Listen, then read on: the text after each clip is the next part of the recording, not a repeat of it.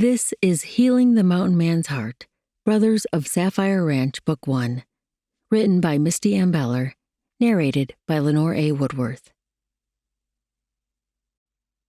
Look at the nations and watch, and be utterly amazed, for I am going to do something in your days that you would not believe, even if you were told. Habakkuk, chapter 1, verse 5, New International Version. Chapter 1. Fall 1868, Rock Creek, Montana Territory. The wildness of this mountain territory should make Dinah Wyatt turn and usher her sister right back to Fort Benton and the first steamship to the States. But something in this grandeur, the wide-open blue sky, the pine-covered slopes rising on either side, the narrow creek murmuring beside the path where she and Naomi rode, brought to life a part of her she hadn't known lay dormant. This late summer day wasn't hot and muggy like Virginia. The sun felt glorious, and a light breeze cooled any excess heat. This would be the perfect place for Naomi to settle, if her new husband was a good man like he sounded in his advertisement. Of course, a man could easily lie on paper, even easier than with his lips. But his heartfelt words had encouraged them to seek God's direction about whether Naomi was the right bride for him. The two of them had done that. Dinah herself had spent many hours beseeching the Lord, first begging for answers about why Naomi had let herself yield to temptation in the first place, then why God had felt it necessary for that sin to produce a child. When she prayed about whether this trip to the Montana Territory had been the right direction for them both, she'd finally felt a peace, a settling in her spirit that she could cling to when the doubts crept in, as they did now. She forced herself to ease out a long breath. They were so very far from home and all they'd ever known. Not that Naomi could stay in Wayneston anymore, and Dinah wasn't about to allow her to take this journey alone. They'd been born together, only 3 minutes apart, and the one night Dinah had abandoned her sister, the worst had happened to her. She wouldn't make that mistake again. Now both she and Naomi would learn the true character of the man they'd both traveled nearly 3 months for Naomi to marry, if they ever found this Coulter ranch he'd described. Dinah straightened in her saddle and steeled her resolve. She would make sure Jericho Coulter would be a suitable match for her sister and a good father for the coming babe before she found her own place in this land. Hopefully there was a quiet town nearby that wasn't consumed with gold fever, a town where she could hang out a shingle for her clinic. A grunt from behind made her turn. Naomi smiled from her own saddle, but the look made Dinah's chest tighten. She was more than 6 months into her term, and she'd swelled so much during the last part of their journey. So many hours in the saddle since they left the steamboat in Fort Benton 3 weeks ago had taken its toll. How much more could Naomi endure? Dinah made sure they only rode half days, allowing Naomi plenty of time to rest with her legs propped up. Still, the bloating had increased. The puffiness in her face made it appear she'd doubled her weight, and panic had twisted in Dinah's chest when Naomi hadn't been able to squeeze her feet into boots. At least she'd felt the babe move again that morning. But surely the mother's suffering would have an effect on the unborn child. Her sister desperately needed time to rest in bed. Days, or maybe weeks, on her back with her feet raised on pillows. If they didn't find that respite for Naomi at the ranch, what could they do? Maybe they should set up camp beside this stream and settle in until Naomi's swelling lessened. Lord, let us reach this ranch today. Let Jericho Coulter be the man my sister needs, a man who will care for her as the treasure she is, and her baby too. She guided her gelding as the path crossed the creek, the animal's hooves splashing in the shallow water. Behind her, Naomi's horse crashed with a heavier stride, dislodging pebbles with each step. Look, The tension in her sister's voice made Dinah jerk her gaze up to the trail in front of them. About 20 strides away, a figure stepped from the trees. He wore a leather costume, similar to many they'd seen since Fort Benton. From this distance, she couldn't make out features, only broad shoulders and a bearded face. Did he have weapons? At least he wasn't brandishing a gun that she could see. Could this be Naomi's intended? Her pulse picked up speed. She couldn't tell his age yet, but he didn't look as respectable as she'd hoped. He watched them approach. When they'd closed half the distance between them, he raised his chin. "You need something?" She fought the urge to glance at her sister. Instead, she made her voice sound friendly. "We're looking for the Coulter ranch." Should they say who they were? Better to find Mr. Coulter first. He studied them, his scrutinizing gaze doing its best to make her nervous, though she fought the feeling. "What do you want there?" Before she could answer, Naomi reined her horse up beside Dinah's. "I'm here to be Mr. Jericho Coulter's wife." Dinah tensed, cringing inside. Just because Naomi had made peace with her situation as a mail-order bride didn't mean Mr. Coulter wanted his private affairs broadcast to all his neighbors. A flash of surprise flickered in the man's dark gaze. Then he sobered, eyeing them warily.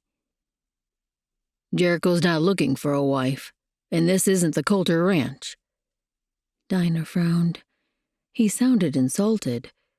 He could at least point them in the right direction. She opened her mouth to ask, but Naomi cut in once more. "Can you tell us where to find him? He sent for us, for me, and we've come all this way to accept his proposal." Dinah slid a look to tell her to hold her tongue, but as Naomi met her gaze, a shout echoed in the distance. She spun to find the source. Somewhere in the trees the man had stepped from. Again the voice came. Far enough away she had to struggle to distinguish words.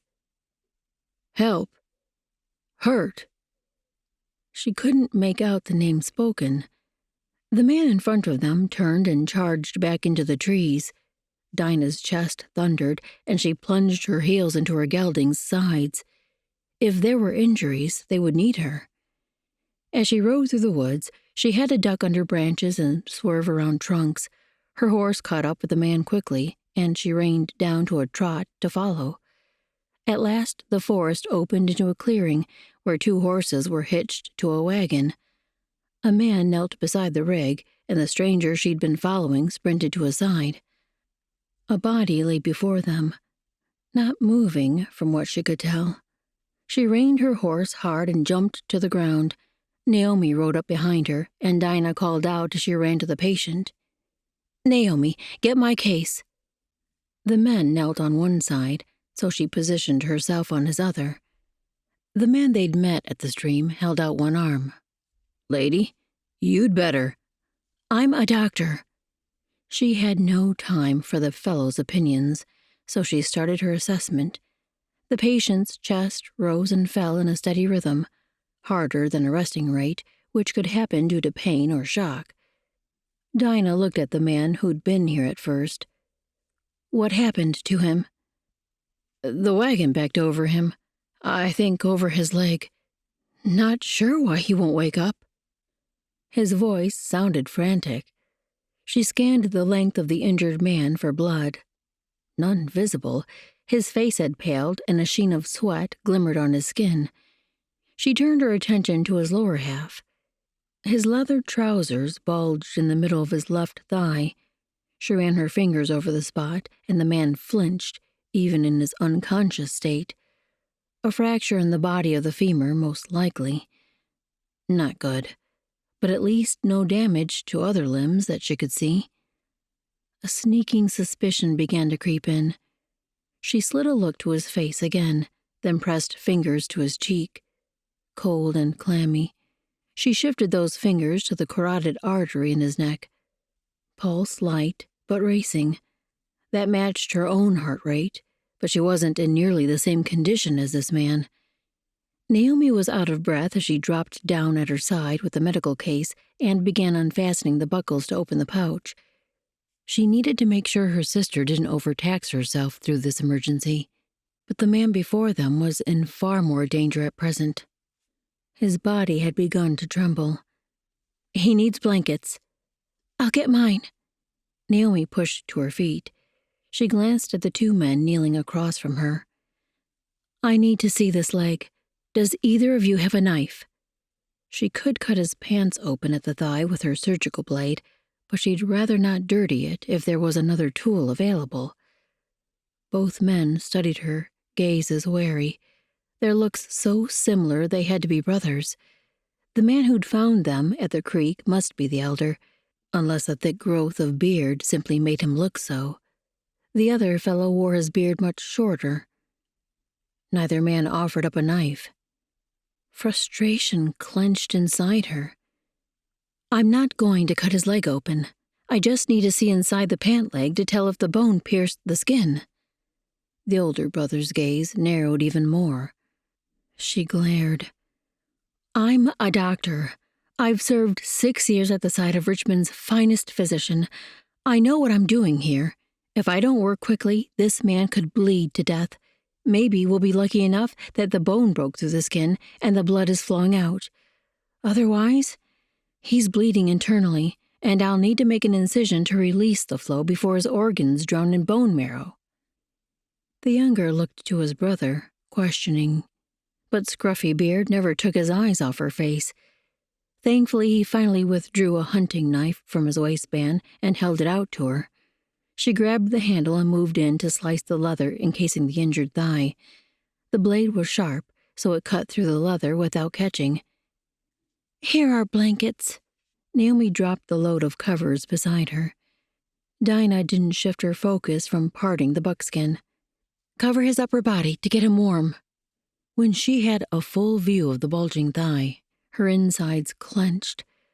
The skin wasn't pierced, and it had turned dark purple and swollen to twice the size of her fist. She had to let out the blood pooling in there. She'd need to set the bone, too, so an incision would have to be made, and soon. She raised her head to study the landscape around them. "Is there a house? Somewhere close we can take him?" Hopefully a place that would be more sanitary than here in the dirt. The men looked at each other again. Then the older brother spoke. "We can take him in the wagon to the house. It's about a half-hour up the mountain." She eyed the conveyance beside them. Bumping in that would move the bone even more, perhaps pinching the femoral artery, which would practically ensure the man bled out if she didn't stop the problem immediately. She searched the area for another option, and her gaze caught on a wooden structure tucked into the edge of the woods. "What about that? Is it clean inside?" "No." For once, the bushy-bearded man answered quickly. "It's dirty and full. There's no floor." That wouldn't do, then. She turned back to her patient and his swollen purple leg. "I need a blanket to put under this." The brothers helped her lift the leg while she held the broken section, then slipped the cloth under. While they worked, she gave Naomi instructions for what to pull out of her case. Her bag held enough basic supplies that she would be able to bandage the incision and splint the legs together. That should hold until they got the man back to his house. At last, she took out her surgical blade and pulled the cut leather farther back from the swollen area.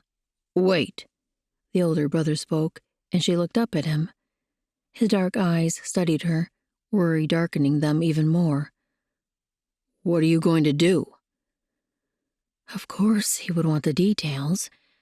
Back in Wayneston, she would have taken time to inform the patient's family of her plans. She lowered the blade. "See this dark area? His femur, thigh bone, is broken. It's a break significant enough to release blood and marrow from inside the bone, and it's pooling beneath the skin. I'm going to make an incision, release the blood so it doesn't spread into his organs and drown them, and then set the bone pieces back into place. After that, I'll suture the incision and tie his legs together as a brace until we get him to his bed. She'd need to reset the leg with traction at that point, but she could explain when the time came. She turned to Naomi. Can you prepare a needle and thread? Naomi reached for the supplies, so Dinah returned her focus to her patient. Though his eyes remained closed, he flinched and shifted around a bit.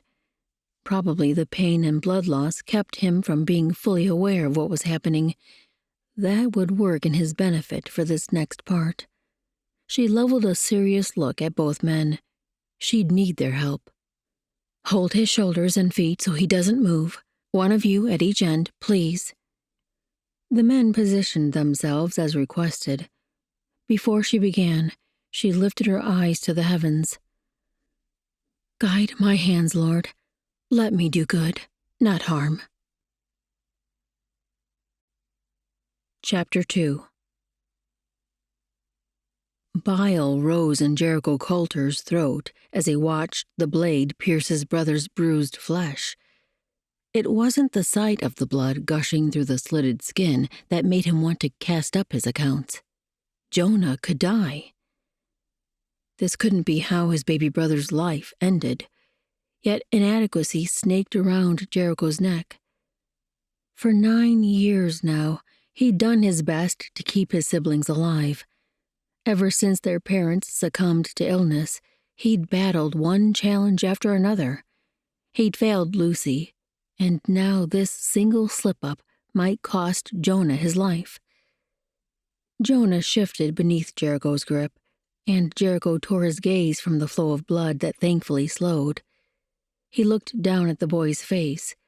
His brother was no longer a boy, though, not at 22. With his skin as pale as snow, he didn't look sturdy enough to be called a man. It's all right now. You're gonna feel a lot better soon. He could only pray those words would be true, if he was a praying man, which he hadn't been for a while. He lifted his gaze to the doctor. A woman doctor, so she'd claimed. Certainly she hadn't hesitated to take charge of Jonah's injury. Only a person experienced in medicine would dive in the way she had. That confidence was the only reason he'd allowed her to do all she was doing. Did she truly have the skills to set the leg correctly? If this was a break to the thigh bone, as it looked to be, placing the bone correctly could make the difference in whether it could ever bear weight again. Back in Fort Scott, a man in town once fell from the second story of the West Hotel and broke his thigh bone. After it healed, he'd never been able to walk without a cane. Would the same thing happen to Jonah? The thought shot a jolt of fear through Jericho's veins. Jonah would be miserable restrained like that. But he kept a tight hold on his brother's shoulders while the doctor continued her bloody task. Her mouth set in a grim line as she adjusted the leg, her fingers disappearing inside the wound, probably moving the bone around. How did she learn such procedures? Jonah stopped shifting beneath his hands, maybe passed out from the pain. Jericho's own body trembled. God, if you're looking down on this, help my brother. Don't let us lose him. Had the doctor been right that his brother could bleed out from a broken bone? A river of crimson had run from the leg, pooling in the blanket before it soaked through the fabric. At last, the woman straightened and blew out a breath, wiping the hair from her face with the back of her arm. There.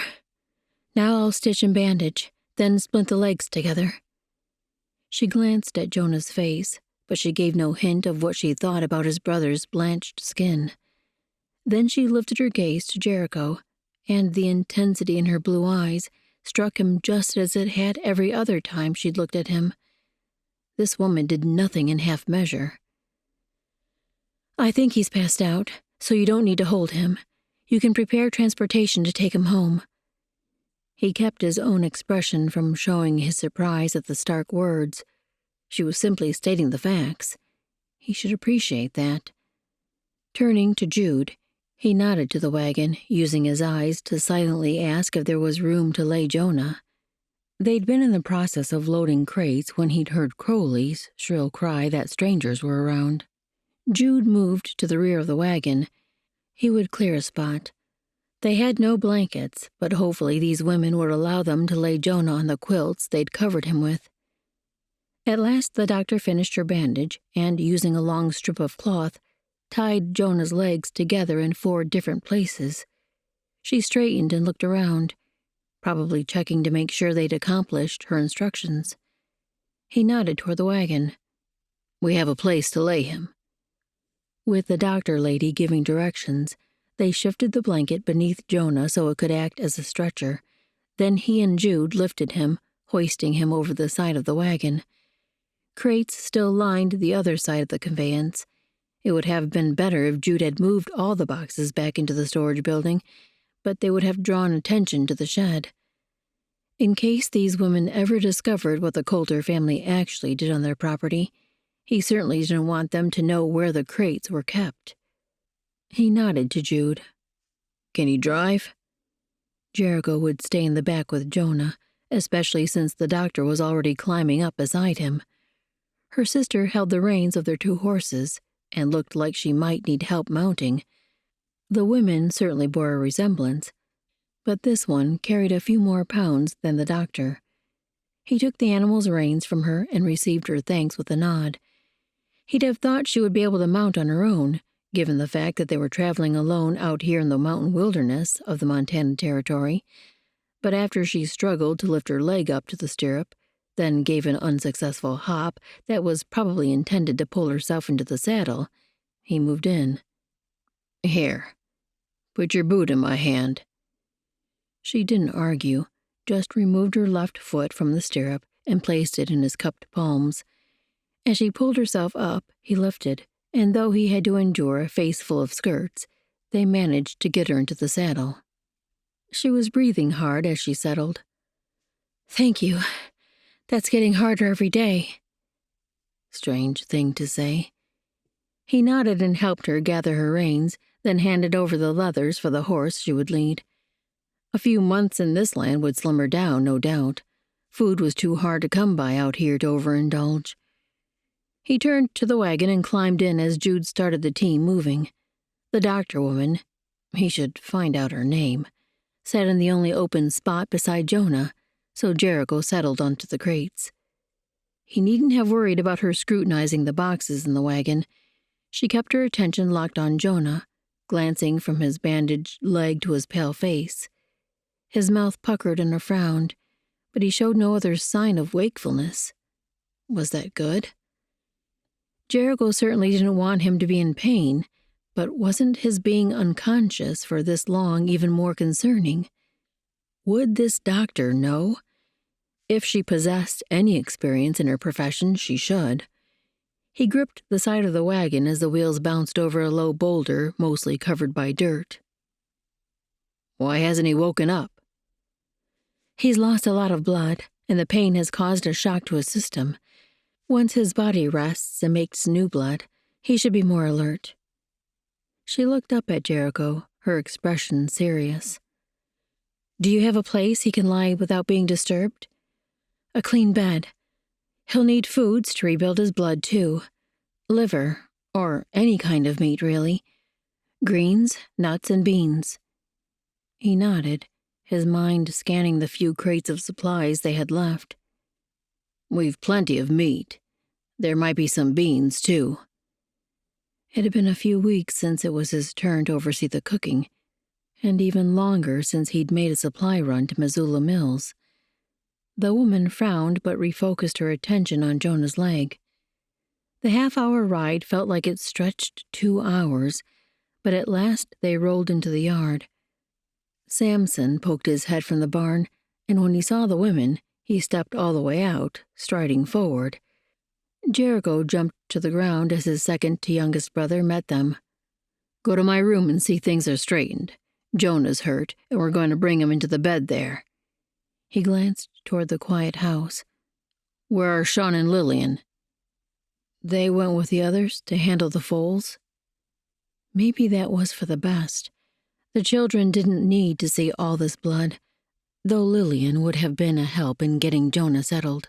As Samson sprinted to the house to obey, Jericho turned his attention to helping Jude lift their brother's limp body from the wagon. Jude carried the blanket at Jonah's head and led the way into the house. The doctor woman followed right behind Jericho, clearly feeling it her duty to stay with her patient. Or maybe she was using him as an excuse to invite herself into their cabin. What had she said? That one of them was coming to be his bride? What kind of hogwash was that? A woman was the very last thing he would invite onto their ranch, or rather, a wife. He could deal with that ill-begotten notion in a bit. For now, they had to get Jonah comfortable so he could start recovering.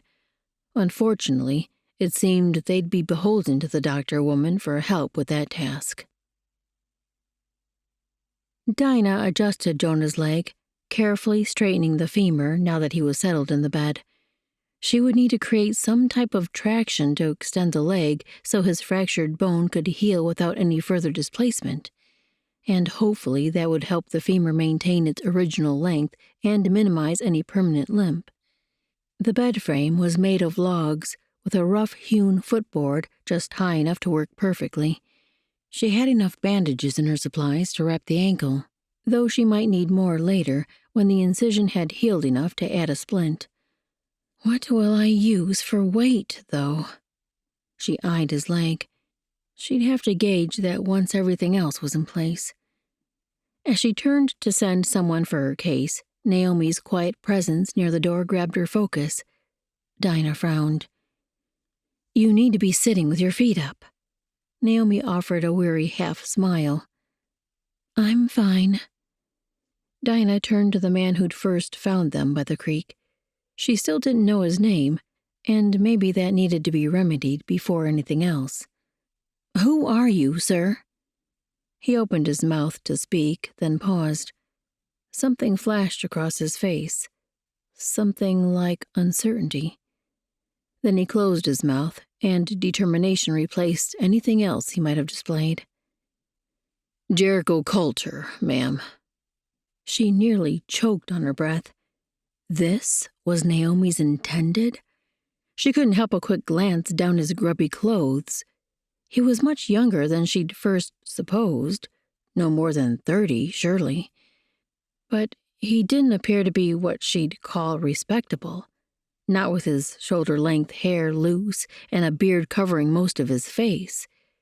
He still wore his hat, even in the house, and though his leather clothing disguised any dirt, she had a feeling he was covered in plenty of grime. She turned back to her patient so she could gather her thoughts.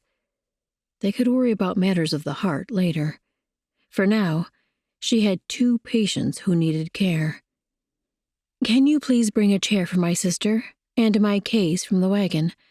I'll need the larger bundle that's tied behind my saddle, too.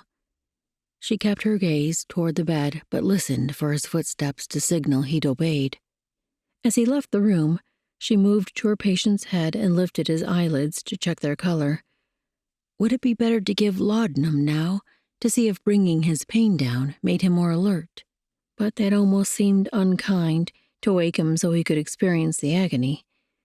Perhaps letting his body take the lead in this situation would be best. He could rest better like this. A moment later, the scrape of the outer door sounded in the front room. All had been quiet from there, but now a host of voices sounded, some of them young.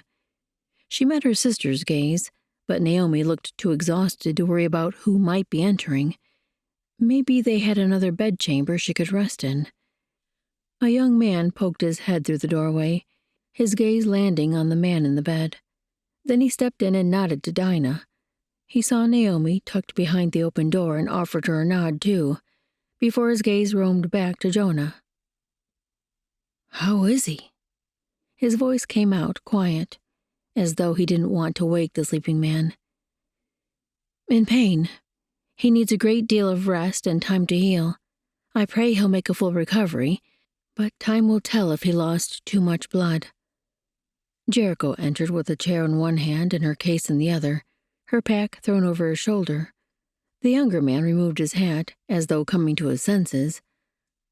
"My name's Gilead Coulter. Most folks call me Gil." Mr. Jericho Coulter set the chair behind Naomi, so Dinah shifted her focus to Mr. Gilead Coulter. "I'm Dr. Dinah Wyatt, and this is my sister, Miss Naomi Wyatt." Naomi had already written of her condition in letters to Jericho, so there was no need to hide her unwed state. Her gaze moved to that man before she could stop it. "You two share a common surname?" She could assume they were brothers, but they might share a different relationship. Mr. Gilead Coulter nodded. "Brothers, all of us. Jer's the oldest, then Jonah." He nodded toward the bed. "Next is Jude. I think he helped bring Jonah back. I'm fourth in line, then Samson. You might have met him, too. Miles is the baby. He'll be here in a minute." Was he the young voice she'd heard? That high-pitched voice had sounded a great deal younger than these other brothers. Another face peeked in the doorway, fair and feminine. "Can we come in?" Gilead glanced back. "This is Lillian. She and her brother Sean are our sister's children." He motioned for the girl to enter.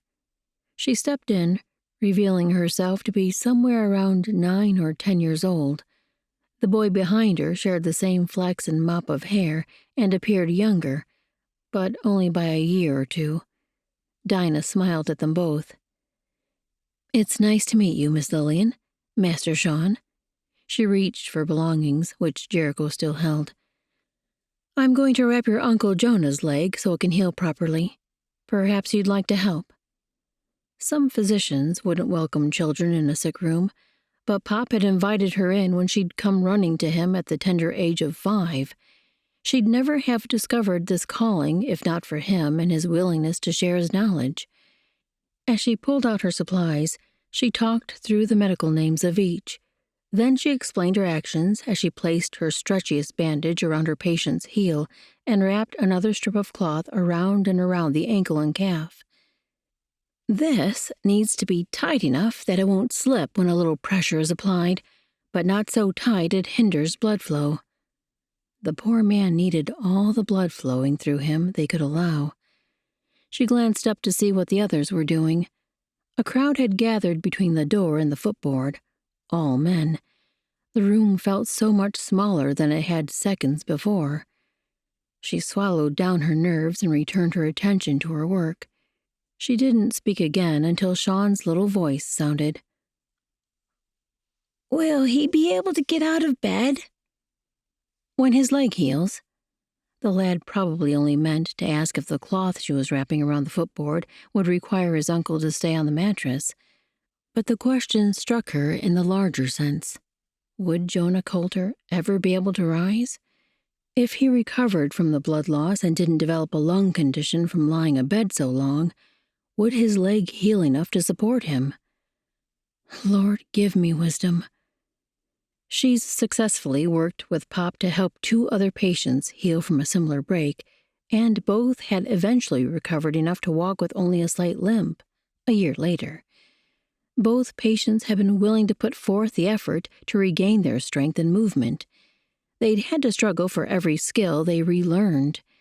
Would Jonah Coulter be willing to fight, day in and day out, battling against his flesh to build up his strength and movement?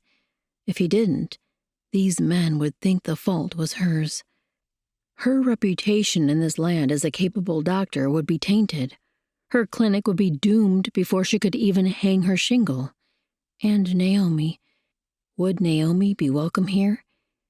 If Dinah failed to bring their brother back to his former abilities, would they be so angry at her that Jericho would refuse to marry her sister? She barely held in a snort. He'd already refused. As soon as she finished adjusting the weight hanging over the footboard for proper traction, she would find a place for Naomi to rest. Then, she'd have a talk with Jericho Coulter and find out the truth about the advertisement he'd placed. Chapter 3. Now was the time. Dinah tucked the worn paper in her skirt pocket, then stepped from the little bedchamber and pulled the door closed. Apparently, there were only 2 rooms off the main living area in this little cabin, one where Jonah rested and the other where the 2 children slept. Naomi now laid on one of the narrow, lumpy cots in that chamber. The way the mattress sank in the middle, it hadn't taken much to prop her feet up high enough to be above her heart. When Dinah had a moment, she'd tighten the bedropes beneath both mattresses. Just now, though, she needed to have a candid conversation with Mr. Jericho Coulter. He stood with Lillian at a work counter on the far end of the room, chopping something as the girl watched. When Dinah approached, he looked up, meeting her gaze with wary eyes. Best be straightforward. "May I speak with you privately, Mr. Coulter?" She offered Lillian a brief smile. "I'll only take him for a moment." Hopefully they wouldn't need long to sort through his behavior by the creek and what should happen with her sister's future. If he was a man of his word, they could simply clear up whatever caused the misunderstanding and decide how to move forward. Naomi would want to be part of any conversation that included plans for their nuptials, of course, but it might be best that Dinah get things to that point without putting her sister's tender feelings in peril. The man spoke something to his niece, his deep voice rumbling too low for her to make out the words. Then he turned and strode toward the front door. He didn't motion for Dinah to follow, but didn't tell her to stay put either. She strode after him. When she'd descended the single log step to the barren ground in front of the cabin, he spun and braced his hands at his waist. Well? This was their privacy? She glanced toward the barn. She'd left one of the brothers, Gilead, to keep watch by Jonah's bed. That meant 3 more must be out here somewhere, as well as the boy. If they were with the animals, could they hear the conversation taking place 20 strides away? She squared her shoulders. It was Jericho's business whether he wanted his kin to overhear. An audience wouldn't change what she had to say. She met his gaze squarely. "I find it interesting you didn't give your name when we met you by the creek." He didn't answer, nor did the guarded expression on his face change. His only acknowledgement of her words was the way he tipped his head the smallest bit. It seemed she would have to ask a direct question if she wanted a direct answer. "Perhaps we weren't clear in our questions there. My sister and I have come from Virginia in response to the advertisement you placed. My sister is responding to the advertisement, that is." She motioned toward the cabin. "You'll find she has all the qualifications you required, including the babe she'll give birth to in about 3 months. She worked for a smile. "We both prayed extensively and felt the Almighty's prompting that she was to make this journey, that her future lies here on the Coulter Ranch." Didn't it, Lord? Had they gotten things mixed up? Naomi's future certainly didn't lie back in Wayneston, that was for sure. Not after that one poor choice left her with a shame she'd never be able to overcome. His defensive posture had turned even warier, if that were possible. "I know nothing of an advertisement." His words and tone asked what he didn't speak. "What in the wide open sky are you talking about?" But they raised even more questions in her. Could he be telling the truth? Had someone else placed the advertisement on his behalf? Or could there be another Jericho Coulter in this area? The ranch had been exactly where the advertisement said. She eyed him. "You don't, by chance, have another family member named Jericho? An uncle or cousin?"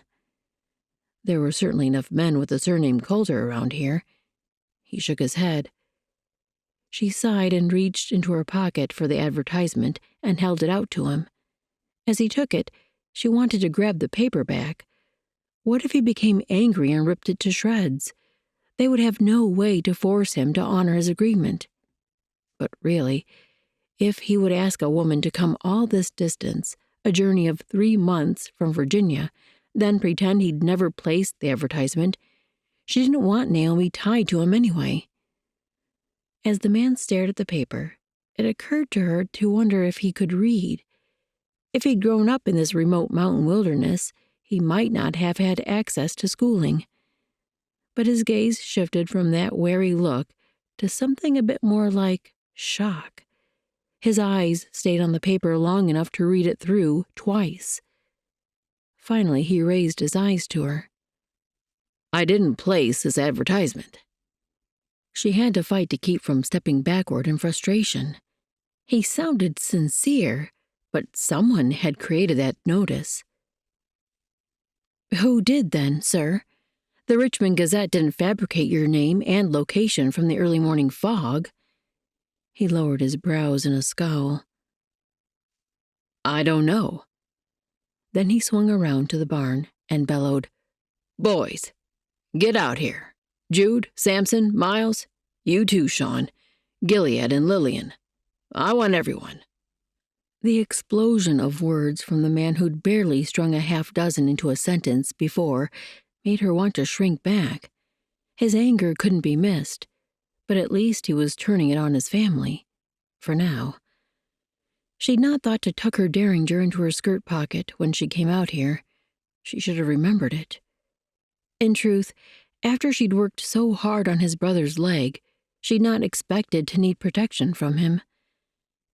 At the barn, the three brothers and nephew charged out as though the house were on fire.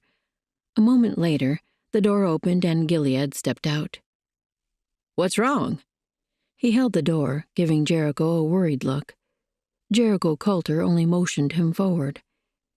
Gilead glanced back into the house and frowned. "Come on." A reluctant Lillian shuffled out, her chin tipped down. Her frown made her look every bit the child she was. Poor thing, alone here with all these men. Where were the children's mother and father? Once all had gathered, except the injured brother and her own sleeping sister, Jericho held up the advertisement. "Who's responsible for this?" The tense silence that followed made Dinah's middle clench into a knot. "What is it, Jer?" Jude, the one who'd been with Jonah when he was injured, shuffled a step closer. Jericho turned the paper so he could see it better. "It's an advertisement in the personals section of the Richmond Gazette. I'll read it to you. A good man living in the Montana Territory seeks a God-fearing wife, must be of strong character and not afraid of hard work. Even better if she is a mother, as I am eager to start a family. I am trusting that the Almighty will carry this advertisement to the wife He intends for me. If He is prompting you, travel west to Fort Benton, then follow the Mullen Road past Helena. When you reach the gully at the base of the second mountain, turn left and follow the creek 10 miles to the Coulter Ranch. I will reimburse all travel expenses and provide a safe, comfortable home. Signed, Jericho Coulter." She watched the men as he read. As far as she could tell, none of the brothers seemed to be trying to conceal a secret smile.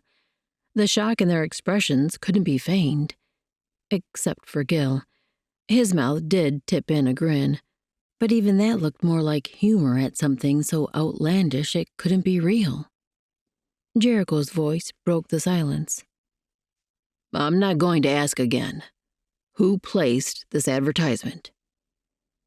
Dinah glanced at the boy, Sean. His face held a pinched look, like a lad who expected to be called out by his mother for something, but wasn't sure what yet. Interesting. A motion near the door caught her attention. Lillian still stood near the opening, holding the door in her hand. She seemed to be trying to slide behind it, maybe to escape into the house. She glanced at her brother, shifting another inch. The boy sidled toward his sister.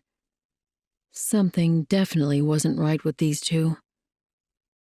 "Lillian." Jericho's bold voice sliced through the air, and the girl jumped. Her reaction made Dinah's own heartbeat catch, and she turned to see how the man intended to ferret out the truth. Would he hurt the children? Part of her wanted to edge forward and put herself between them, but she was close enough she could spring forward and grab him if he charged. Surely he wouldn't, though. Neither child bore any sign of bruises or ill treatment. Though the girl's eyes, growing wide with fright as her uncle drew near, made Dinah tense. "What do you know about this advertisement?" He barely lifted the paper. Beside him, the boy seemed to be trying to scoot away while the focus was aimed at his sister. Jericho never took his gaze from the girl. "Sean, stand here next to your sister." When her brother moved beside her, Lillian finally gathered enough courage to speak. "We were trying to help. Mama said you weren't happy 'cause you didn't have a wife. Then a bunch of the miners were sending off for mail-order brides. We thought that would be perfect for you.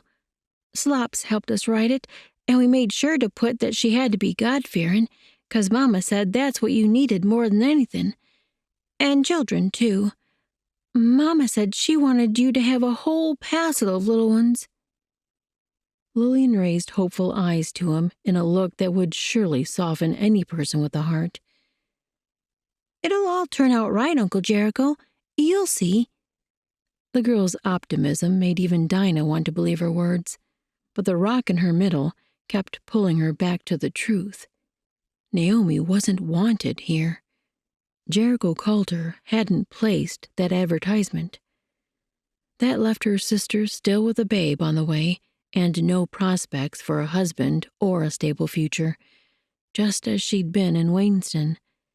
And now Naomi was also exhausted and unable to travel farther, stranded in this land, a 3-month journey from their home and the grandparents who might have been willing to support Naomi and the child, despite the ill effects to their reputation and to Pop's clinic. Maybe these men would at least let her and Naomi stay on a week or so for her sister to rest. Dinah needed to care for Jonah's injury anyway. The incision would need care several times daily, and she'd have to adjust the amount of traction as the bone healed. Jericho still hadn't eased the rigid line of his shoulders. His brows lowered, so his eyes were hard to see, except for the glint that must be anger. She couldn't make out the line of his mouth through the beard, but his jaw was surely locked tight. Would he strike the children? But he used words, growling through that clamped jaw. "Do you have any idea how many lives you've affected by this stunt?" He motioned toward Dinah.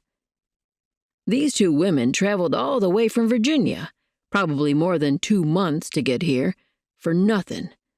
They'll have to turn around and journey all that way back. Who knows if they can afford it?" Dinah's heart pounded a little faster. They couldn't go back. Even if they had a decent prospect to return to, Naomi couldn't make the journey, not as her time became imminent. Lillian peered up at her uncle with a half-penitent, half-hopeful expression. "You can give them the money, or maybe they could stay instead. Uncle Jonah needs them, right?" Dinah cleared her throat to gain the man's attention. This was her chance. When Jericho's gaze swung to her, she began. "She's right, actually. Your brother's leg will require a doctor's care for several weeks, and my sister needs a safe place to rest for at least that long. We don't have the means to travel back to Virginia, and it would be dangerous for my sister to attempt it in her condition. Perhaps we can stay on for a time. I'll care for your brother and help around the house." She shot a meaningful glance toward the children. "In exchange for temporary room and board." Jericho's eyes narrowed. "How long until your sister reaches her?" He trailed off, clearly not sure how to speak of Naomi's condition. "The babe should come in November." His eyes rounded. He must think she wanted to live here until then. "We won't stay that long. Just a month or so until Naomi recovers her strength and your brother heals sufficiently to move around. I intend to open a clinic in a nearby town, so I'll be able to continue monitoring his recovery through regular appointments." The tension hung thick in the air as she waited for Jericho's response. His expression, or what little she could see of his face, gave no sign of his decision. At last he spoke. "A week. We'll try it for a week. Then I'll decide if you stay longer." He raised the paper again. "But you will not be staying as mail-order brides. Is that clear?" The man didn't have to be so heavy-handed. It wasn't as though she was asking for charity with no work in return. If she were charging for her services, for round-the-clock care of such an injury, he'd pay more than the little bit of food she and Naomi would eat. She forced herself to nod instead of speaking her mind. "I understand." Perhaps she should say thank you, but she couldn't bring herself to. At least they had a place where Naomi could rest, no matter how crude the dwelling. She glanced at the log walls. The outside was rustic, though not unappealing. It was the inside that needed work. A good cleaning to start with, then some sprucing up. She wouldn't accomplish it all in a week, not with caring for Jonah and helping the children, but she could make a start. By then, Jericho would see how much better things looked with a woman's touch. She turned toward the door. "Well then, I'd best tell my sister." Naomi would be crushed. Maybe Dinah had done wrong by allowing her to dream so much without injecting more warnings about all the ways this arrangement could go wrong.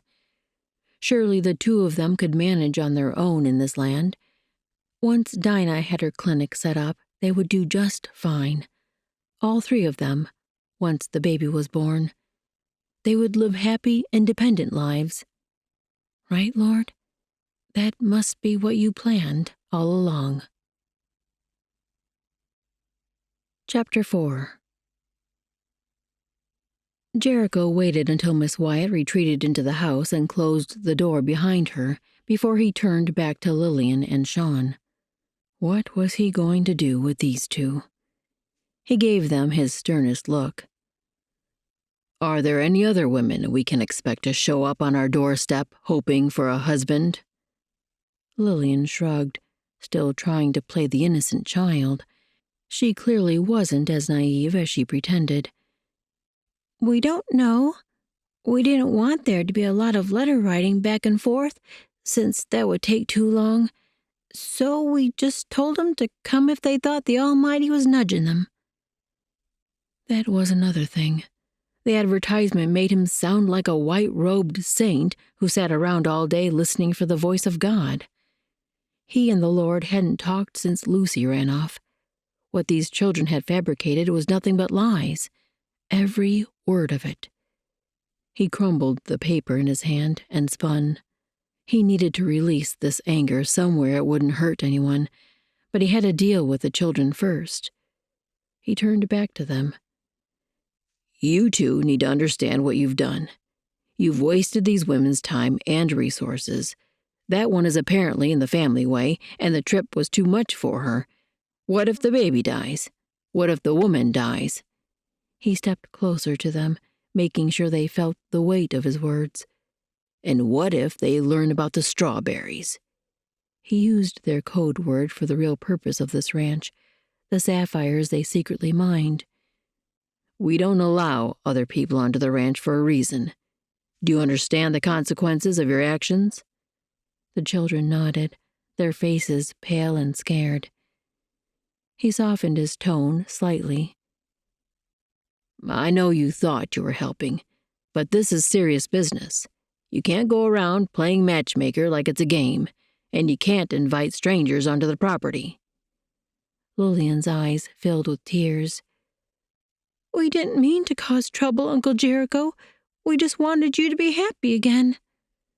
His chest ached at the sight of her tears, but he couldn't let her or Sean think this was all just a game. "You two need to apologize to Miss Wyatt and her sister. Then you're going to work." He looked to Samson. "Have them scoop out the barn and the corrals, then oil all the leather." His brother nodded in his usual quiet way. Jericho turned and started toward the barn while Samson herded the children inside. He'd grab Pinto and ride down to check the stock in the west pasture. But maybe he should stay around the house to make sure the women didn't cause trouble. His brothers were here, though, and he desperately needed to clear his head. He glanced back at Jude. "Keep an eye on things. Send Miles for me in the west pasture if you need anything." Jude nodded. His expression looked a little too close to amused for Jericho's liking, but he ignored it. Jude would be careful. He always was. Which was why it seemed so strange Jonah had been hurt as badly as he was with Jude in charge. After slipping a halter on Pinto and swinging aboard, he urged the horse from the barn. The trail to the west pasture hadn't been traveled as much since they'd moved the mares and foals down to the valley, and he allowed Pinto his head over the familiar terrain. Those children. They'd placed the advertisement back when they lived with Lucy, so this didn't necessarily show they'd grown worse since coming to the ranch. But though they sometimes needed a stronger hand to remind them of the rules here, he'd not thought they were capable of such trickery. Their joke had uprooted 2 women's lives and brought them thousands of miles. What should he do with these Wyatt women now? He owed them far more than a week's room and board after they'd tended Jonah, maybe saved his life. But at least setting that parameter gave him an out in case things turned bad with them on the property. He'd have to help them get back to their home, but when would the one in the family way be able to travel again? Heat swept up his neck at the reminder of how he'd simply thought her plump. That just went to show how bad he was at anything related to women. He'd messed things up in the worst way with his sister. Who knew what he'd do to muddle things with these 2 strangers? But Dr. Wyatt was right that Jonah needed someone who knew what they were doing with an injury like that broken bone. He'd never heard of a female doctor, but she did seem to know how to tend Jonah's leg. Maybe she'd spent time as a doctor's assistant. This coming week would allow him to learn more about her and her sister. He could only hope he wouldn't regret letting them stay even that long. Dinah slipped into Naomi's room quietly in case she slept. Her sister lay without moving on the bed, but as Dinah approached, her eyelids lifted. A knot twisted in Dinah's belly as she sat on the edge of the mattress. It sagged even more with her weight. If there was a chair in here, she would pull it over, but the room only held a single chest of drawers and the 2 narrow beds. If this was the children's room, why were there not dresses and clothing lying around, and toys and books? "What is it, Dee?" She turned to her sister's weary face, concern adding wrinkles to the puffiness there, and tried for a smile. "I've had a talk with Mr. Coulter, and I'm afraid things aren't what we hoped." As she shared the sordid details, Naomi took her hand. Her expression turned sad, but not devastated as Dinah had worried. "I see," Naomi said softly. "I suppose we should have been more cautious, but I had hoped this was the answer to our prayers." Dinah squeezed her fingers. "We'll figure something out. Hopefully I can scout out the local towns and find a place for us before we have to move on." Naomi nodded, her weariness showing as her head sank deeper into the pillow. "We'll make it work. We always do." Despite all she'd been through, Naomi's optimism never wavered. That was why Dinah had to stay practical. Her sister needed her now more than ever. She patted Naomi's hand. "Rest now.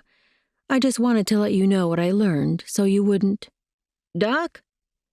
A voice called from the other room. Dinah rose. "Jonah must be waking up. Call if you need me." Hopefully Jonah hadn't slipped into fitfulness, or worse, a fever. The call hadn't sounded frantic, but why else would one of the men shout through a house where 2 patients rested? She slipped out of Naomi's room and closed the door, then stepped through the open doorway beside it. 2 of the brothers, Jude and Gilead, stood beside Jonah's bed. The patient still lay with his eyes closed, but muttered something under his breath. Not a fever. Please, Lord, no fever. She approached and touched his forehead. The skin felt clammy, but no excess heat. Jonah, can you hear me?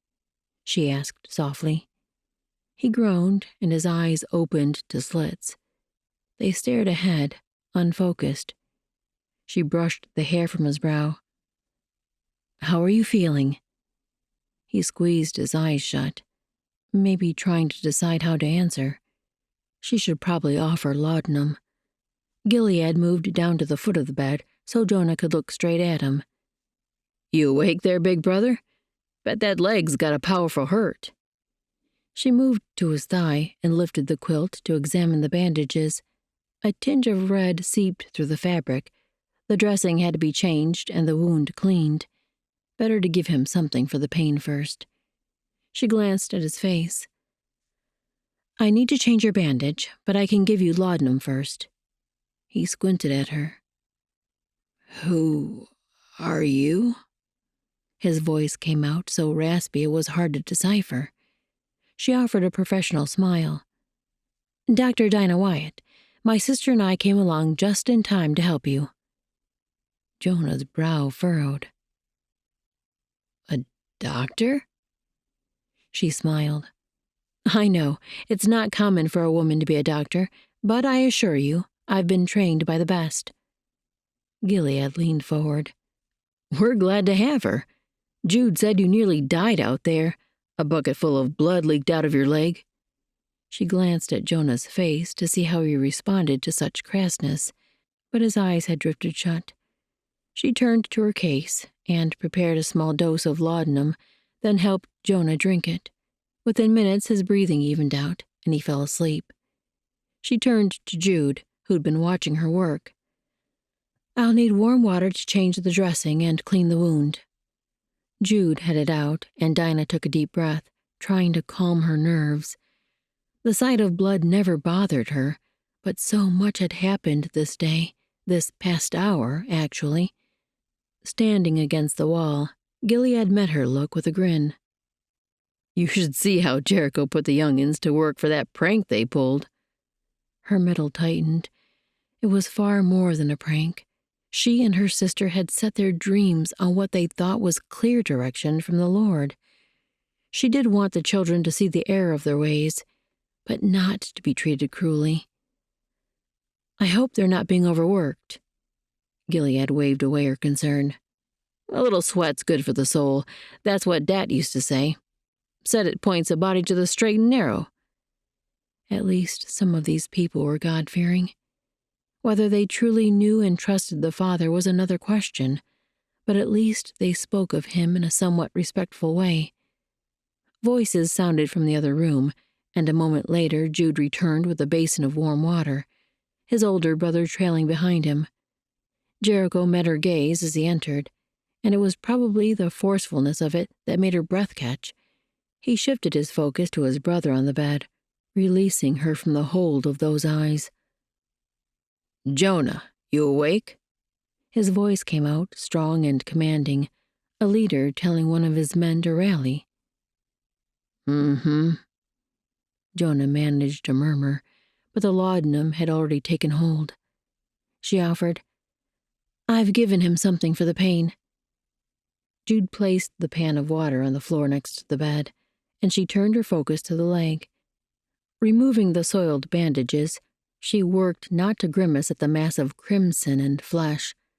She cleaned the area around the wound, gently wiping away the crusted blood and debris. Heat radiated from the incision area, but that was to be expected with as much trauma as this limb had endured. His body had to work hard to heal itself. Though she didn't look up, the intensity of Jericho's gaze never wavered from her, his focus making her itch. She wouldn't let him see her nerves, though. At last, she secured the clean bandage around the leg and pulled the blanket back over. There now. We'll do that once more tonight, then see how things look in the morning. Jonah didn't answer, and any color that might have returned to his face before had now fled once more. She touched his arm. "I'll see what we can do about a liver broth and some warm mashed vegetables to restore your blood. Sleep until I have it ready." After scooping up the soiled cloths and the pot of water, she headed toward the door.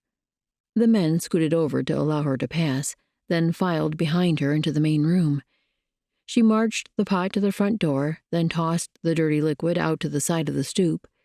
There were no flowers to water, but maybe she could teach Lillian how to do that next spring. Dinah wouldn't still live here, of course, but hopefully she and Naomi could find a place close enough to visit the girl occasionally. Living among all these men, she needed female influences in her life. Back in the cabin, she turned toward the corner of this wide-open room where the cook stove sat. All three men still stood by the door to Jonah's room, watching her. She ignored their scrutiny and moved toward her new workspace. "I need to prepare foods for Jonah's healing. I don't mind making enough for everyone if you have no plans for the evening meal." Jericho and Lillian had been cutting something at the work counter, but the girl was still working. Surely they wouldn't mind Dinah cooking a large enough portion to feed the entire group. "By all means," Gilead answered. "Cook as much as you want." Dinah turned to the stacks of crates and burlap sacks piled in the corner, trying to locate the ingredients she needed. One of the bags held potatoes, and there was a whole crate full of smoked meat, but not a single vegetable. She turned back to the men who stood rooted to the floor, watching her. "Is there a root cellar or garden where I can find greens?" Jericho shook his head. "We've not planted a garden in years." He didn't look the least ashamed of that fact. She glanced toward the front door. "What do you eat, then? Surely you don't buy everything." Even if there was a town at the base of the mountain to make it convenient, such an arrangement would be expensive. He shrugged. "I suppose we don't eat as many greens as we should, but we buy staples from Missoula Mills and hunt for meat.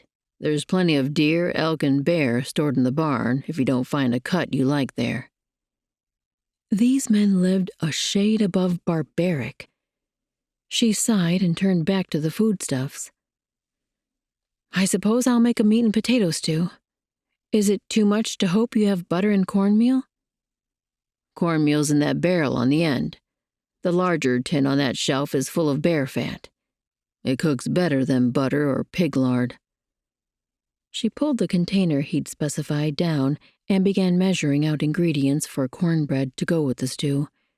She would have a lot to get used to in this wild land. Bear fat would likely be the least of her challenges. Chapter 5. The men couldn't sleep in the same house as the women, that was for certain, not only because it was indecent, but Jericho also wouldn't give any female the chance to say she'd been wronged by a Coulter man. The Wyatt sisters didn't seem like the type to pretend they'd been mistreated, but they had come all this way to find a husband. The sister closed away in the children's bedchamber was in the family way, and he'd not heard anything about her being a widow. He couldn't be too careful. As he stood in the main room next to Jude, watching Miss Wyatt scurry around the kitchen area, his mind worked through all the details. If the men slept in the barn, that would leave Jonah in the house alone with these two strangers. He sure couldn't move to the barn anytime soon. Maybe Jericho and the others should take turns sitting at Jonah's bedside through the night. Would he need that? It'd be nice to just bed down on the floor in his room. But then they'd be back to the situation of an able-bodied man sleeping in the same house as unmarried women. Would the children be the best solution? Lillian and Sean could sleep on bed pallets in the room Jonah had taken over, Jericho's room. But he'd been doing his best not to think of it. His brother sure needed the bed more than he did right now. That could work. It wasn't right to ask Lillian to sleep in the barn anyway, but he didn't cotton to her staying in the house alone with women he didn't know. With her brother there, one could come running for Jericho if they needed to. He likely wouldn't sleep much anyway. In the kitchen, Dinah bent over to stoke the fire in the cook stove, and Jericho couldn't help but watch her. Something about her got under his skin. Maybe it was how she carried herself, like she wasn't afraid of anything. Or perhaps the way she spoke, with a quiet confidence he rarely saw in women. Not that he met many women, mostly those who entertained the miners in Helena or Missoula Mills. But each summer when he took a load of sapphires to New York City, he had ample opportunity to study other females. No one had snagged his notice like Miss Wyatt did, but probably only because he wasn't used to seeing a lady here in their cabin. Her presence made the place feel smaller than usual. He had to pull himself out of this stupor and get things organized for the night. The boys would be done with the day's work soon, and he had to have his plan in place. He glanced at Jude. "We're all sleeping in the barn tonight. Lillian and Sean can bed down in Jonah's room." Jude nodded as though he'd expected as much. "I'll tell Samson to have the young'uns clear a place in the loft for us." Jericho nodded, and his brother headed toward the door. Best he do something with himself now, too, instead of standing here gawking at a pretty female. He moved to the back corner of the room where their supplies were kept and opened the top crate. He needed to take inventory and plan his next trip to Missoula Mills. They were running low on gunpowder and ammunition, and to restock basic supplies. Time in town was his least favorite task, but he'd rather go himself than risk one of his brothers talking too much or being lured by something they saw, the way Lucy had. As he dug through the crates, he heard a soft thud and a small gasp from behind him. Dinah had dropped a pot on the floor, and now she was on her hands and knees, frantically trying to salvage the contents. He strode over to her and knelt down. "I'm sorry." She was scooping the gloppy mess, maybe cornbread batter, back into the dish. Surely she didn't plan to cook the stuff still. He didn't mind a pinch of dirt mixed in with his food, but he couldn't say when this floor had been swept last. Probably not since the children came and he'd ordered Gil and Miles to clean the entire house. That had been nearly 10 months ago. There was no telling what kind of dead bugs and dirt now mixed in with the batter. "I know food supplies are precious here. I didn't mean to squander." She scraped the last of the mess from the floor with her hand and plopped it into the container. He eased the dish out of her hand. "I'll go dump this for you and clean out the pot. I'll bring in another bucket of clean water, too." He stood and reached out to help her up. She didn't take his hand, just pushed to her feet, holding her messy hands in front of her. He glanced over at the clean water pot. "Sean is in charge of refilling the cook water each evening before he and Lillian help with the food." He sent her a rueful look. "He's otherwise occupied this afternoon, working off his punishment for an advertisement the two of them shouldn't have placed." She offered a weak smile, grimy hands still splayed in front of her. He turned toward the door. "I'll show you the water wagon so you can get what you need any time." As he strode outside and to the left of the house, sounds of hammering drifted from the barn. Miss Wyatt had to scurry to keep up with his long steps.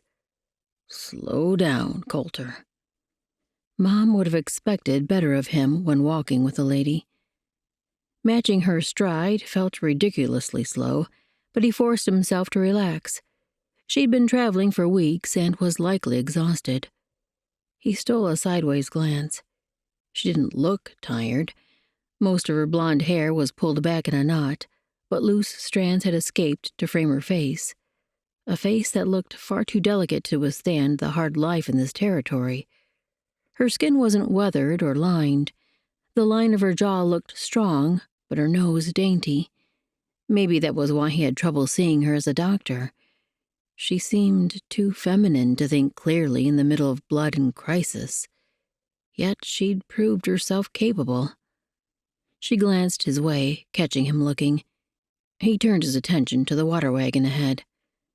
"When this is empty, one of the boys will hitch the horses to it and refill the barrel at the creek. usually about every 5 days. A smile tugged at his mouth. Miles wants to build another so we can fill them both each time, then not have to worry about water as often. For now, though, we just have the one. She studied the rig, and he tried to see it through her eyes. Dad had used an old 4-wheeled wagon axle, then attached a large barrel that was about 3 feet wide across the center. Miles had studied the barrel enough that he planned to make the second one himself. He would likely try to form the axle frame too, but they didn't have a full-sized forge, just an open fire and an anvil. The boy loved his tools, though. He might attempt it anyway, if Jericho could find enough time to let him work on the project. Maybe once the first snow came and they weren't spending as many hours training the 2-year-old horses. Miles was right that having a second wagon would make the chore easier. He reached for the spigot on the side of the barrel. "Put your hands under here, and the water will flow out to wash them." She did as he said, moving far too close to him, as he had to keep twisting the handle for the water to flow. His arm brushed hers, but thankfully his shirt sleeves kept him from feeling her warmth. When her hands were clean, he released the spigot. Then he dumped the dirty batter into the grass and turned the spigot so he could wash the pot. "Is it better to bring the used dishes here to wash them, then?" Miss Wyatt nudged his hand aside and turned the spigot so he could focus on the dish. "If you like. That's what Sean and Lillian do. But before they came, whoever had kitchen duty usually brought in a bucket of water for the washing." He could feel her interest sharpen, even without looking sideways at her. "How long have they been here?" She probably wanted to ask whose they were, too. Every woman he'd ever met had been nosy. It wouldn't hurt for her to know these details. Might keep her from saying something that would hurt the children. With the pot clean, he filled it with fresh water, then stepped away from the barrel. "Since last October. Our sister Lucy was their ma. She, died, so I brought the children here to the ranch." He would never forget knocking at that shanty where she'd stayed in Virginia City.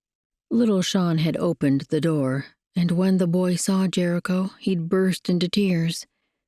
It took a few minutes to quiet him enough to find out that Lucy's no-account husband had died of a fever, and the lad thought his mama was about to end the same way. He'd pushed down the fear that gripped him, telling himself the boy's emotions made him exaggerate. But when he stepped into the bedroom, one look at Lucy on the blanket pallet on the floor made fear squeeze his throat with its clawing fingers. She barely lifted her covers, and the place stunk of vomit. He'd tried to save her. He'd done everything he could. The doctor wouldn't come to that part of town, no matter how much Jericho offered to pay him. Said the epidemic was so bad in the shanties, there was nothing he could do. It simply had to run its course. Jericho understood his meaning clearly. Once everyone died who was going to anyway, the disease would clear up. He'd not allowed his anger reign, though. Lucy and the children needed him. He'd spent the rest of that day and part of the night trying to get water and thin soup into his sister, but she'd passed away just before sunrise. The children had cried, of course, but when he told them they were coming to live at the ranch, and that he'd bring their mother's body to be buried there, the first sign of hope touched their expressions.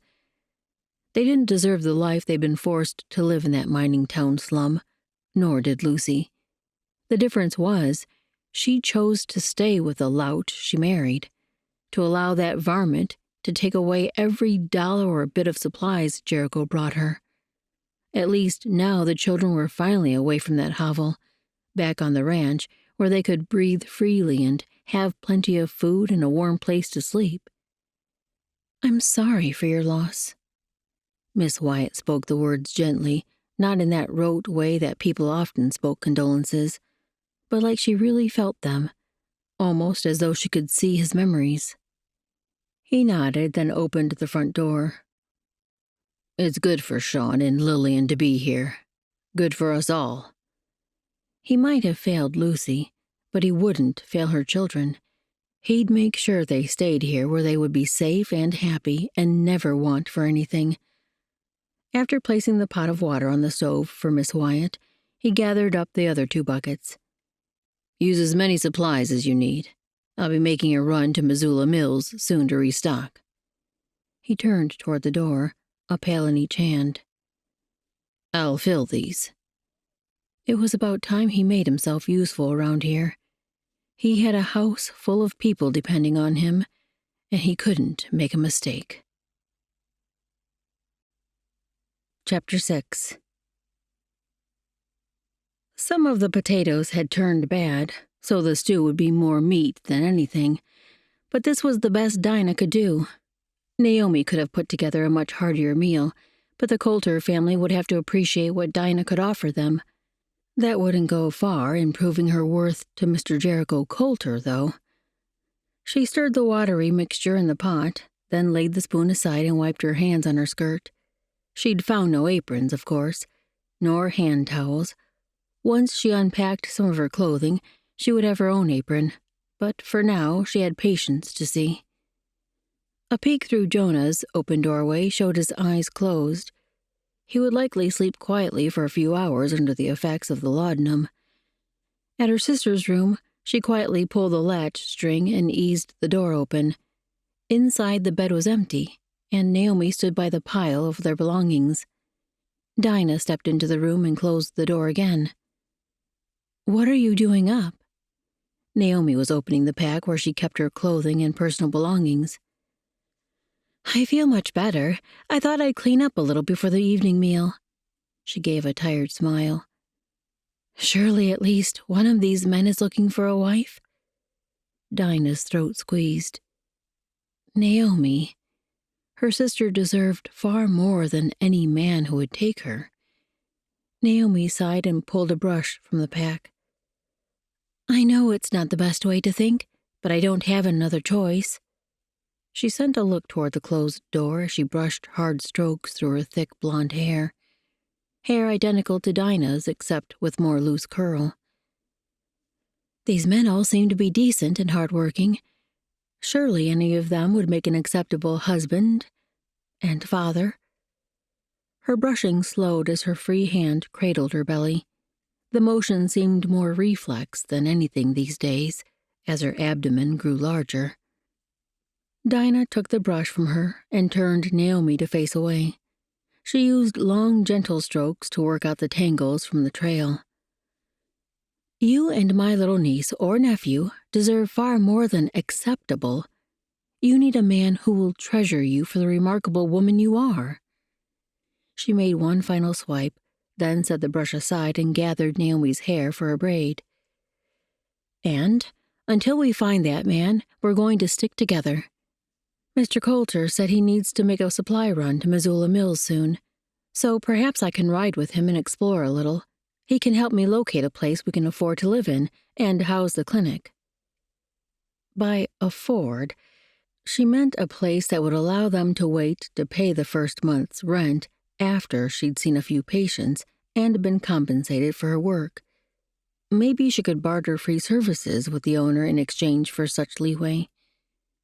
Naomi sighed, a long breath that showed how much she worried about their future. It wasn't Naomi's job to worry, though.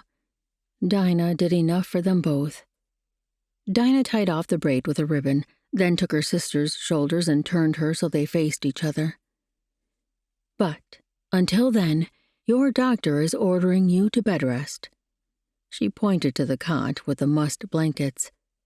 "Stay there with your feet propped above your heart, please. We have to get the swelling down. Do you need more water?" She glanced at the cup on the floor, where liquid glimmered halfway up the side. "You have to drink, Nay. If you don't take in enough water, we could have serious problems." She waited until Naomi met her gaze, then gave a pointed look. "I'm serious. If you don't obey on your own, I will sit on you and force you. You know I will." Naomi grinned, surely remembering the time Dinah had wrestled her to the ground and forced her to eat peppermint leaves because she had a cough and Pop said that would help. They'd been 10 at the time, and Naomi had looked green for the next hour, but her cough had gone away, eventually. Dinah released her, and Naomi turned to the bed and slumped down to sit on it, then took up the cup and drank. She sent a begrudging glare over the rim of the mug, but Dinah only returned a smile. Good girl. Once Naomi was settled in bed with her still very swollen feet propped on blankets, Dinah turned to do some unpacking of her own. Cleaning up might be a good idea. There was no telling how trail-worn she looked. And smelled. Would there be any way to get a bath in the next few days? Something other than the creek? With so many men on the property, she wasn't sure she trusted them to give her complete privacy without a door she could lock. Maybe she could ask Lillian. "So, what's your plan?" Naomi asked from the bed. Dinah turned, raising her brows. "Plan?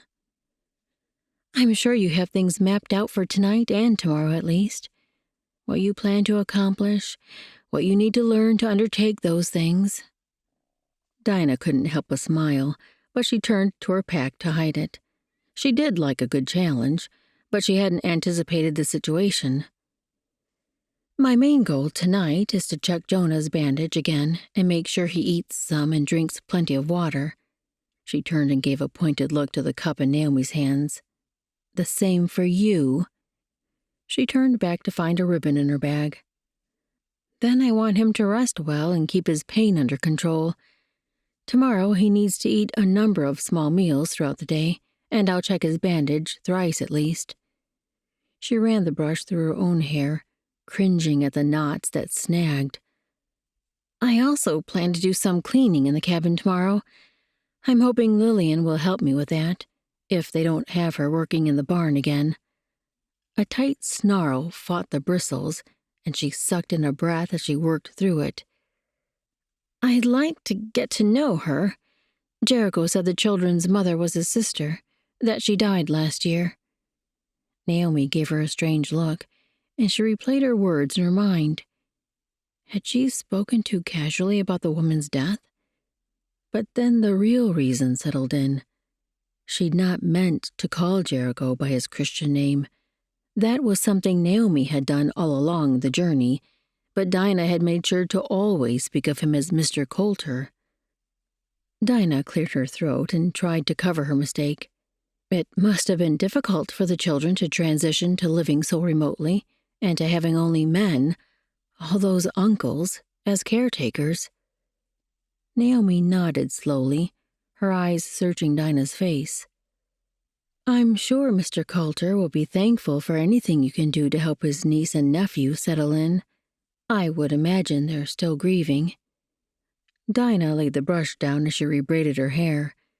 Had Naomi used his surname to prove she was resigning herself to not marrying Jericho? Or did she think Dinah had set her sights on the man? That wasn't the case, not at all. Naomi needed the husband, but she didn't, really. Her history wasn't known in this place, and she didn't have to say anything more about the child's father than she wanted to. Dinah had a profession that could provide for them both. Neither of them had to marry unless they chose to. After securing her braid, she looked down at her shirtwaist and skirt. They were hopelessly dirty from days on the trail, but she needed a bath before she dared change into her only clean dress. Hopefully, washing could be added to tomorrow's list, too. Somewhere near the top. Dinah forced herself out of the sagging cot as the first faint streak of gray lightened the horizon through the only small window in this room. She had so much to do today, she couldn't waste a minute.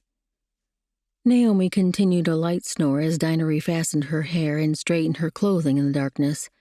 Snoring was another thing that had begun these past weeks, the more Naomi's body swelled.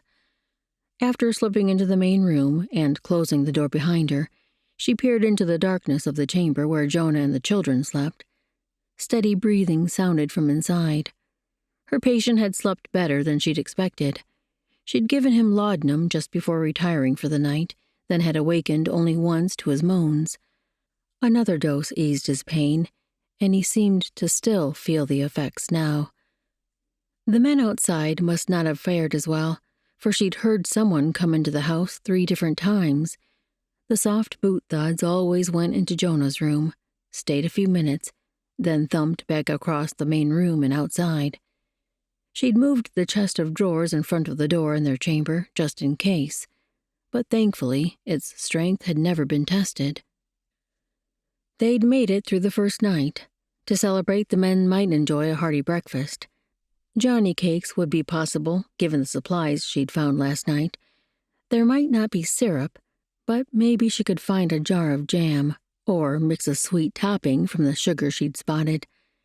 The coals she'd stoked in the stove still looked warm, and with some poking, she nurtured a small flame. Naomi or Nana usually handled most of the cooking and related chores back in Virginia. Dinah was always working in the clinic or visiting patients. But she knew her way around a cook stove well enough. When she added kindling from the crate beside the stove, the chunks of bark and small wood lit easily. There were only 2 logs left inside, which meant she'd need to bring in more for cooking. Did these men drink coffee? Or maybe tea? She preferred a good warm chocolate herself, but that might be a luxury she had to forego in the Montana Territory. After adding the 2 logs, she closed the door to the firebox and filled the kettle with water, then moved it to what would be the hottest part of the stove. Best find coffee or tea and start it brewing before she went for wood. Had there been a stack of split logs outside? Not that she could remember. Lord, don't let me have to split wood to make this breakfast, too. Surely with all these strapping men around, they would have a supply somewhere. She'd already gone through all the tins on the shelf, which was where she'd found the sugar and salt and 2 other powders she couldn't identify. Saleratus, maybe, a staple Nana used often to make her cakes rise. So now she waded through the crates and burlap bags stacked in the corner. Even if she didn't find coffee or tea, she needed to know what food items were on hand to plan for meals. "What are you doing?" She jumped at the voice, nearly losing her grip on the crate she was lifting off the stack.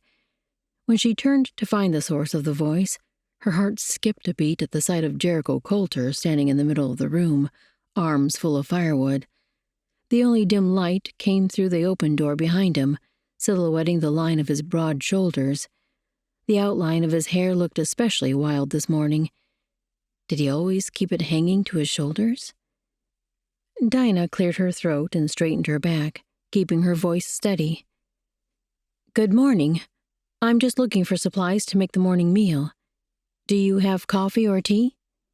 He stepped forward, dropping his load into the box they used for firewood. "We did have coffee. Not sure if there's any left."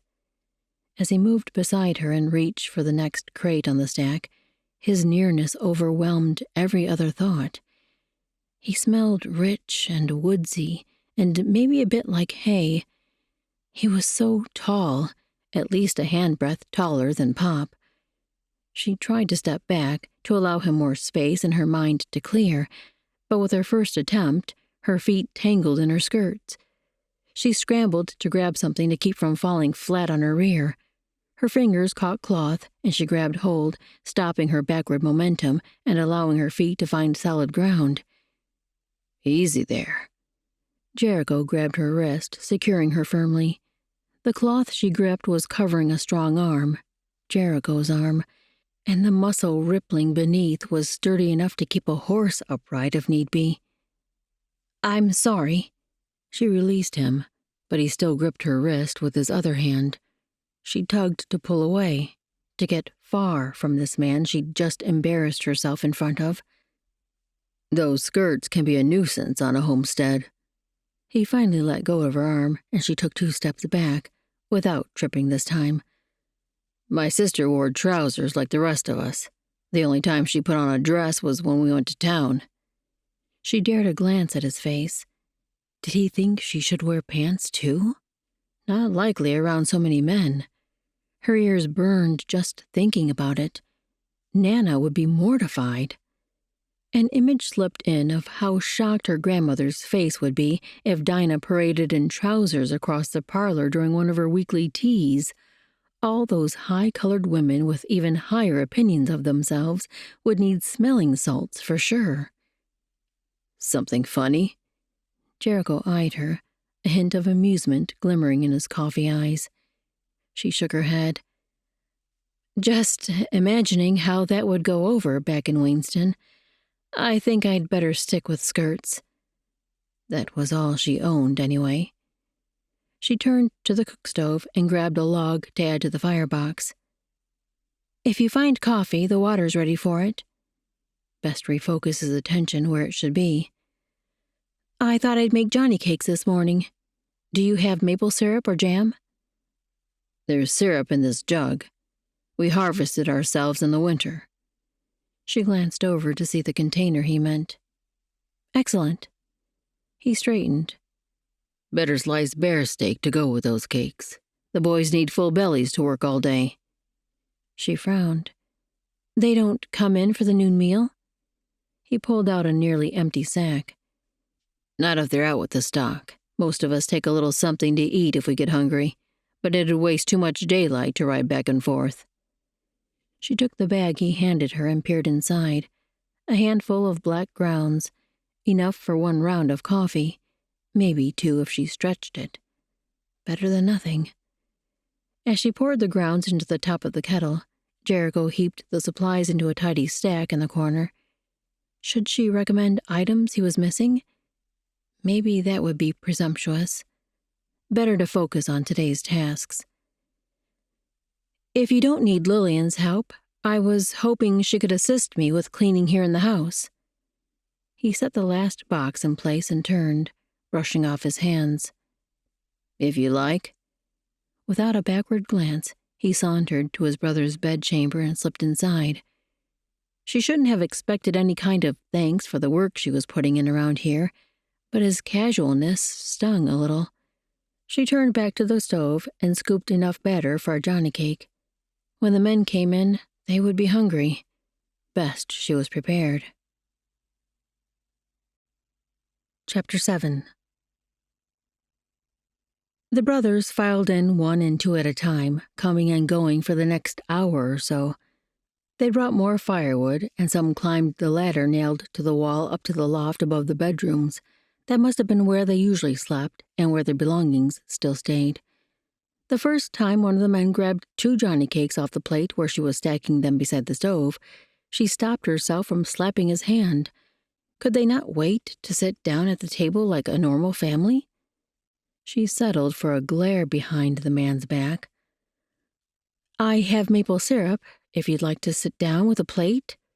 He turned, and his name finally came back to her. Samson, the second youngest brother. He was the one who'd been assigned to keep the children working yesterday afternoon. His eyes brightened. "I forgot about the syrup." Then he stepped around her to the work counter and scooped up the jug.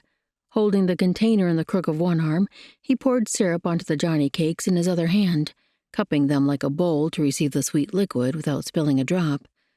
Once finished, he plopped the jug on the floor beside the stove. "I'll leave this here for the others." He flashed her a grin. "Sure am glad you ladies came. Stay as long as you like, no matter what Jericho says." He turned and strolled out of the house, eating a third of the double roll of Johnny cakes in a single bite. She could only watch the door close. Did they all have such abominable manners? Maybe they never used the table and chairs pushed up against the opposite wall. She thought they must pull them out for each meal. Last night, the men had straggled in a few at a time and scooped bowls full of soup, then taken them in to eat with Jonah or carried them back outside. She'd assumed their rhythm had simply been disrupted because of their brother's injury, that they would return to normal meal patterns this morning. Perhaps this was normal. Should she say something to Jericho? The children needed regular family meals so they could learn proper manners and receive consistent nutrition. She could still remember the times Nana made her and Naomi stay at the table until they'd eaten whatever food they disliked. Children need good quality foods to grow properly, she would say. Maybe she wouldn't speak to Jericho about it yet. Better not to list all her complaints on the first day. But she could start a new routine with Sean and Lillian herself this very morning. When Sean came in with his Uncle Jude and tried to swipe a handful of Johnny cakes in one hand and a chunk of meat in the other, she placed her own hands on top of the boy's, stilling him. She met his surprised gaze. You, Lillian, and I are going to sit at the table for our meals. If you'll take a seat, I'll bring you a plate. He scowled, releasing the food as he backed away, sending a questioning look to his uncle. Jude, thankfully, didn't belittle her suggestion. Though he'd already taken a bite of meat, he nodded. He even waited to swallow before speaking. Sounds like a good idea. I'll join you. Maybe there was hope for them yet. She handed Jude a plate and loaded the food Sean had handled onto a second dish. She'd cooked enough that she should be able to sit for a minute to eat. She had a feeling if she didn't herd these two to the table right now, she would lose them to their day's work. Lillian came in with the water Dinah had sent her for, and she smiled at the girl. Good timing. We're going to sit at the table for meals from now on. Will you join us? Lillian's eyes widened and she nodded. As Dinah carried the plates of food to the table, she caught a look pass between the children. Just get ready. There are going to be more changes around here. But she kept that thought to herself for now. Once they all settled into seats, with Jude at one end and the children and her on one of the long sides, the others dove in with gusto. Maybe she should have suggested they offer thanks before eating, but Sean had already inhaled half his food. She'd have to jump in sooner for the next meal. As she used her best table manners, she tried not to be too open as she observed the children. Sean didn't seem to know what manners were, but Lillian appeared to be giving an effort. She kept her elbows off the table, but her bites were too large and she chewed with her mouth open. Challenges to tackle later. Well, looky here. Miles stepped through the open doorway and surveyed them, then headed toward the cook stove. We're sitting at the table like civilized folk, Jude called out. Join us. Miles chuckled as he filled a plate. Guess I could use some sophistication. He ambled toward the table and took a place at the end opposite Jude, beside her. Dinah shifted her legs so they didn't brush against his. Not easy since he sprawled them out beneath the table. All the brothers were tall, but Miles seemed the shortest. Maybe he wasn't finished growing yet. He looked to be about 17 or 18. He sent her a grin before biting into his Johnny cakes, and she turned her focus to her own food. The last thing she wanted was to encourage any sort of infatuation from this young man. Not that he would have reason to be interested in her except for the scarcity of women in their little corner of the world. A lack of people in general, for that matter. Only the rather loud sounds of eating filled the room. They should have some conversation. She glanced up at Jude with a pleasant smile. I understand you have livestock you men care for each day? He nodded, then swallowed his bite. Horses, mostly. A few cattle. We're just starting that herd. I see. She glanced toward Miles to include him in the conversation, though she was careful not to make eye contact. We saw mostly tree-covered mountains as we traveled along the creek. Are there pastures for the animals to graze, or do you have some other way of feeding them? Hopefully they wouldn't think her questions impertinent. She knew so little about these men, this land, and ranching in general. She could barely make conversation without it sounding like an inquisition. Miles spoke around a mouthful of meat. 3 main pastures, one to the west, he pointed that direction. The east, a jab opposite. Then one down near the base of the mountain in a little valley. That's where the mares and foals are now. The cattle, too. He'd swallowed his bite by the time he finished speaking, then took another, so she turned her next question to the children. Do you help with the animals, too? Sean grinned around his own mouthful of meat. I'm taming one of the colts myself. Uncle Samson's helping. I've got him leading, and he plays games with me. She raised her brows. Really? How old is the colt? The boy looked to Jude, who responded for him. Most of the foals were born in May. He nudged Sean's arm. You got to see Spirit born, didn't you? Sean grinned again, this time without the food in his mouth. The look revealed a missing tooth she'd not noticed before. That's why he's mine. I was there from the very first. She couldn't help but return his proud smile. Then she turned to Lillian.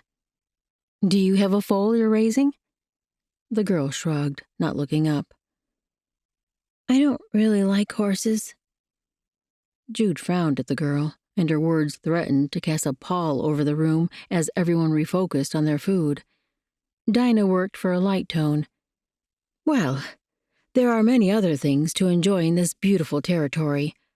I hope you'll stay at the house today with me, Lillian. I've concocted a plan that I'll need your help with. Dinah sent a don't worry look to the brothers' startled expressions, then focused on the interest she'd piqued in Lillian. Did your Uncle Jericho tell you my idea? If so, he might not have shared the interesting parts. That way the men would know she'd already spoken to their big brother about her intentions. Lillian looked up, her eyes brightening. He only said I'm to work with you here in the house. Dinah grinned, but before she could answer, the girl's attention moved to something behind Dinah. Sean and Jude looked up too. She turned, and for the second time that day, Jericho stood in the middle of the room, watching her. This time, instead of carrying firewood, his hands were propped at his waist. How had she not heard him enter? Her stomach tightened. There was something about Jericho Coulter that made her uneasy, something she couldn't quite put her finger on. He seemed like a decent man, but he was mysterious. Morning, big brother. Jude broke the awkward silence. You're just in time to eat. Fill a plate and come sit down. Jericho flicked his gaze toward the cook stove. Need to head out. His focus moved back to the table, scanning from one end to the other. Then, without another word, he turned and strode to the cook stove. He scooped up food in both hands, then turned and headed to the door. Sean, you're riding with me to the cattle today. Get a move on. As he disappeared outside, the boy shoveled in the last of his Johnny cake and scooted his chair back. Thank you. Except with his mouth full, it sounded like "ain't you." Jude and Miles also rose, and she accepted their thanks with a nod. Both men carried their plates to the work counter, leaving her and Lillian alone with the remainder of their meals. She worked up a smile for the girl. Expectations. She needed to adjust her expectations for how much she could civilize these men, especially in 1 week. Now that she knew what they were accustomed to, she could work on one thing at a time. As soon as she fed Naomi and Jonah and changed his bandage, she and Lillian would set to cleaning. That one thing would make a significant difference in the place, surely. This was a sight he would never tire of. As Pinto picked his way down the slope, Jericho stared out at the cattle grazing in the valley below. Peaks rose up beyond the animals, and the morning sun cast pink and orange hues across the sky. His chest swelled, and he breathed in a crisp breath. The mares and foals must have moved to the other end of the valley where he couldn't see them yet. He scanned the cattle, doing his mental count of cows and calves. 12 mamas and 10 babies, plus the bull. They'd had 13 calves born that spring, but the set of twins didn't make it, and another calf was brought down by wolves. He glanced at the trees beyond the clearing. Thankfully, they'd not heard any howling recently. He'd rest easier, though, once they added a donkey to the herd. He'd asked Two Stones to find one for him. Surely a trapper or miner would have an animal he'd be eager to sell for the amount of gold Jericho had sent with 2 stones. But his Salish friend hadn't returned yet. Maybe Jericho should head to Missoula Mills this week and find a donkey himself. Except he couldn't leave the ranch with women here, and Jonah was injured. The trip would take a solid 2 days, longer if he couldn't find a donkey the first night he arrived. He'd have to rely on Two Stones. When they reached the valley floor, Sean pushed his horse into a lope, leaving Jericho behind. Thankfully, he remembered to give the cattle a wide berth so he didn't spook and scatter them. The lad was eager to reach his colt, no doubt. Assigning that boy a foal had been the best thing for him. If only Jericho could find a way to reach Lillian, too. He'd tried to get her to pick one of the horses to work with, or even a calf, but she didn't seem to care about the animals at all. Nor did she do work around the house like cooking or sewing. She did what she was told and nothing more. This mail-order bride advertisement was a whole new debacle. Would more women come riding up the creek, thinking God had told them they were the one? His belly tightened. What a preposterous way to request a response. The whole thing was an infuriating mess. Lucy clearly hadn't been as involved with the children's activities as she should have been. The stories they'd told of the miners they considered friends. Yet he couldn't be angry with his dead sister. She'd made a string of poor choices, but she must have been doing the best she could by the end. If only she had let him help more. An angry screech sounded from the sky, somewhere in the distance. Jericho jerked his focus upward, searching for the bird. He couldn't see Crowley yet, but that was definitely their unique guardian sounding his warning call, and probably coming from the creek that led to the Mullen Road. That was the way everyone approached the ranch. Unfortunately, it was far too close to the mine. He spun back to where his nephew had disappeared around the curve in the valley. "Sean?" "Yeah?" the boy called back. "Stay here while I see what Crowley's found. Don't work with the horses until I come back, all right?" "Aw." The disappointment came clearly in his tone, even over the distance. But Jericho didn't have time to soothe him.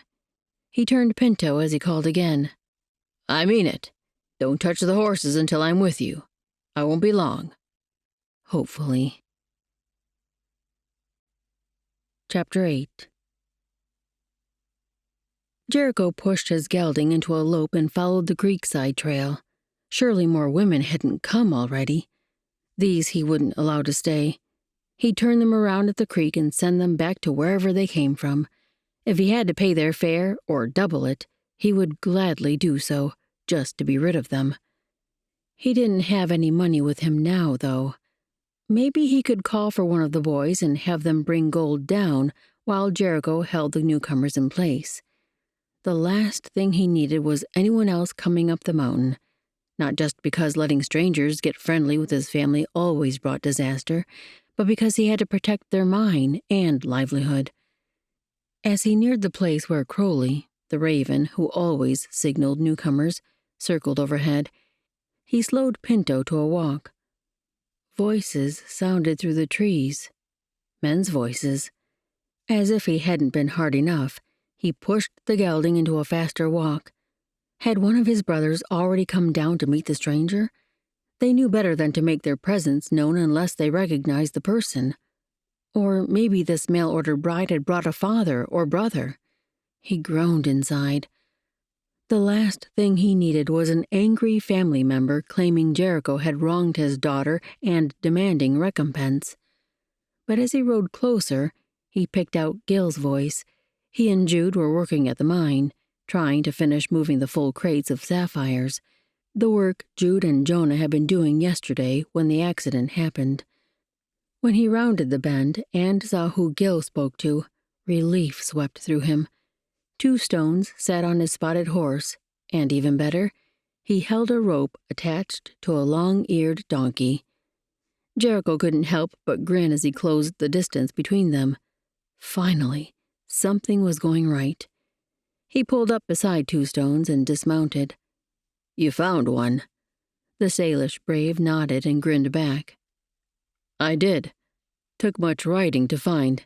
Then I had to give all the gold and another horse with it." Jericho moved to the donkey and ran his hand down its scruffy gray coat.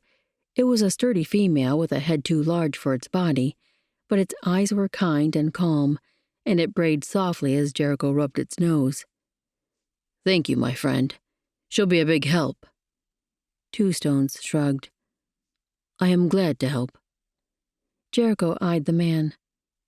"For the horse you had to give, do you want to pick from our stock, or would you rather have gold coin?" Two Stones interacted with whites enough that he could trade the coin for whatever he needed. A twinkle touched the man's eye. "I get my own horses." Jericho nodded. "Ride up to the house with me, then, so I can get you money." They'd talked many times about the superior qualities of the spotted horses Two Stones bought from the Nez purse. Jericho wouldn't mind purchasing a mare himself and adding her to his breeding program. Maybe he'd give Two Stones enough money to obtain goods to trade for such a horse. Most of the Salish lived quietly in the villages of their ancestors, growing camas on plots of land handed down from one generation to the next. But Two Stones had restless feet, staying on the trail as often as he could. He'd stopped in to introduce himself when Mom and Dad first came to this mountain and had helped hoist some of the logs to build their cabin. He'd been a good friend since then, one of the few the Coulter family possessed, and the only man Jericho trusted on the ranch.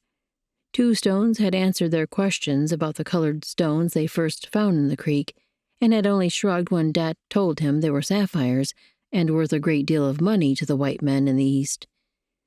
After swinging back up on Pinto, Jericho took the rope from his friend. "Follow me to the house. Are you hungry? Jonah was injured yesterday and is laid up in bed. He'll be glad if you come speak to him." "I guess I'd better get back to help Jude."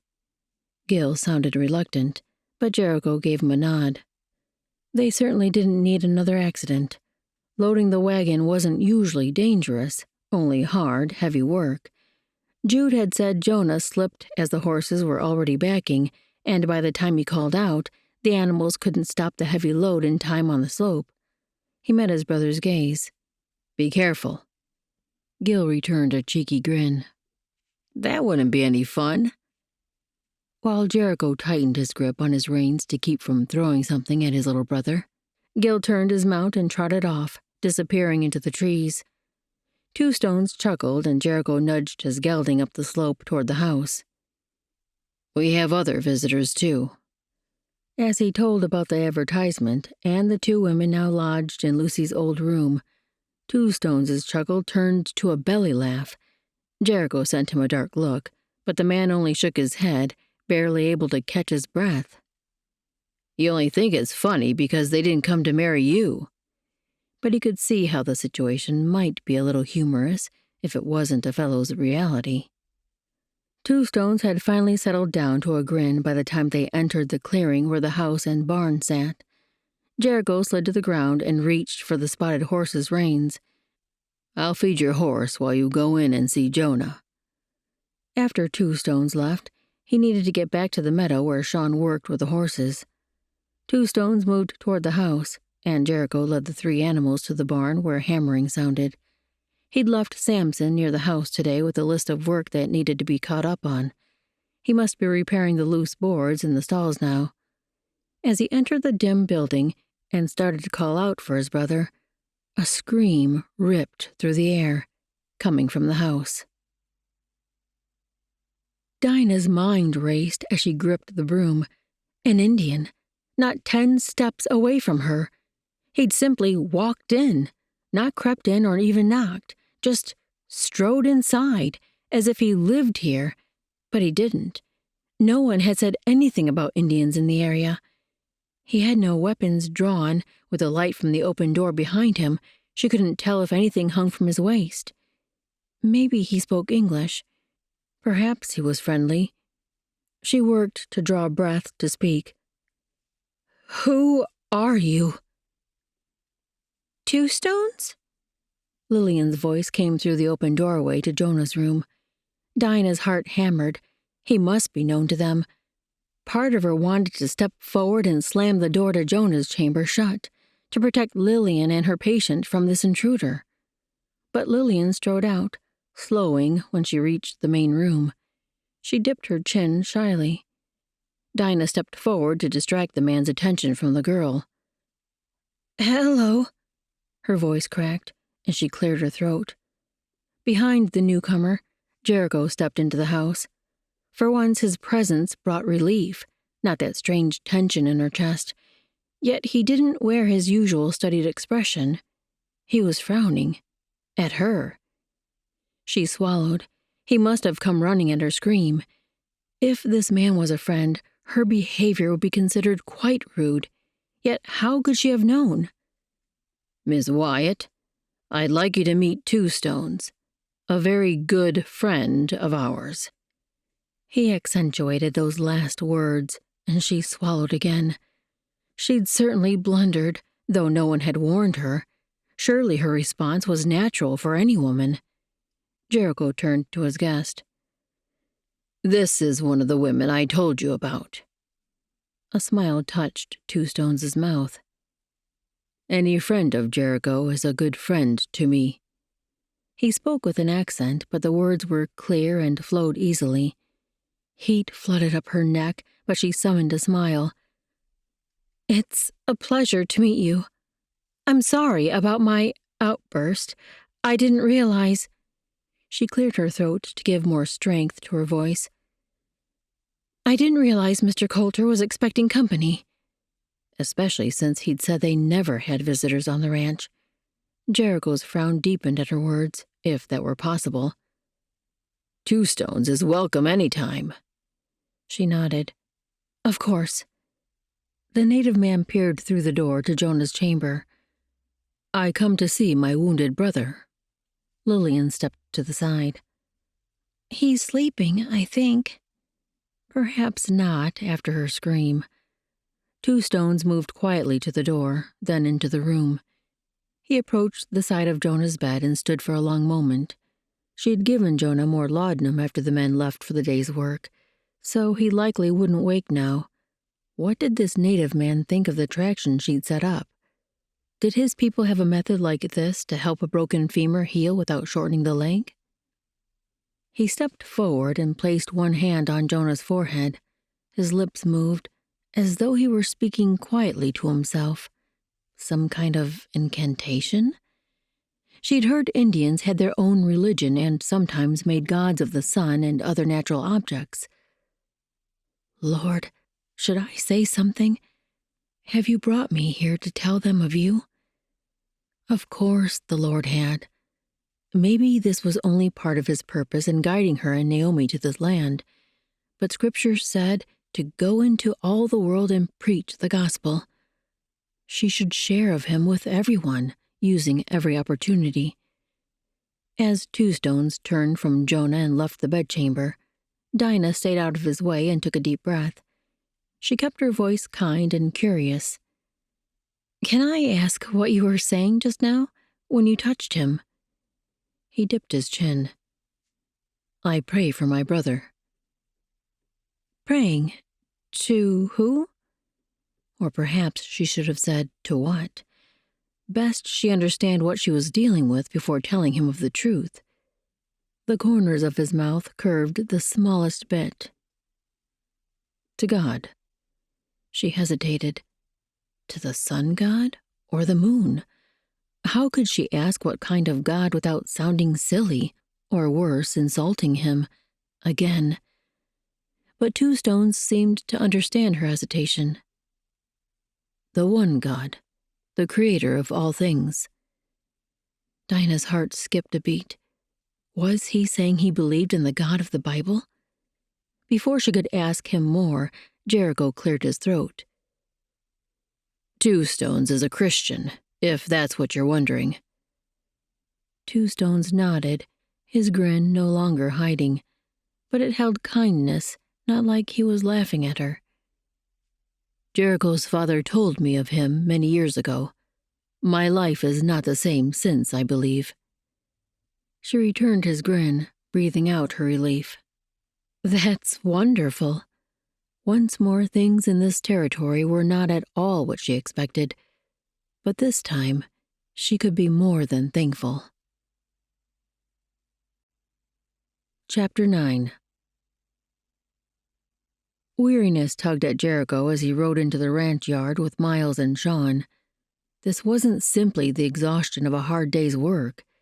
The churning in his mind had consumed far more energy than the animals had worked in his body. He'd not realized how many of their family's traditions he'd let fall by the wayside after Mum and Dad's death. Sitting at the table for meals was the most obvious, and Miss Wyatt's reminder that morning had stung.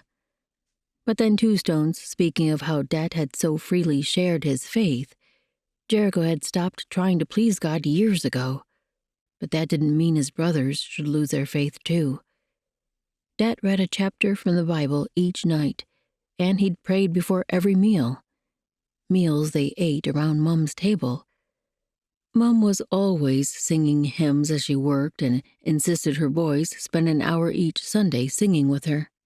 Raising praise to the Father, she'd call it.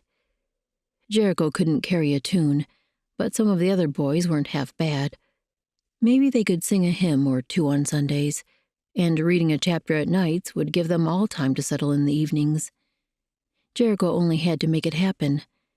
He didn't have to be the one to read, the same with a prayer before meals. As they dismounted and began unsaddling the horses, Samson came over to help. Jericho kept his voice even. "We're going to start eating meals at the table again, beginning tonight. Samson, you can say the blessing before we dig in. Miles, help me move the table out so we can all fit. Sean, go tell Jude and Gil to come in and eat." He'd seen them unhitching the wagon team as they rode in. All the boys eyed him, but Miles raised his brows more boldly. Best put a stop to what that look insinuated. He met his youngest brother's gaze. "I'm not doing this because of our female visitors. It's something Two-Stones said today about how Dad taught him to pray. I realized we've stopped doing some of the things that were important to them." All three of the boys sobered, and Miles nodded. "It's a good idea." Once they finished settling the horses for the night, Jericho followed his youngest brother to the house. The main room was empty as they stepped inside, but a rich aroma filled the air. Not just fried meat, either. Something sweeter. He glanced through Jonah's open doorway but couldn't see anyone in there with his brother. The other bedchamber door was closed, as usual. Was Lillian in there with both sisters? He'd barely seen the one who was in the family way. Her name was Naomi, he was pretty sure. Once she'd gone to bed that first hour, the door had stayed closed, which was the way things should be with her in bed and so many men around, but... He turned away from the closed door and his unending questions. Miles had already pulled the chairs back from one side of the table and positioned himself at the short end. As Jericho took up the opposite side, a sound drifted from the closed bedroom door. A sound he'd not heard in years. Not in this house, at least. Women giggling. He turned to look, but the door was still closed. What were they talking about in there? Did Lillian like being around females again? He couldn't tell if she was one of those laughing or not. Had he ever heard her laugh? Not in several years. His chest squeezed, and he forced himself to turn back to the table. Miles was staring at the closed door, too, a look of curious awe in his face. The boy needed to guard himself. He was far too young for the likes of these. Too young to be thinking about women at all. Jericho lifted his end of the table and Miles snapped to attention. As they shifted the heavy piece of furniture, Jericho had to strain more than he'd expected. "Dad built this for Mum." It was hard to carry and speak at the same time, but Miles might not remember the details, and it was important he know them. "It was the first thing he made after the cabin was finished." They set the table down, then went back for the chairs. Did Miles remember all the hard work they'd put into the homestead in those early years? He'd only been 6 when they first came to the haven of this land, hopefully too young to remember the bloody chaos they'd left in Kansas. A movement to the side caught his eye. The bedchamber door opened, and Dinah stepped through the doorway. Something was different about her, something that drew his glance in for a longer gaze. She wore a different dress, for one, a pretty blue color that curved more than the brown she'd worn before. And her hair, instead of the braid, she had it pinned up with loose curls falling around her face. Both the dress and the curls brought out the clear blue of her eyes. He swallowed, trying to rein in his gaze. His mind and body, too, if he could manage it. "You sure do look pretty, ma'am." Miles' voice broke the haze around Jericho's mind. Miss Wyatt turned a pretty smile on him. "Thank you." Then her gaze swept over their work. "You're moving the table?" She looked to Jericho for an answer, and he nodded like he'd been struck dumb-witted. He scrambled for words.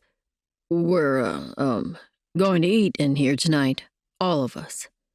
Her smile brightened enough to make him wish he'd done more. What else could he do to bring out that sunshine? She started toward the stove. "Lillian and I have been busy today. We hope you like what we've prepared." Her voice hesitated, like she was shy or worried. He raised his brows. "I'm sure it'll be good." The smells were making him hungrier by the minute. As she took the lid from the pot and stirred its contents, she sent him a glance. "Are you planning to restock supplies anytime soon?" She sounded like she was trying to make a suggestion without stepping on his toes. He dipped his chin.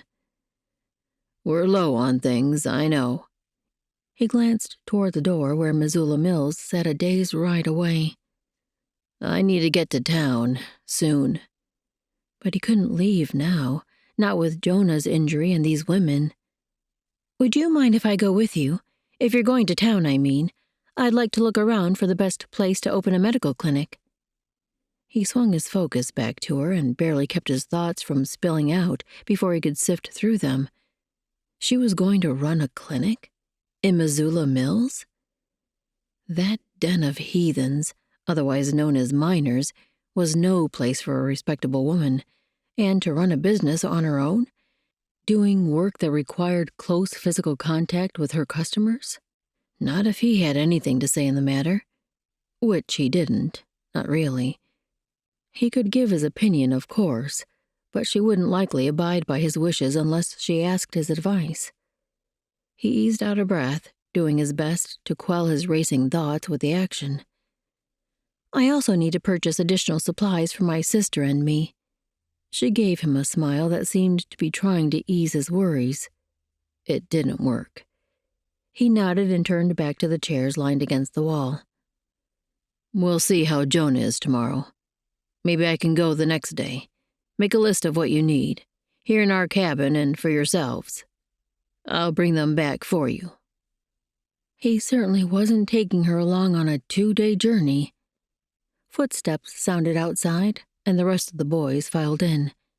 Jericho motioned them toward the table, but before anyone could sit, Miss Wyatt spoke up. "I've set a wash basin and towel here for you to use before meals." Ah, yes. That was one other bit of civility he'd lost these last years. He required baths at least once a week, or whenever the boys got too rank to stand near, but Mum had kept a basin of water in just about the exact spot Miss Wyatt placed it now. While his brothers and nephew availed themselves of the water and cloth, Jericho poked his head into Jonah's room. His brother opened his eyes part way and offered a tired curve of his mouth. "You up to coming for the meal?" Of course, Jericho knew better, but it might help Jonah to think about doing normal things, remind him what he could look forward to. Jonah's smile became a little more real. "Already had mine. Broth and mashed potatoes." His voice sounded drowsy, and his eyelids lowered again. "Sounds good."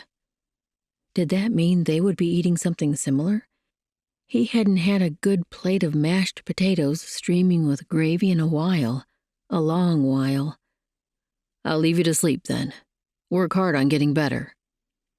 When he closed Jonah's door and turned back to the others, most of the boys were seated, and Miss Wyatt and Lillian carried bowls of food to the table. The water in the wash basin had turned a brownish color, but he used it anyway, then moved to a seat. His brothers had taken the seats each of them used to occupy, and Sean sat in the one Jericho had always used back when their parents were alive. That left Lucy's old chair, Jonah's, and both ends, where Mum and Det used to sit. He swallowed. He was the head of the family now, but taking Det's seat, that felt like trying to fill his shoes. He was doing his best, but Det had excelled in so much, not the least of which was his faith. Jericho couldn't even bring himself to try in that area. There were too many walls between him and the Almighty to break down. But the boys would expect him to take Det's seat. He eased into the spindle-backed armchair. He was taller than Det had been, but the frame fit well. Lillian and Miss Wyatt set the last of the dishes on the table, then his niece sat in the chair her mother had once occupied. The girl patted the seat beside her for Miss Wyatt, Mum's old chair. Lillian wouldn't know that. She probably only wanted her new friend close. The two of them seemed to be getting along well after working together all day. Miss Wyatt settled into the chair and looked around at the rest of them. Of course, all the boys were watching her. He needed to have a talk with them, needed to tell them not to let themselves get attached. These women would be leaving soon as the sister felt better and Jonah healed enough not to need such constant care. Her gaze met Jericho's, as though she could hear his thoughts. Those blue eyes had the power to lock a man's focus and keep him from turning away. That dress sure brought out the depth of their color. "Bow for grace, boys." Samson's voice broke through the hold of Miss Wyatt's eyes, and Jericho ducked his head while his brother's voice rose again. "Thank you, Lord, for these thy gifts, and for the gift of the people here to share them with." It was the prayer Det often said. He should be glad Samson still remembered it. But thinking of the Miss Wyatts as gifts would get him into trouble. He opened his eyes at the Amen, then focused on loading his plate with food as the others did. No one spoke while the sounds of eating filled the room. The mashed potatoes were even better than he remembered, especially with gravy drizzled on top. Why hadn't he thought to make this instead of simply cutting potatoes into stew? "I tell you, Miss Wyatt, this food's better'n any of us have had in years." Gil raised a fork full of meat and potatoes. She offered a smile that leaned toward sheepish. "I'm glad you like it. And, most people call me Dr. Wyatt. My sister is Miss Wyatt." She sent a glance around. "Although I suppose you could call us Dinah and Naomi." She licked her lips. Was she nervous? She looked so confident every other time he saw her, even when faced with a strange Salish brave entering the house. But correcting a room full of men and offering to let them to use her Christian name, he could imagine that would be unnerving. "Those are both right nice names, Miss Dinah." Gil nodded, then poked another bite of meat into his mouth. Maybe that'd keep him quiet for a while. Samson looked at Lillian. "You haven't come to see the new donkey yet." He shot a look to Sean. "Someone should give him a name."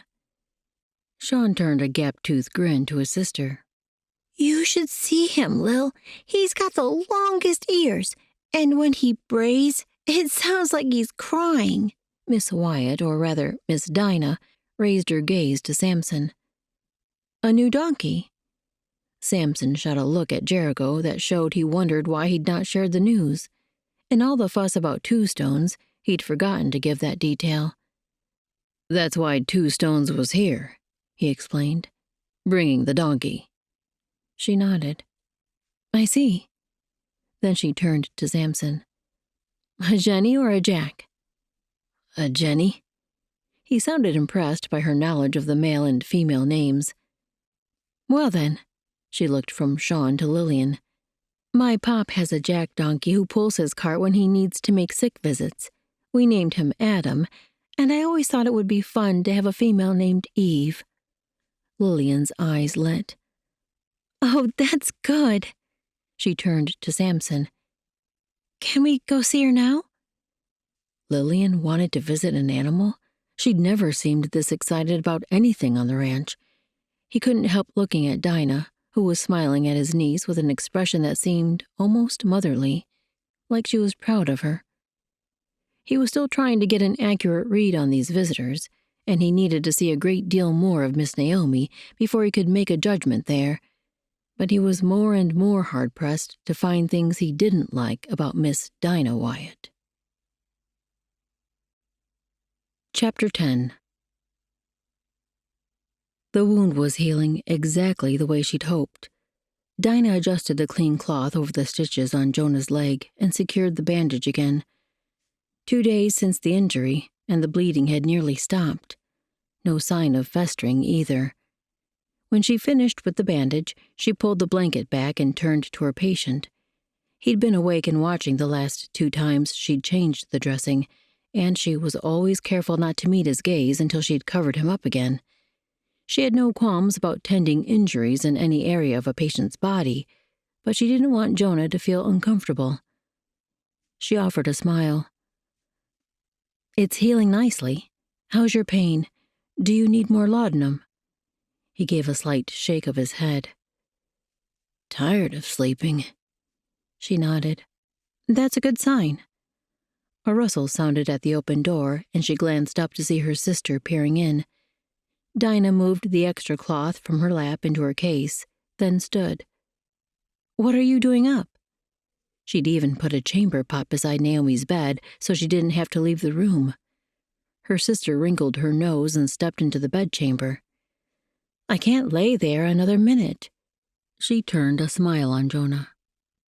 "Thought I'd come a-visiting." "Naomi." Dinah moved to her sister's side and took her elbow to lead her back. Naomi pulled from her grasp with a frown. "You're being overbearing, Di. I feel worlds better. A few minutes out of bed won't make me puff up again." Dinah scrutinized Naomi's cheeks. Most of the swelling had diminished. Her hands looked much better, too. "Just for a minute." From the bed, Jonah lifted a hand, drawing their attention as he pointed to the chair Dinah had just occupied. "Come, sit." His voice still sounded exhausted, but that could be from the laudanum. Naomi moved forward. "Thank you." Though she didn't look at Dinah as she settled into the seat, the air of triumph was hard to miss. She smiled at Jonah as she settled back and laced her hands in her lap. "How are you faring now? Is my sister treating you well?" Dinah turned with a groan toward the door. 5 minutes, Naomi. Then it's back to bed if I have to carry you myself." It might have been the swish of her skirts, but it sure sounded like Jonah chuckled as Dinah left the room. She rejoined Lillian, who knelt beside one of the chairs lining the dining table, rubbing oil into the wood with a rag. "How's it coming?" Lillian used the back of her wrist to swipe loose hairs from her face. "I can't believe how dirty these are. There's food caked between the spindles that must have been there for years." Maybe since the last time the table was used for a family meal, judging by the layers of dust they'd wiped off yesterday from the chairs tucked between the wall and the table. She and Lillian had done basic cleaning most of the day yesterday, then stopped in time for the 2 of them and Naomi to take a bath in the large tub Lillian had shown her. All that dusting and sweeping and mopping had helped the place look far more respectable, but not one of the men had commented on it. Had they noticed the difference? It seemed impossible they couldn't have, but they'd not said a word. Today she and Lillian were moving a bit deeper with their cleaning, scraping away years of dirt and grime from the cook stove, the dining table, and now the chairs, polishing each piece until it shone with the luster of newness. Surely the men would notice these improvements. If not, tomorrow would be the baseboards and walls, unless she could talk Jericho into taking her to town. "Uncle Jericho said he's going to Missoula Mills in the morning. I'm going to ask if I can ride with him." Dinah stared at the girl. Had Dinah spoken her thoughts aloud? Strange that Lillian would make that comment when she'd just been thinking about the journey. But why hadn't Jericho told Dinah? She'd asked if she could accompany him. She eyed Lillian. When did he say that? He'd been gone all day, riding off with Jude that morning as all the brothers left in different directions. The girl shrugged. When I was petting Eve, I heard him tell Uncle Gil and Uncle Samson. Dinah forced herself to return to her polishing. Does he usually take you with him? Nah, he won't let me go to town. He takes Sean hunting sometimes, and the few times we've gone to trade with Two Stones and his family in their village. But Uncle Jericho says Missoula Mills is no place for children. She rolled her eyes with those words. Can't be worse than Virginia City, nohow, and we got along just fine there. Mama taught us how to know who's all right to talk to and who's just trying to rob you blind. Dinah's middle tightened at all the girl might have been exposed to. She'd heard Virginia City was even larger and more decadent than Helena, which she and Naomi had ridden through on their way here. Surely the children's mother hadn't allowed them to fraternize with all the unsavory characters they'd seen on that single ride through town. I've heard Missoula Mills is a much quieter town than Virginia City, that there hasn't been gold discovered there. At least, that's what we were told in Fort Benton. She watched the girl to gauge her reaction. Lillian shrugged. I don't know why he won't let us go. Quieter than Virginia City isn't very high praise. A deep voice sounded from the open doorway behind them. Dinah turned to greet the newcomer, Jericho, of course. He might have been standing there listening a while, but she had nothing to hide. Hello, Mr. Coulter. Your timing is perfect. She offered her most winning smile. Are you still planning a trip to town tomorrow? He eyed her. I am, but I'm going alone. I have business there and hoped to follow you so I don't miss the direction, but I can ride there later if you'd rather go by yourself. He frowned, annoyance clear in his expression. I said to make a list of what you need and I'll bring it back. She shook her head. I also need to see the town. That requires my physical presence. She gave a shrug and turned back to her chair. I'll go a different day. Miss Wyatt. It sounded like he was speaking through gritted teeth. Missoula Mills is not a safe place for you to venture alone, nor is it a respectable town for two women to abide. You'd be wasting your time coming with me. Besides, what about my brother? Is he recovered enough he won't need you for 2 or 3 days? She glanced up at him. Why 3 days? According to the man they'd asked in Helena, they should be a half-day's ride or less from the Missoula Valley. It's a full day's ride to get there. That's leaving here at first light and reaching town after dark. If you're lucky enough to purchase all you need that night, you can sometimes make it back by midnight the second day. The animals have to pull uphill most of the way, so the trip back takes longer. The knot in her middle tightened. She'd not accounted for that. Could Jonah do without her for 2 full days? As long as Lillian followed her instructions to the letter, and one of the men agreed to stay near the house to oversee things. And Naomi, would she stay in bed without Dinah here? The two of them needed a serious conversation about the dangers to the babe. Surely then Naomi would take more care. But perhaps Dinah should wait to go to Missoula Mills. Another week or 2 would see Jonah faring better, and his pain greatly lessened so he might not need laudanum anymore. Yet she and Naomi might not have another week or 2. She had to be prepared for Jericho to send them away in 5 more days, and that meant finding a place they could go. She met his gaze. I need to see Missoula Mills. If you don't want me to accompany you tomorrow, I'll go on my own when you return. His scowl made her want to look away, but she stood her ground. At last he grumbled, I'm leaving at first light. He turned and stomped back out of the house, leaving her a little uncertain about whether he'd conceded or not. Maybe Jericho should have allowed her to ride her own horse. He eyed Dinah on the bench beside him. When she'd stepped into the barn carrying full saddle packs and looking for her mount, he'd thought it silly to make the horse ride all that way when she could just as well sit in the wagon. But he'd not accounted for what it would be like having her beside him for 2 solid days.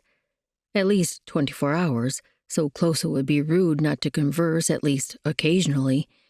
If she'd been mounted and trailing behind, small talk would have been a challenge. He'd get to enjoy the ride in silence. Not that she talked overmuch. Most of the morning she'd stared out at the landscape they passed, occasionally remarking on the beauty of the sunrise or the abundance of chipmunks. It was just having her so near. He couldn't clear his mind with her pretty face smiling at him every time he glanced her way. He kept his gaze locked in front of them, probably a good idea since they were traversing down one of the steeper slopes on the Mullen Road. When they reached the bottom, Dinah spoke up. "Mr. Coulter, may I ask you something?" He sighed inwardly, but kept his eyes trained straight ahead. "What?" "How long have you lived in these mountains? Did you grow up here?" He shook his head. "We came from Kansas back in '58.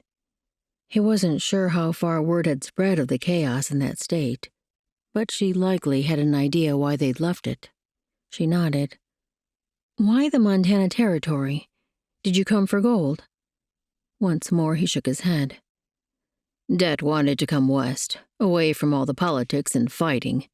My parents decided to load up the wagon and ride until they found a place they wanted to stay." She was looking at him, but he didn't look back. That must have taken a lot of courage. Though the softness in her voice pulled at him, he shrugged. "Anything would have been better than staying in Kansas." She didn't answer, just turned back to watch the scenery.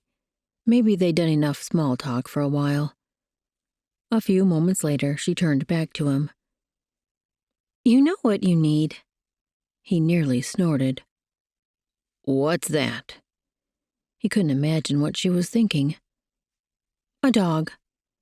His chest tightened. They'd had a dog, a puppy Two Stones brought them during their first winter on the mountain. They'd all loved Skipper, and when Lucy asked to take him with her when she left with that lazy scoundrel of a husband, Jericho couldn't tell her no. Skipper might have been the only part of home Lucy would take. He'd loved seeing the dog every time he went to visit her, to try to help her, but that last time, the dog hadn't been there, and Jericho hadn't had the strength to ask what happened to him, not with all the loss the children were already suffering. "Why would I need a dog?" She gestured to the woods around them. "For safety, protection, companionship." He shook his head. "I don't need a dog for protection." A rifle worked much better against a grizzly. She tilted her head, those bright blue eyes catching his. "I didn't mean it like that. I just thought it would be nice to have a friend to keep you company on these long rides." He shrugged. "Maybe someday." Skipper used to ride along on trips to Missoula Mills. The memory stung a little. "Lillian misses her dog." Jericho's chest clenched, and he looked back at her, trying to sort through the jumble of thoughts and emotions and pain those words brought. She met his look squarely, earnestly. He swallowed, working to summon his voice. His words came out in a hoarse rasp. "What did she say?" Her eyes turned glassy. That Skipper was her best friend, that he went everywhere with her and Sean. He kept them safe. Something in her voice with those last words made him sit straighter. "Safe from what? What happened?" Her mouth pressed in a sad smile. "I didn't ask. I thought it might be better if she didn't relive it." Probably so. He turned back to the horses with a sigh. "I'm glad Skipper went with Lucy. I'm glad he helped make things a little better for them." It had certainly been more than Jericho managed. He guided the team around a boulder the size of the wagon, their harness squeaking in a steady rhythm. "You missed him here on the ranch, though, didn't you?" Her soft voice reached in where he'd been trying not to go, but instead of raising up pain, it soothed the ache somehow. He swallowed again. "Skipper was a good friend." She didn't answer, and the quiet helped. relieved some of the pressure in his chest. One by one, memories of the pup slipped in. He used to sit on my feet under the table during meals. Jude always complained that I fed him scraps, but I didn't. Sometimes I'd reach my hand down and he'd lick it. Then I'd scratch behind his ears. Jericho couldn't help the smile that tugged at his lips. He loved chore time in the mornings. He'd come bounding out with the first person and run full out from one brother to the next, getting in the way, scaring the new foals. But he really just loved the mornings. The babies would get used to him after a few days, and he'd play tag with them. Dinah chuckled. Sounds like a great dog. Her smile stayed as she turned forward again, the breeze brushing the loose hairs back from her pretty face.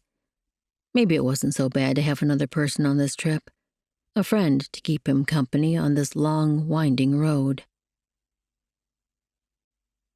Chapter 11. There it is. Dinah sat up at Jericho's voice and peered into the darkness before them. The sun had long since set, and she'd nearly nodded off several times. Now she blinked to focus her gaze. Lights shone ahead, outlining the forms of buildings, a little town along the river. Not at all the size Helena had been, and not the same level of noise either. She and Naomi had ridden through that raucous town at dusk, and every building seemed to be a saloon, hosting drunken miners and the occasional flamboyantly dressed woman. As much as they'd been hoping for a night in a hotel with a bathing tub and a warm meal, they kept riding and found a quiet place to camp farther down the road. Missoula Mills had more the look of a peaceful town. Figures walked the dark streets, but at least from this distance, they didn't appear drunken or disorderly.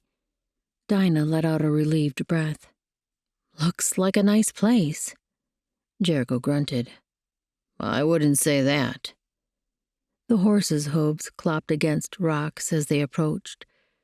To the right ran the Blackfoot River, and a building at its edge must be the sawmill she'd heard about. The sounds of the town drowned out the water wheel, though.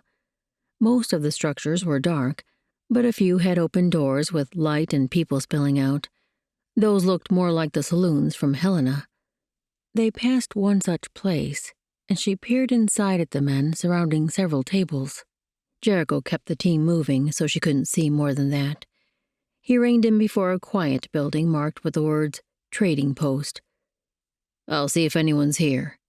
We might have to track down Higgins or Warden to get supplies tonight. He jumped to the ground and strode to the door. She'd been counting on getting loaded tonight so they could be on the road at first light. She'd left Jude and Lillian careful instructions about how to care for Jonah, along with plenty of medicine and clean bandages in case their trip went an extra day or two. But in her mind, she'd been planning to be back tomorrow night. If they had to spend a second night away, sleeping on the trail, it was already indecent enough her traveling alone with this man. But spending a night with him, away from town or the ranch, and any possible chaperone? She didn't fear that he'd take advantage. He'd had plenty of opportunity and never gave her a moment's concern. The opposite, actually. He seemed to go out of his way to keep distance between them. But her reputation, it was all a woman had sometimes. Really, though, who in this land except his brothers and her sister would know or care that they were alone? And they would all know well that the overnight together was innocent. But what of the children? The last thing she wanted was for Lillian or Sean to think it acceptable for a man and woman to spend a night alone together. It simply couldn't happen. If supplies couldn't be purchased and loaded tonight, she'd have to insist she and Jericho stay in Missoula all day tomorrow, then leave before first light on the third day. No one had answered Jericho's knock, so he returned to the wagon, stepping up to the bench in an effortless motion. There's a hotel down a ways I usually stay. I'll get you settled there, then look for them. He released the brake and signaled the team to walk. Where will you look? Surely he wouldn't have to enter the saloons. If he did, would he stay on for a drink while he was there? A knot tightened inside her. Pop and Nana had warned so often against alcohol and how it affected people. She and Naomi had so rarely seen anyone who over-imbibed, before leaving Wayneston anyway. They'd seen plenty since then, and that experience certainly hadn't made her think better of the stuff. She'd been relieved to find no fermented drinks in the supplies at the Coulter cabin, but he might avail himself readily enough when in town. If he did, at least she could stay clear of him here. That might delay their trip a day, but so be it. Maybe she should have brought her gelding after all. She could ride back tomorrow and let Jericho sleep off his headache. They passed 3 more saloons filled with men before Jericho reined in at a building at the far end of town. The front rose up 2 stories, and a light shone through the window, but it looked far more like a respectable hotel than a saloon. Jericho jumped to the ground and turned to help her down, as he had the other times they'd stopped to rest the horses. She took his hand, ignoring the warm strength of his grip. Certainly far sturdier than Pop's hands had been.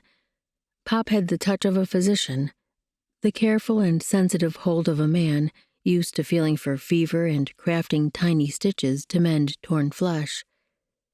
Jericho's calluses seemed natural for this man, an expected part of someone so large and virile, tanned from working every day under the expanse of the Montana sky. When she reached the ground, he released her hand, turning to stride toward the door. She couldn't move as quickly, though. Her body needed a moment to adjust to the sudden loss of his touch. He was knocking by the time she summoned a breath and followed. The door opened, and a man stood in the frame. Yes? Jericho cleared his throat. Need 2 rooms, the nicest you have for Miss Wyatt. The man looked at her, his gaze scanning up and down quickly. What did he see in her? Hopefully he didn't think her the kind of woman who'd been in Helena. He turned back to Jericho. Only have 1 open. Surely that will suit. The corners of his mouth curved, and he stepped back. It's $2. Up the stairs, last door on the right. After a nod, Jericho turned to speak to her. I'll sleep with a wagon at the livery. A spurt of panic clutched her chest. Is it safe here? The proprietor already thought her a loose woman and seemed fine with that scenario playing out in his establishment. Jericho hadn't set him straight, either. Maybe he thought the man wouldn't believe him. Truly, she didn't care what the stranger thought of her. But she did care about whether a drunken man would barge into her room during the night, thinking she'd welcome him. Jericho paused, his gaze meeting hers. In the shadows, she couldn't read his expression. This is the most respectable lodging in town. I wouldn't let you in the door of the others. Let's get you settled.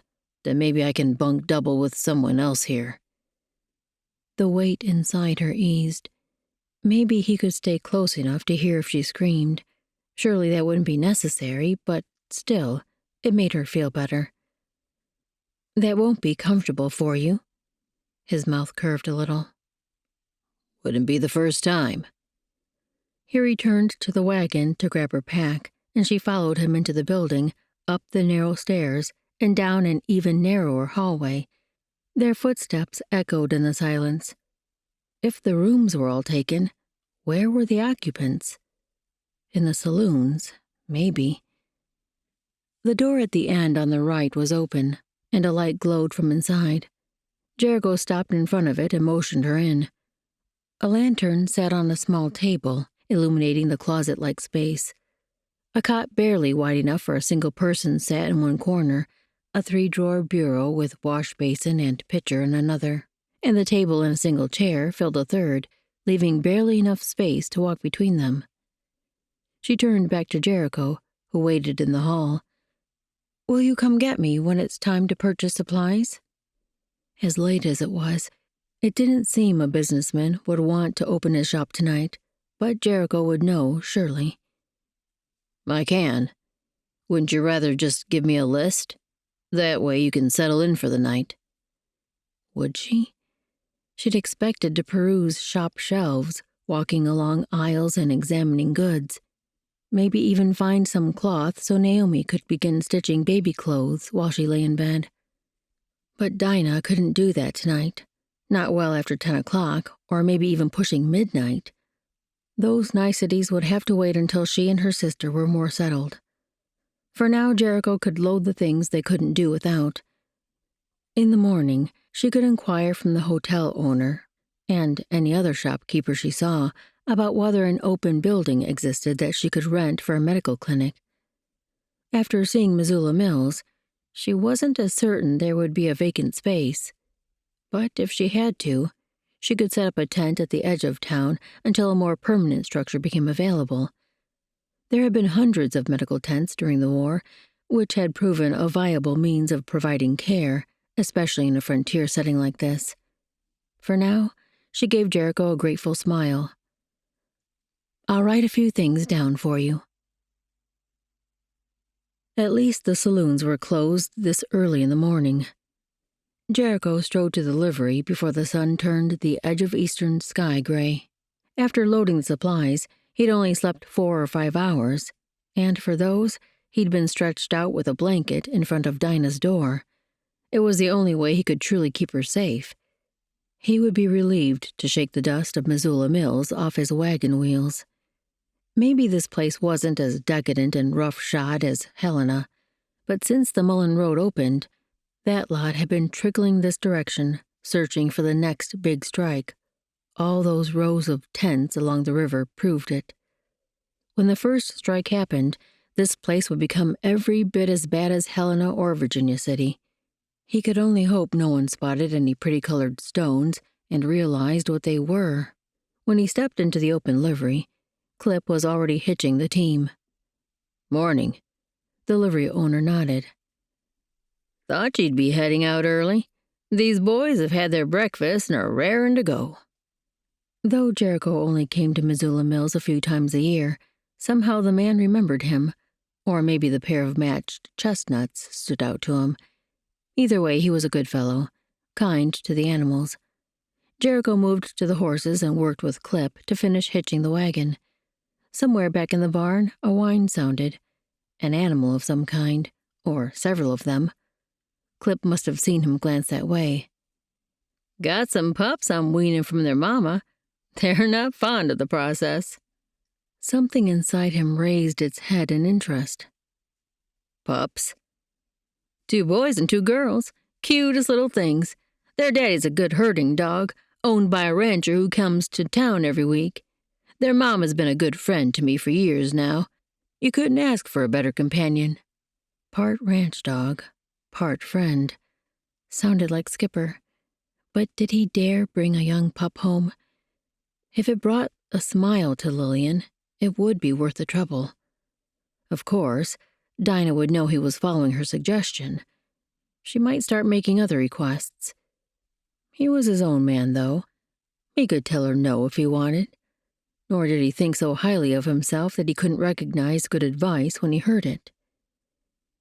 "You think one of those would make a good friend for a lonely little girl?" Clip grinned. "I've got just the one." That one turned out to be the runt, a female who wriggled all over Jericho's lap as he drove to the hotel to pick up Dinah. It had taken him longer than he'd expected at the livery, so she stood in front of the building, waiting as he approached. The grin on her face showed she'd seen his little passenger. When he reined the team in beside her, she stepped close, her smile widening. "She's perfect." The way her eyes lit made her look so pretty he couldn't quite peel his gaze away. It wasn't fair, her gazing up at him like that, even if she was really just looking at the dog. He scooped up the pup and held it out to her.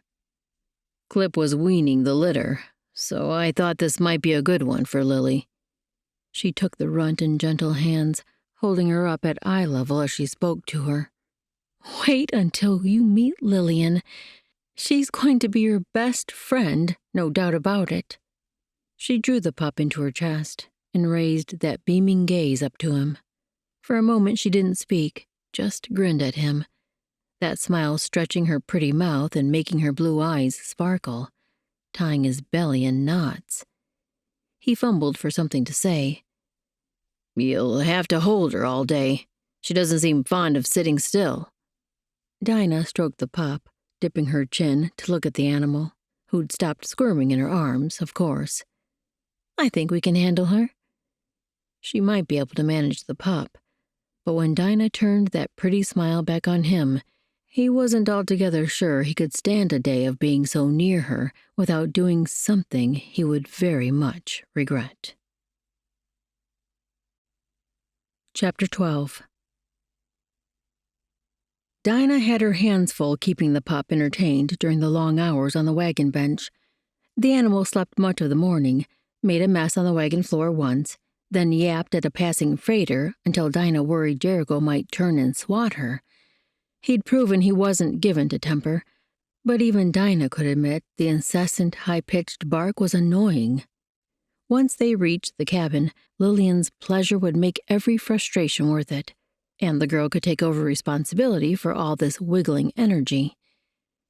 Dinah finally settled the bundle of fur quietly on her lap while she stroked, but then the pup lifted her head at something in the distance. A squirrel, no doubt.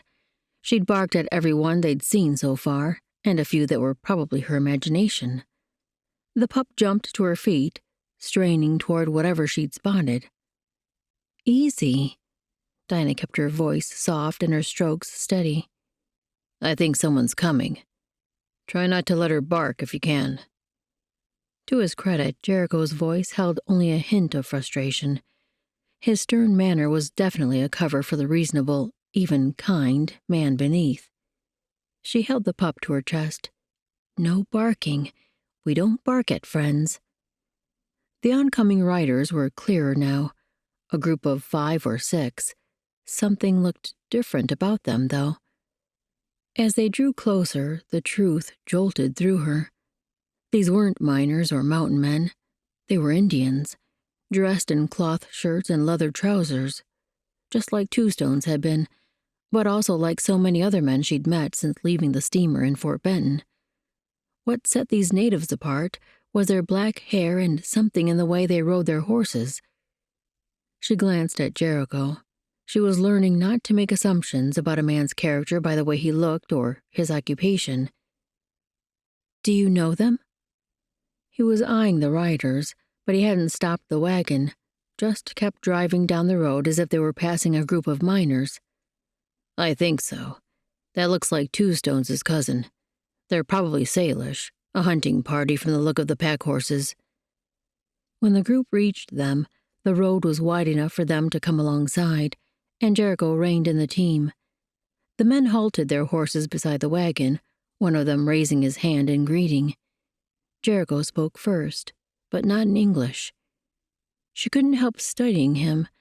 She'd had no idea he spoke a native language, though with Two Stones such a good friend of their family, it made sense. The man who'd greeted them answered Jericho, and they carried on a brief conversation.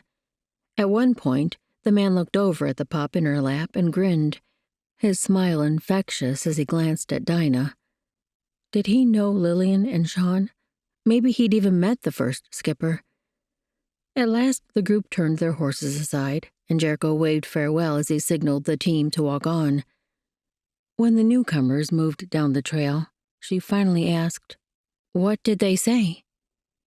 They were just passing through on a hunting trip. Jericho kept his focus on the road ahead. But they asked about the pup. Did you see how he smiled at her? He spared the dog a look. That was Two Stones' cousin from a different village. He's the chief's son there, in line to take his place. I didn't know you spoke their language. She tried to sound casual.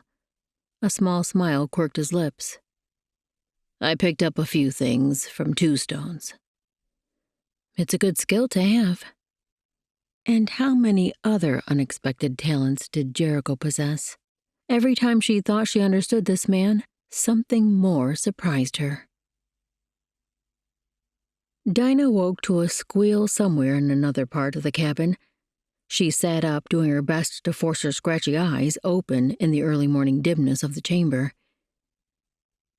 Who is that? Naomi raised up on her elbows in the other cot. Dinah pushed her blanket aside and sat up, slipping her feet into her boots before standing.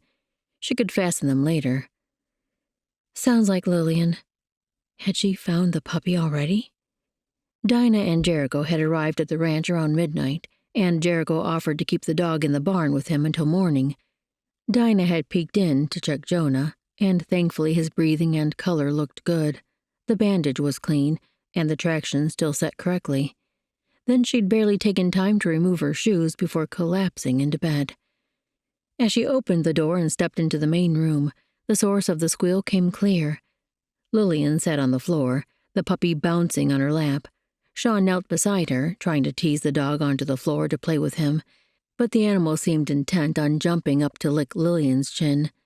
With every puppy kiss, Lillian giggled, which seemed to spur the dog on for more. Jericho stood back against the wall, leaning with his arms crossed and one leg propped. A small smile played at his mouth, and his eyes drank in the scene of his niece so happy. Then Jericho's gaze lifted to hers, and something in his eyes held her. They'd done this together, a team, bringing joy to this girl who'd had so little pleasure in her hard life. His chin dipped in a tiny nod, as if he understood her thoughts. She smiled, then turned her focus to the children. As she approached Lillian, the pup bounded up to Dinah, wagging her tail so hard her whole body shook. "Well, good morning to you, too," Dinah scratched behind the dog's ears. "I knew you'd love the children." Uncle Jericho said I can name her. Lillian beamed, then glanced at the man as though to make sure she'd heard right.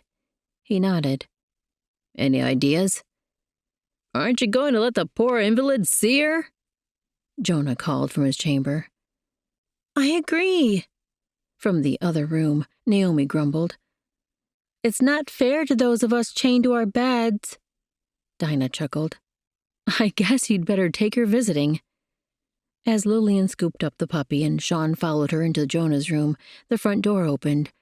Jude and Gilead carried in full armloads of firewood. "I'd better start the morning meal." She headed toward the cook stove. Hopefully someone had banked the coals last night so she could nurse a flame back to life. Excitement flowed around her as the brothers tromped in and out of the cabin, playing with the children and the pup. Lillian christened the dog Apple, since her coat was the rusty color of the apples that should be ripening on the fruit trees in the valley soon. As Dinah stared at the small stack of supplies in the corner, her mind scrambled for what she could make. The boxes hadn't been unloaded from the wagon yet. Maybe the men would be content with Johnny cakes and fried meat again. She would do better once she had more to cook with and a full night's sleep. While she fried the first heaping plate of Johnny cakes, the men started carrying in the crates from the wagon. Each man's load stacked 2 or 3 boxes high, showing just how much strength ran in the Coulter family. The crates must weigh 50 pounds each, at least. She didn't know everything Jericho had purchased for the house, but she motioned to open places around the kitchen where they could stack each load. She'd have to sort through the contents later and find places for it all. More permanent places than the way the men currently stored their supplies, in haphazard stacks around the edges of the room. "Jericho said these belonged to you 2 ladies." Gilead looked at her as he held 2 crates near the door to the room she shared with Naomi. Dinah nodded. "Thank you. Just set them inside the door and I'll go through everything later." She'd not expected her short list to fill 2 crates, but maybe the milk had been packed well. Naomi needed to drink as much as they could find to help the baby grow strong. Too bad Jericho didn't have a milk cow on the ranch. He did own cows, though. Could any be tamed for milking? Maybe she could ask him when they had a quiet moment. Had he thought about it when he'd purchased the milk from her list? When she'd piled 3 plates high with Johnny cakes, and 2 more with fried meat, she caught Lillian's attention as the girl exited Jonah's chamber, the pup in her arms.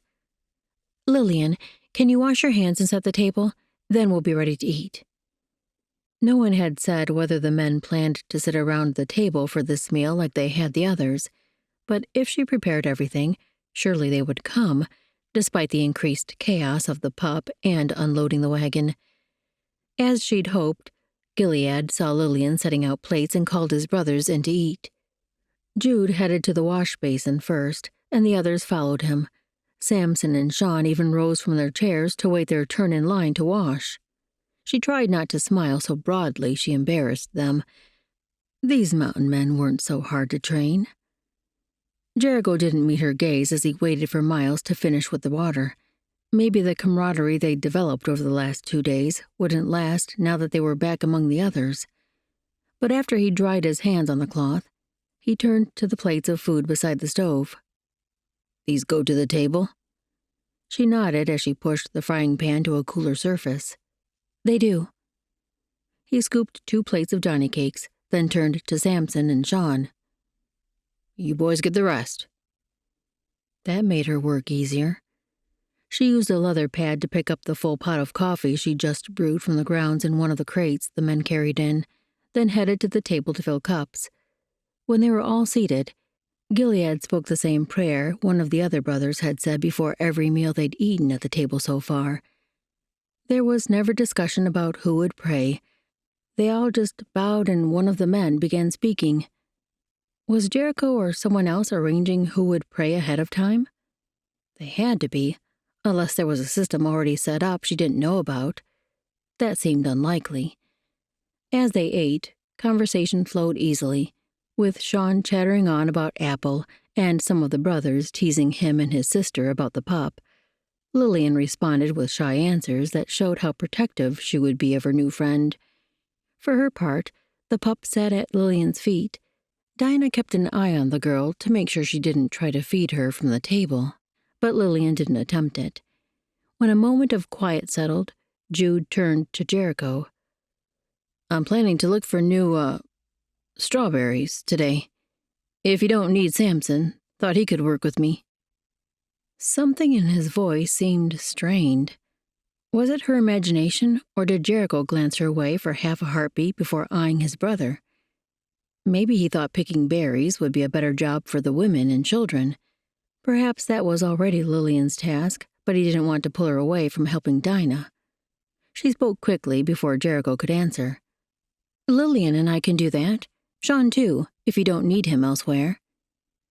Jude turned to her with a startled look, then his brows lowered. No, picking strawberries is usually what I do." What in the wide blue sky? She studied him, trying to find a reason he would cling to this work. Did he love the taste of strawberries so much? Did the berries grow on some rocky cliffside that only he had the courage to maneuver? If that were the case, she might let him do it. Heights unnerved her more than anything else. But he hadn't said that was the case. Maybe he was just trying to be chivalrous and take the work himself. She tried once more. "We could at least help you. Many hands make the work lighter." "Samson will help him," Jericho spoke up, his tone sounding final. "Jonah needs you here, since you've been gone 2 days. She nodded. He was probably right, but something about the conversation felt off. "Miles and I are headed to work with the 2-year-olds today." Gilead eyed his oldest brother as though waiting for approval. Jericho nodded. "Sean and I will ride down to the valley. He can halter the foals while I tar the cattle." He swept his gaze around his brothers. "We should wean the calves on Monday." The men nodded, though nobody seemed pleased with the news. Miles dropped his gaze to his food and mumbled something she couldn't understand before stuffing a bite of meat into his mouth. Nana and Pop had never owned cows, but she'd heard many a milk cow bawling for the calf that had been separated from it at the farms outside of town. This might be the time to raise her question.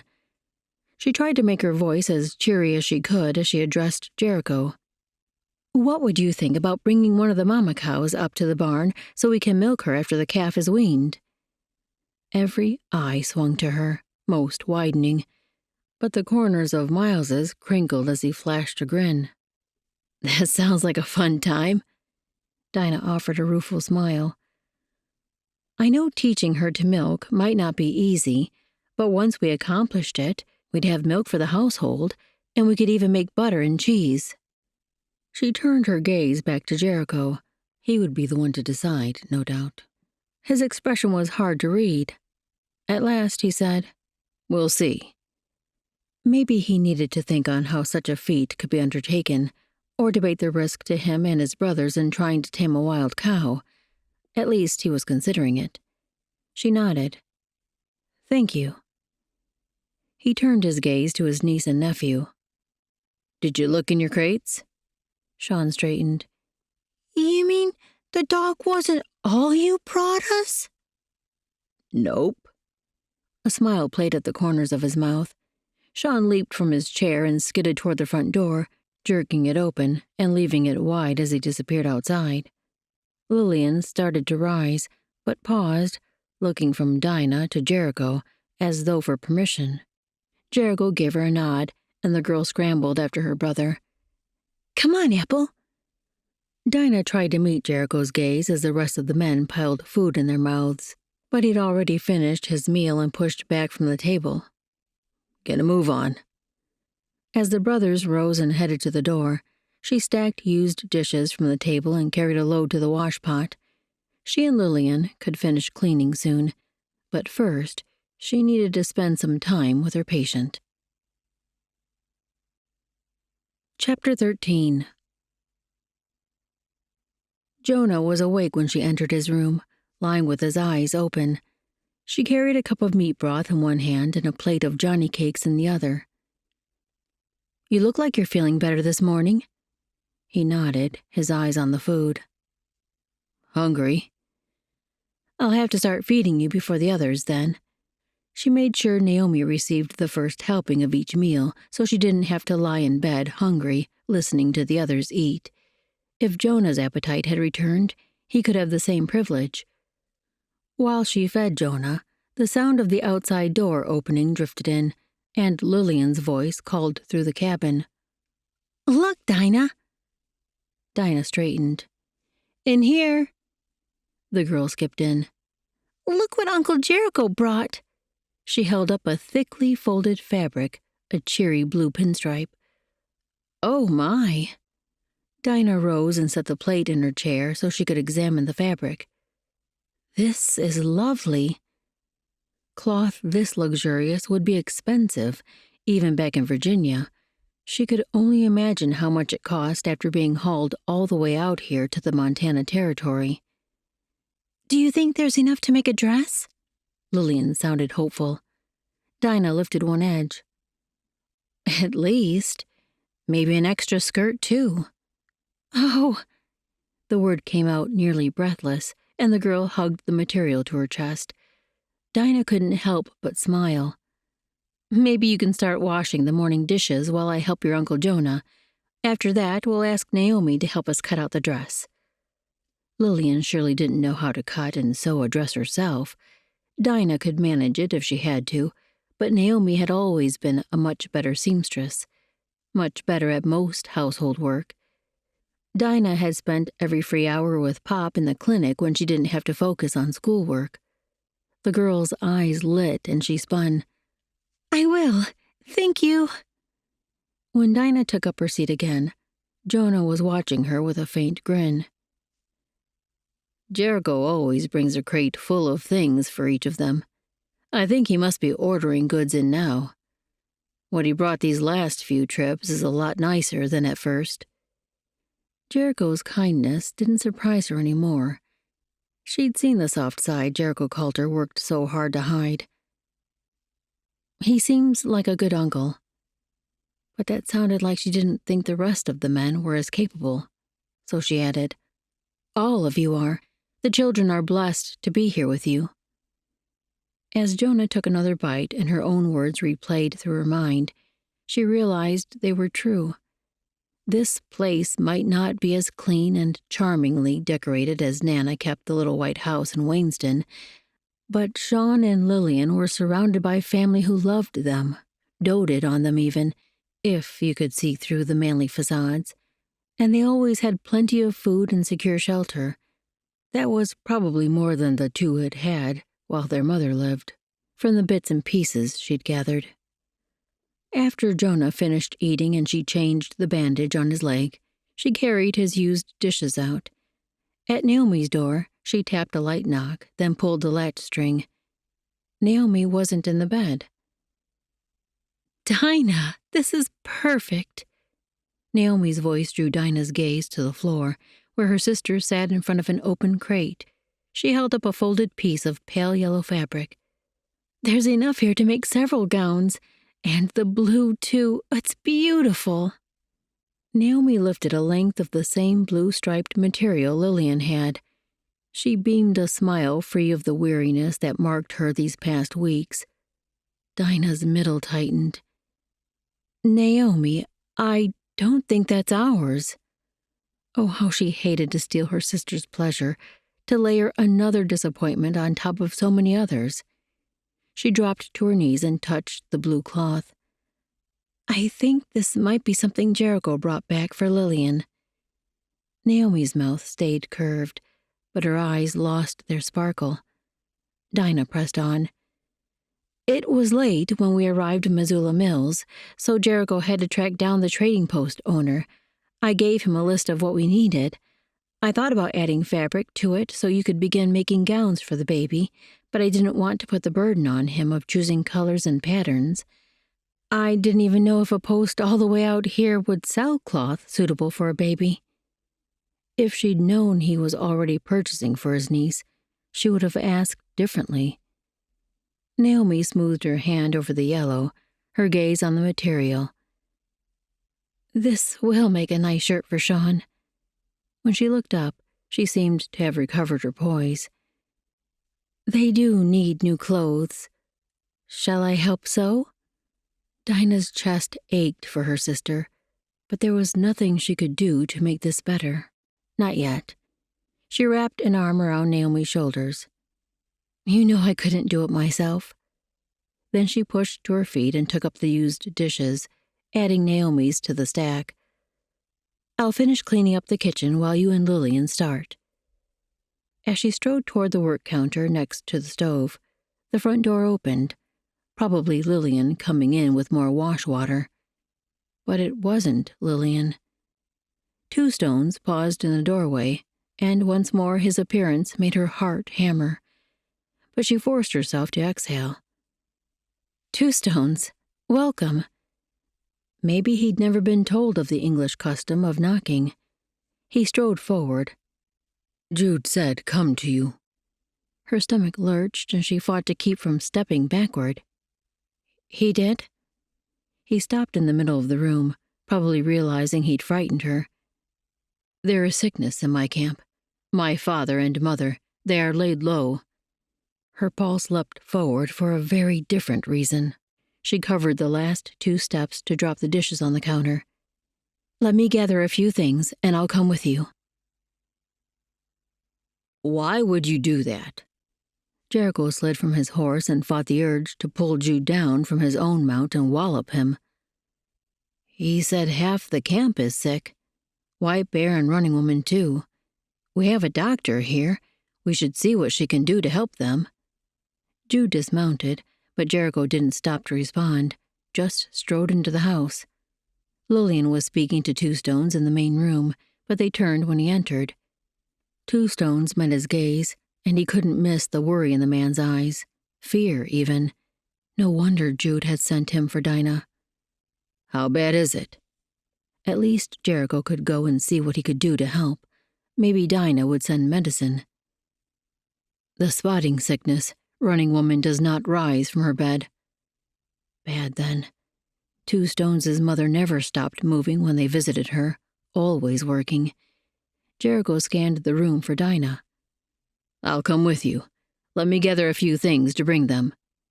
I'm ready. Dinah emerged from her room, a saddle pack slung over her shoulder and a bundle of blankets in the other arm. Can you carry that pack?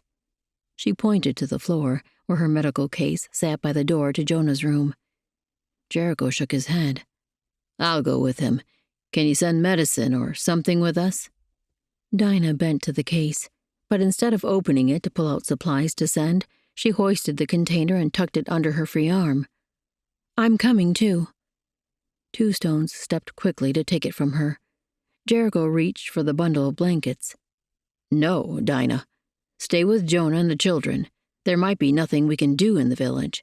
2 stones said it's the spotting sickness. She paused, her brows drawing together. Smallpox? She was familiar with it then. I can't risk you or anyone else getting it, Jericho said. Do you have medicine I can take to them? She straightened, inhaling a breath. There's much I can do for them. She started for the door, not looking back to see if 2 stones was following. I was inoculated as a child, so I can't contract it again. Jericho wanted to stride forward and grab her arms, drag her back into the cabin and make her stay put. But he couldn't do that, not without looking like a cad. 2 stones was already following her. If the woman wanted to put herself and her sister and that unborn baby at risk, maybe he couldn't stop her. But he'd be there to help, too. Jude already had Dinah's horse saddled and stood holding all 3 animals as Jericho exited the cabin. Within minutes, they were riding down the slope, 2 stones in the lead. Jericho shot a look at Dinah. She was focused on guiding her horse around the stones scattered along the trail.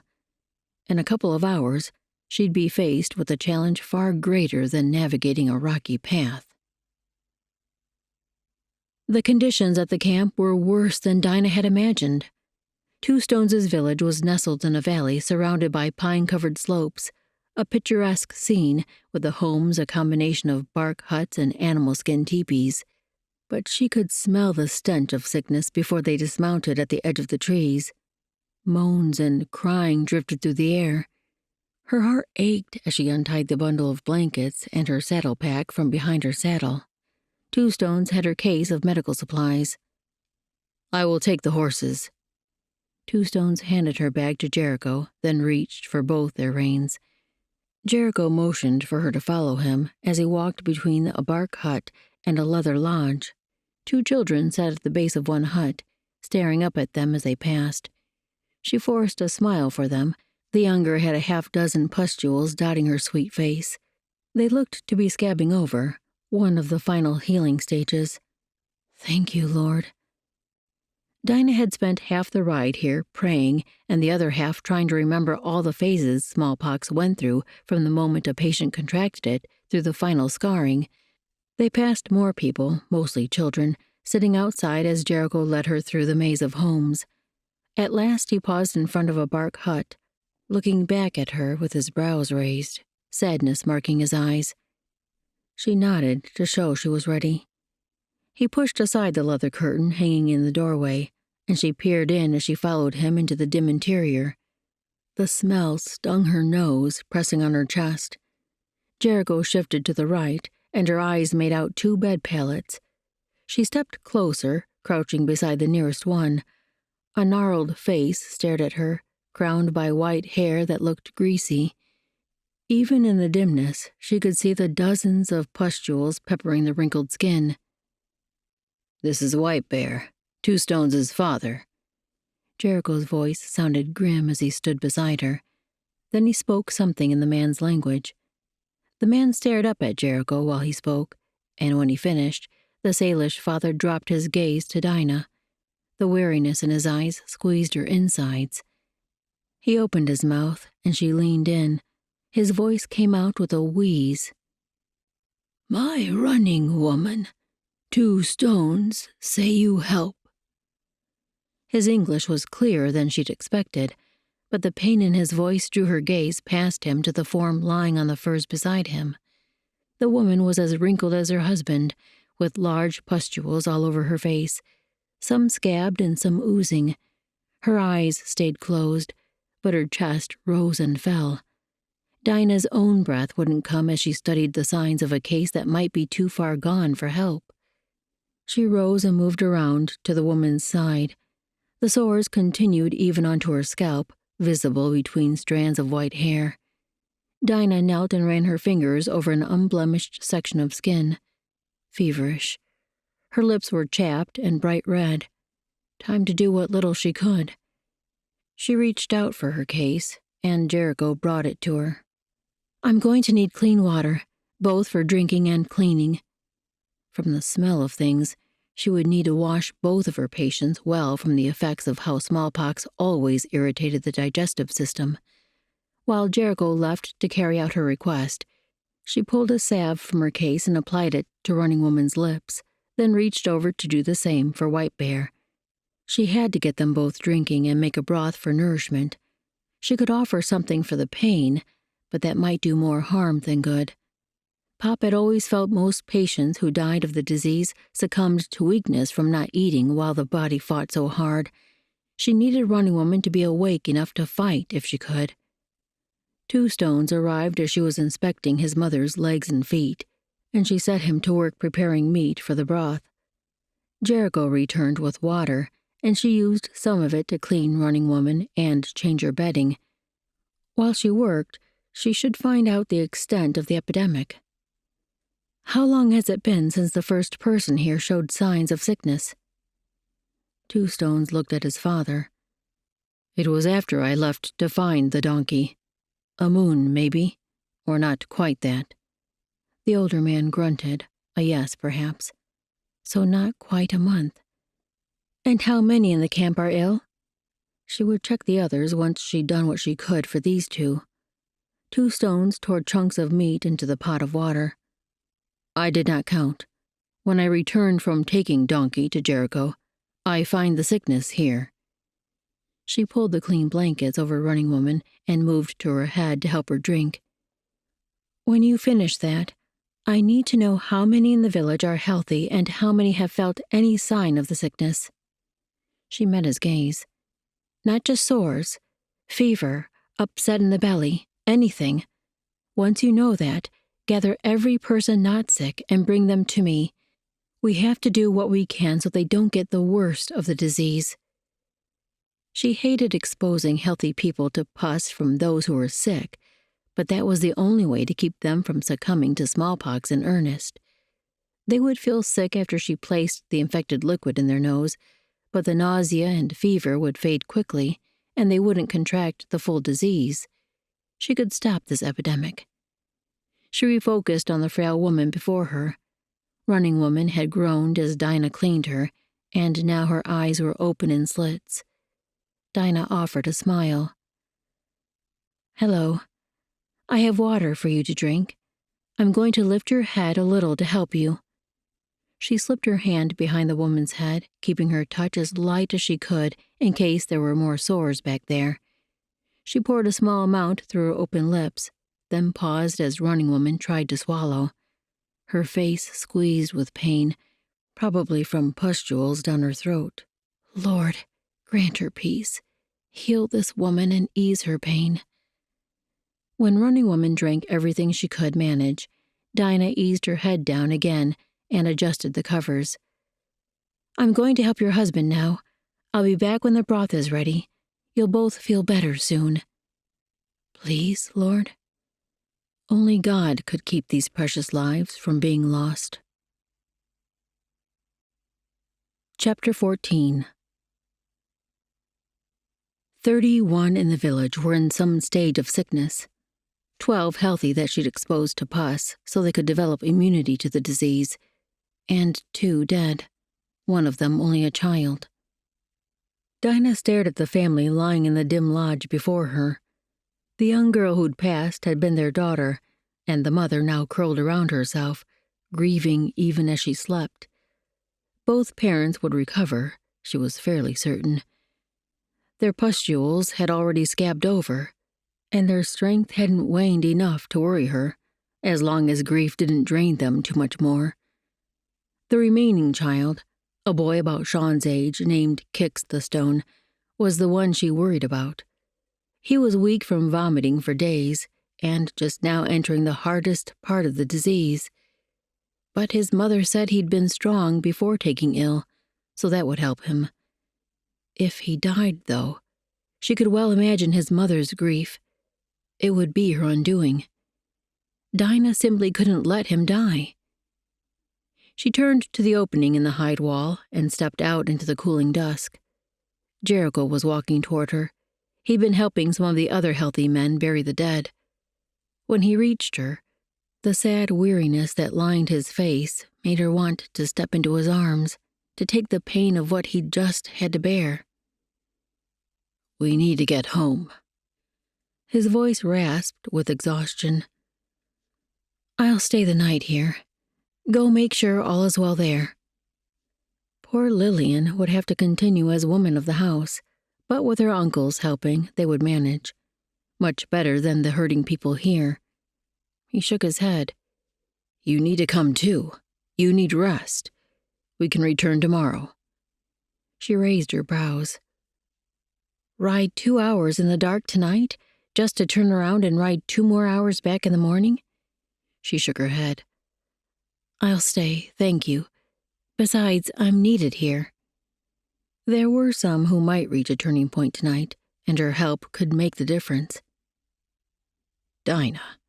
He stepped closer. He didn't touch her, but she had the strong sense that he wanted to. His words came out in a growl. "I'm not leaving without you." She squared her shoulders and met his gaze.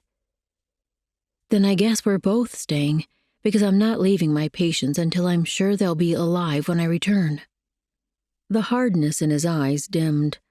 The pain of what he'd just done slipped back into his gaze, and part of her wished she'd not been the one to put it there. She reached out and laid her hand on his arm. "Tonight will be hard for Running Woman. I want her to pull through, but I need to be here." He nodded, his Adam's apple bobbing. He didn't speak for a moment, then said, "I'll let Two Stones know we'll be staying." She let the air ease from her lungs as weariness threaded back through her. "Thank you." Then she turned and started toward the only lodge she hadn't yet visited. So much still to do, and nowhere near enough time to accomplish it all. As weary as Jericho was, the woman walking beside him must be nearly dead on her feet. He glanced sideways at Dinah as they made their way to another sick lodge. "After we finish here, you're going to lie down and sleep." She gave him an exhausted attempt at a smile. "I'll see how Kix the Stone is doing." Deep shadows lined her eyes. Except for the few minutes when he'd found her slumped beside Running Woman, Dinah hadn't slept in the 2 days they'd been at Two Stones' village. Unfortunately, as he'd tried to back out of that hut without waking her, he'd tripped on a stick and she jerked upright. "Why don't you let me see to him? You've shown me everything that can be done." He'd stayed at her side as often as he could, doing whatever possible to ease her load and help those suffering around them. She didn't answer right away, probably too tired to form words. He was close to that point himself, though he'd slept a couple hours in the night. But when she spoke, her voice came softly. "I'm concerned about him." "Kix the Stone?" She nodded. Her brow creased as she stared at the ground. "He's not gaining strength like I'd hoped." But surely she could find a way to work the same magic with that boy that she had with Two Stones' mother and so many others. As weak as Running Woman had been when they first arrived yesterday morning, he thought he would be helping to bury her now. Instead, she was already starting to sit up and talking again. Dinah had worked a miracle. Surely she could do the same with Kix the Stones. Maybe she needed encouragement. "What do you think should be done to help him?" They'd nearly reached that family's lodge, though they were probably still far enough away not to be heard. Dinah stopped and turned to him, her gaze still troubled. "His mother. She's so deep in grieving the daughter she lost that she's not helping the son she still has. He needs his mother. I don't think anyone else can help him until he feels her love." Jericho nodded, but the idea didn't fit clearly with the rest of his thoughts. "What can you do?" Dinah had seemed so invincible these past days, proving herself to be an excellent doctor, not just with knowledge, but she possessed a caring that infused hope in her patients. Just having her there seemed to give them strength. She squared her shoulders, maybe trying to summon the determination she needed. "I'm going to talk to her." She met his gaze. "A mother is the heart of a family. If she loses hope, so does everyone else. I have to help her find that hope again. Dinah must have also found the hope she needed, for she strode toward the lodge of Kix the Stone's family. As he started after her, a voice called his name. He turned as Two Stones walked toward him. He didn't look upset, so maybe nothing was amiss. When he met him, Two Stones raised his brows. "You are faring well?" Jericho nodded. It was Dinah he worried about, but he'd rather know what Two Stones had to tell him before he could offer small talk. His friend likely realized that. "The boy has returned from your ranch." The tension in his chest coiled tighter. With all the chaos and pain here, he'd forgotten Two Stones had sent one of the healthy boys with a note Jericho wrote to his brothers. He'd let them know what was happening here in the village, and instructed them to send word if they were urgently needed at the ranch. He hated being gone so long, leaving the family to manage without him, but he needed to be here, to help his friends and Dinah. He couldn't abandon her. Two Stones held out a paper, Jericho's own note. Jericho grabbed it and flipped the missive over. Jude's careful handwriting stared up at him. "We are well. Should we come help you there? Send for us." Of course, Jude would offer that. But they didn't need anyone from the ranch infected with the disease. He was pretty sure Mom had said he'd had smallpox when he was a lad, but he couldn't remember if any of the others had. Lucy, Jonah, and Jude would have been the only ones born at that time. He eased out his breath. If he didn't send for them, surely his brothers would stay put. He raised his gaze to Two Stones, who was studying him with those eyes that saw everything. "Now tell me how you are." Jericho gave a half shrug. "Holding up?"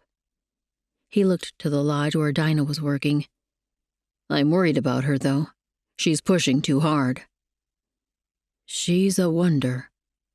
Two Stones' voice held enough respect that it bordered on awe. Jericho jerked his gaze to him. Two Stones met the look with one corner of his mouth twitching. "Do you disagree?" Jericho worked to relax his clenched jaw.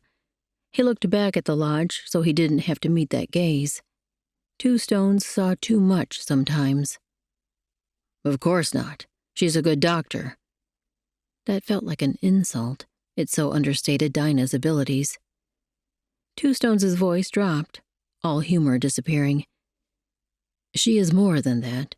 My mother still lives because of her.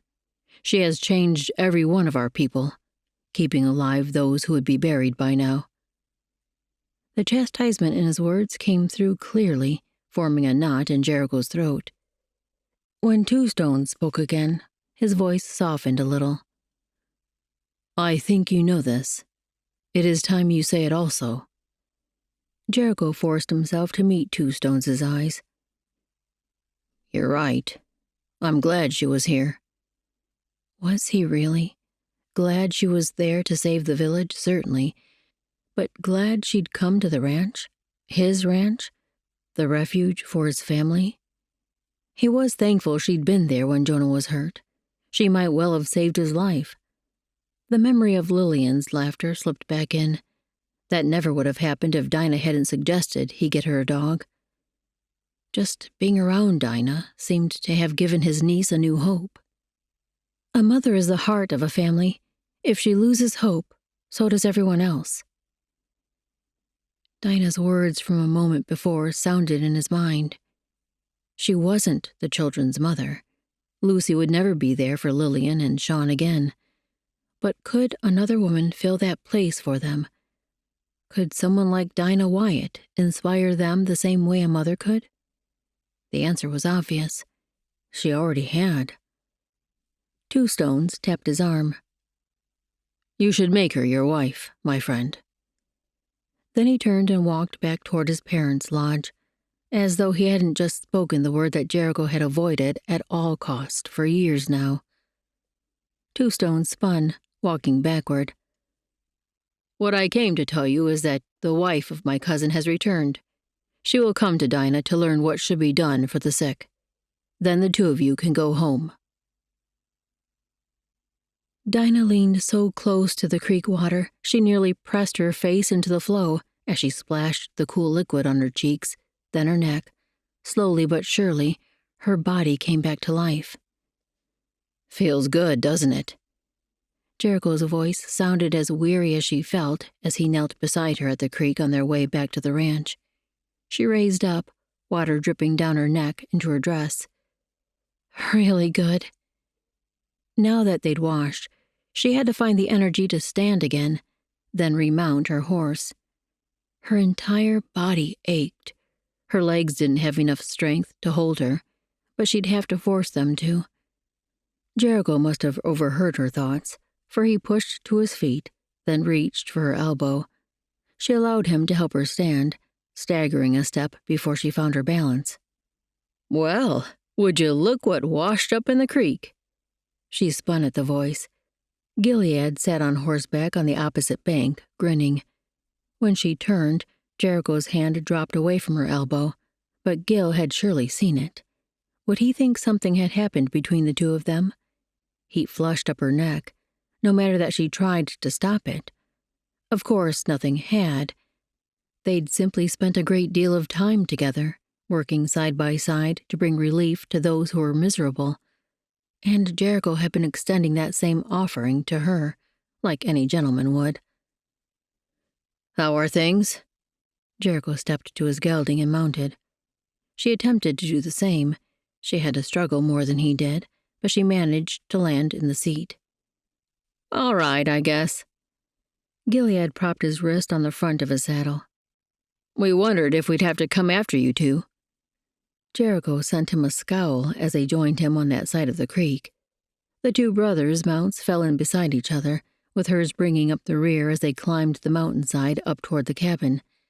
Gilead asked about Two Stones' village, and Jericho filled him in on the details of their stay in a few short sentences, including how Sweet Medicine arrived and worked at Dinah's side until Dinah felt she was leaving her patients in capable hands. Gil turned and flashed her a smile. "I'll bet they were glad you came." Again, heat flushed up her neck, though for a different reason this time. "I'm thankful I could help, and that God had saved so many, including Kix the Stone." A candid conversation with his mother had helped pull her from her grief. She might need more encouragement later when the sadness tried to envelop her again, but for now, she was focused on helping her son regain his strength. "How's Jonah?" Jericho turned the conversation in the direction she'd rather hear too. "Seems about the same.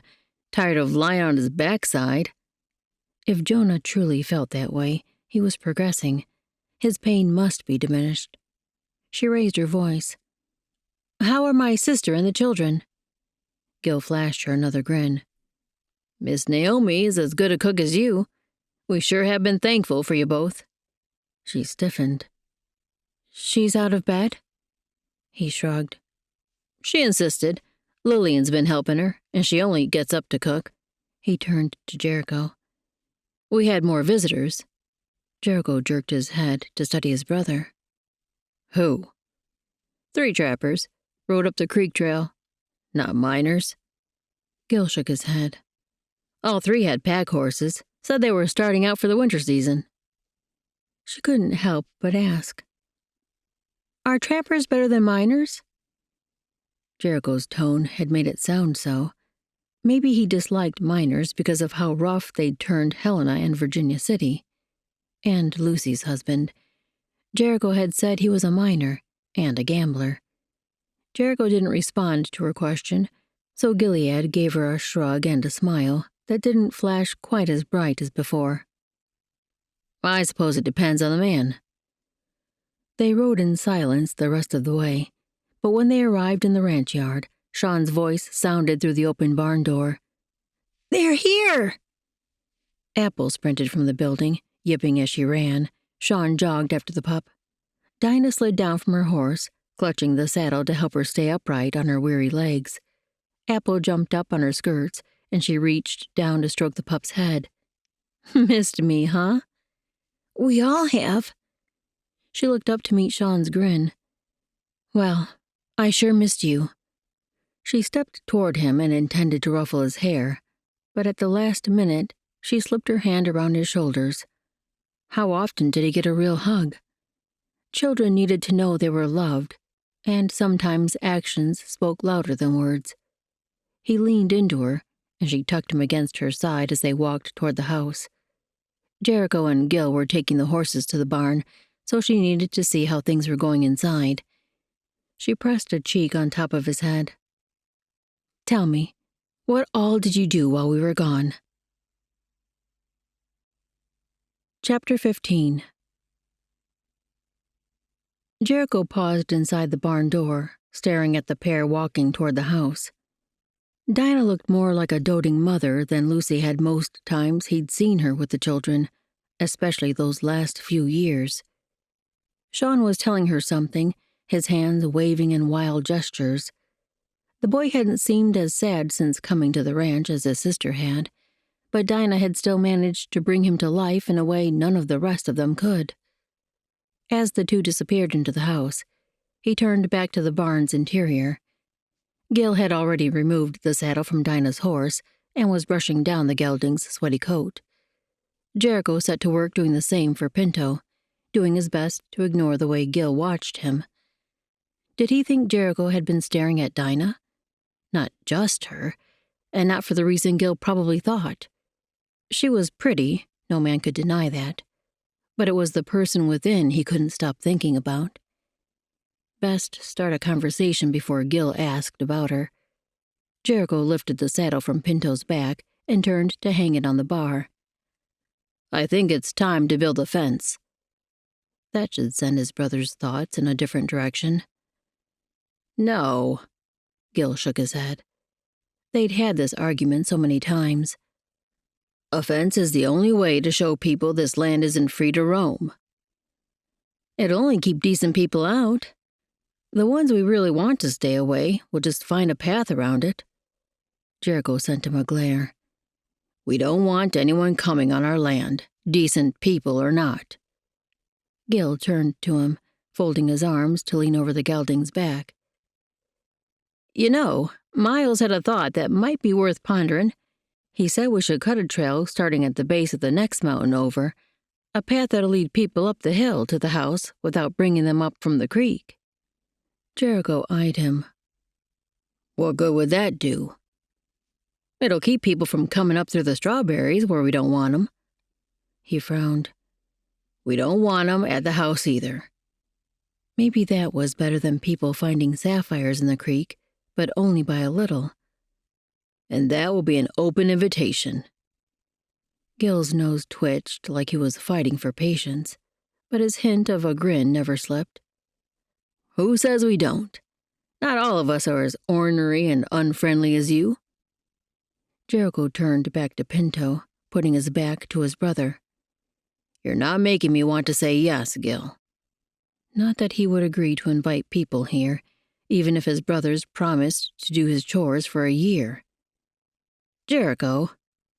Something in his brother's voice made him turn. His brother's expression had lost its usual pleasantness. His eyes glinted in a way that made him look like a stranger. It's not fully your decision. The boys and I want to take a vote. His insides twisted, a fear tightening in his chest that he'd not felt since Lucy told him she was carrying Derek's child. He swallowed hard, trying to keep his voice steady. A vote? His tone softened, but his eyes remained hard. You can't always be the one who decides things. We're a family. Families should make decisions together. Jericho clenched his jaw. I'm not trying to decide everything. I just want to protect you all. Gil's voice gentled more. I know that. But sometimes you have to take a chance, trust each other. I don't want to take a chance. He turned his back to his brother again. We've already learned what can happen when you trust the wrong people. I'm not suggesting we trust everyone who comes through here, but we can't completely shut ourselves off from the world either. Jericho didn't respond, Lucy would never have gone wrong if he'd made her stay on the ranch instead of going with him to Helena. Even then, she would have been safe if they hadn't allowed Derek to ride with them. It had all started with trust. Gil gripped his shoulder, and he flinched at the touch. I'm not trying to argue with you. It's just that we should all have a say in this. We'll make the decision together. He took a deep breath, trying to calm his racing heart. Fine. We'll vote. Gil glanced toward the door.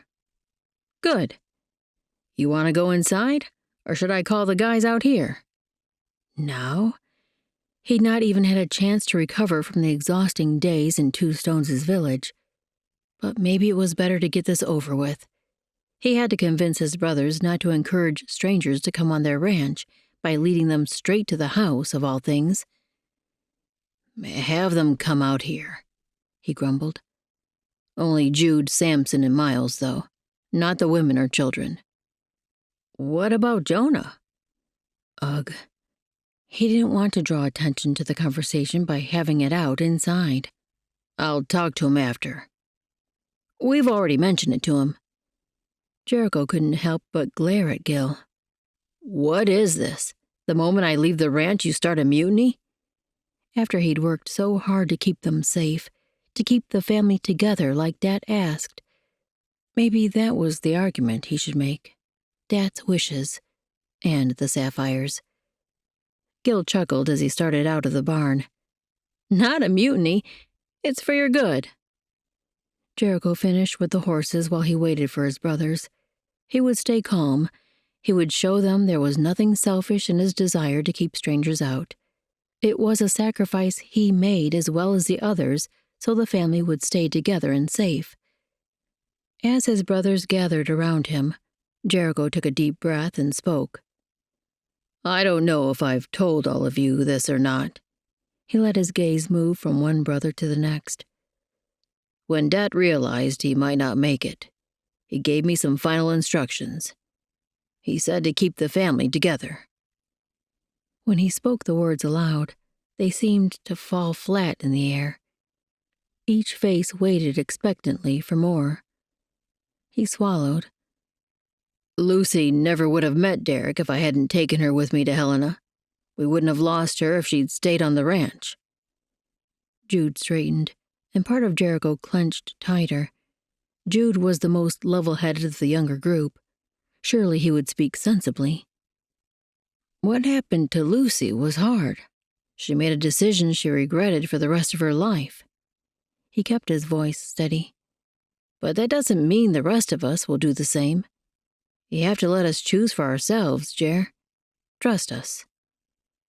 Samson piped up. If we build the trail to lead people away from the creek, we'll still be protecting the strawberries. He had no other rebuttal. If they wouldn't see the wisdom in what he'd already said, and the lessons they should have learned from the past, there was nothing else he could offer. He would just have to find a way to protect them from the danger this new trail would bring. We should vote, then. Gil spoke quietly. Who says we build the trail? 4 hands rose, all but Jericho's. Jude stepped in. And is willing to help cut it? Miles looked like he wanted to lower his arm, but after a look around the group, he kept his hand up. They would be building the trail then. That didn't change the fact he was head of the family and had to maintain both safety and peace. So he nodded. All right, then. Just make sure work on the ranch doesn't suffer. We still have to gather in the last of the hay and keep working the 2-year-olds. The calves will need to be weaned soon, too. Understood, Jude said. And don't worry, big brother. This will be good for all of us. That wouldn't be true. It just meant his work would be harder than ever. Jer, didn't you say we're singing today? Jericho squinted in the dim light of the barn, trying to pull himself from sleep's hold. Samson nudged him with the toe of his boot. Singing. Sunday. How could it be Sunday already? He and Dinah had only come back from the Salish village late yesterday. He'd been thankful for a day of rest today, but he'd also made the mistake of telling his brothers he planned to start Mum's hymn tradition again. He pushed Sam's foot away and scrubbed a hand over his face, then combed hay from his beard. "You need a shave." Samson still stood there, watching him. "A haircut, too." Jericho eyed him. "Speak for yourself." "Actually, I did get a cut." Samson stroked a hand through his much shorter hair. "The beard's trimmed, too." Jericho forced himself up to sitting. He did need to clean up. "Naomi gave us all cuts." Jericho choked on his breath, coughing as he struggled to clear his airways. As soon as he could breathe again, he opened his eyes wide enough to really see his little brother. "She gave you all haircuts?" An unmarried woman with no chaperone. Lillian and Sean didn't count. Why had he thought it all right to leave them all here? That hadn't occurred to him with everything happening at the village. He pushed up to his feet, stretching out his back as he stood. His neck ached. His whole body ached, actually. They couldn't continue sleeping in the barn forever. Winter would creep in soon. What was he going to do with Dinah and Naomi? They needed to go back home to Virginia, but by the time they got to Fort Benton, the Missouri would likely be frozen over. They wouldn't be able to get back to the States until spring. He'd planned to take them back days ago. They might have had a chance to catch the last boat down the Missouri before the river froze. But after the delay in Two Stones' village, they'd never make it in time. The sisters would have to wait out the winter in Fort Benton. That meant Naomi would give birth there. Would it be a suitable environment to bring a babe into? Would the men respect Dinah? His gut tightened. He'd not cared before, not much, but now that he knew her better. But they couldn't stay on the ranch all winter, could they? No. 2 unmarried women around all his brothers for that long, that would only spell trouble. They had to leave. And he'd have to find a safe place for them until spring. An idea slipped in, one he might never have thought of before the smallpox epidemic. Perhaps Two Stones' parents would allow the sisters to stay with them through the winter. It would certainly be a safe place to live. Would it be suitable for the baby? He could make sure they had all the supplies they needed. White Bear's hut was one of the nicer in the village, but it might not be as warm as a cabin during the hard winters in this area. Could he build them a cabin? Surely something could be done. As he dragged himself from the barn, the chill in the air seeped into his bones. He scrubbed his arms to warm himself. It was time to pull out his heavy coat to sleep in. When he stepped into the cabin, the smell of food made his belly churn. Maybe he'd eaten too much last night. After all those days grabbing what he could find in Two Stones' lodge, he'd been famished. And he'd eaten more than he should have of the shepherd's pie Naomi and Lillian served. Dinah had been none too happy to find her sister up and cooking, but hopefully it hadn't hurt her or the babe for those few days. He headed to Jonah's room first and collapsed into the chair to visit with his brother. With one hand, Jonah spooned oats from the bowl resting on his chest. His other held a slice of fried ham. Neither item looked particularly appetizing. In fact, the ham smelled downright sour. Jericho had checked it when he loaded the meat in Missoula Mills. Had they let it get too warm on the journey back? "You look weary." Jonah studied him as he chewed. Jericho raised his brows instead of shrugging. His body ached too much to put forth the energy. "Worn out keeping up with Dinah." Jonah's eyes smiled. "She's a force." He scanned the length of his brother. "Heard you're looking to break out of here. Want to help me?" Jonah looked like he might be ready to try it. Too bad he couldn't come sit in the main room while they ate and sang. But this contraption Dinah had attached to his leg didn't look easy to arrange. "Tell you what, after we eat, we'll all pile up in here to sing hymns with you." His mouth curved. "You do that." A few minutes later, Jericho sat at the head of the long table. Instead of Dinah at the other end, her sister Naomi sat there. But it was almost like looking at Dinah, now that Naomi wasn't as swollen as when she'd first arrived. After Naomi had the baby, it might be hard to tell these two apart. He would probably always know Dinah, though. She had a spark in her gaze that Naomi didn't. That determination that showed even when she was exhausted from doctoring an entire village for 3 days straight. As the others ate, he glanced at the closed door to the chamber the women shared. He'd not seen Dinah at all that morning. Hopefully she was sleeping. But was it more than that? She's just tired. Naomi must have read his thoughts. She tried to get up at dawn, but I made her lay back down. She hasn't stirred since. She should be tired enough to sleep for 2 days. He'd like to do so himself. The others were scarfing down the ham and cooked oats, but he didn't take any meat, not with the way his belly roiled. He took a bite of oats. They went down with a sour taste. Then his belly threatened to send them back up. He had to get a few bites down. Then maybe he could climb up into the loft and sneak a few minutes' rest before they all gathered in Jonah's room to sing. 2 bites later, he'd had enough. He pushed his chair back and stood. Several faces looked up at him, so he motioned toward the dishes. You boys help clean up. When you're done, we'll sing. He didn't wait for responses, just started toward the ladder nailed to the wall. But halfway there, the oats surged back up into his throat. He spun and started toward the door. He didn't have long. The moment he stumbled down the step, he lost his hold on the contents of his stomach.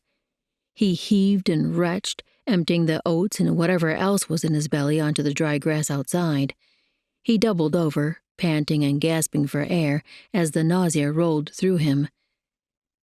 You all right, Jer? He managed a weak wave in Samson's direction as he wiped his mouth with the back of his hand. Fine, he rasped out. I guess the oats didn't sit right. You don't look good. Naomi stood behind him in the doorway. I'll get Dinah. Jericho shook his head. Let her sleep. He started toward the barn. I'll lay down a minute, then be fine. If only it weren't so cold out here. Chapter 16.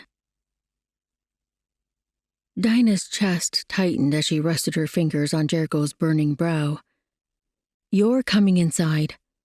She couldn't help brushing the hair back from his face. He needed a haircut, but she had more important things to help him with just now. She pushed to her feet in the hay as Samson helped his brother sit up. I'll get a place ready for him. But where? She couldn't let him be near Jonah.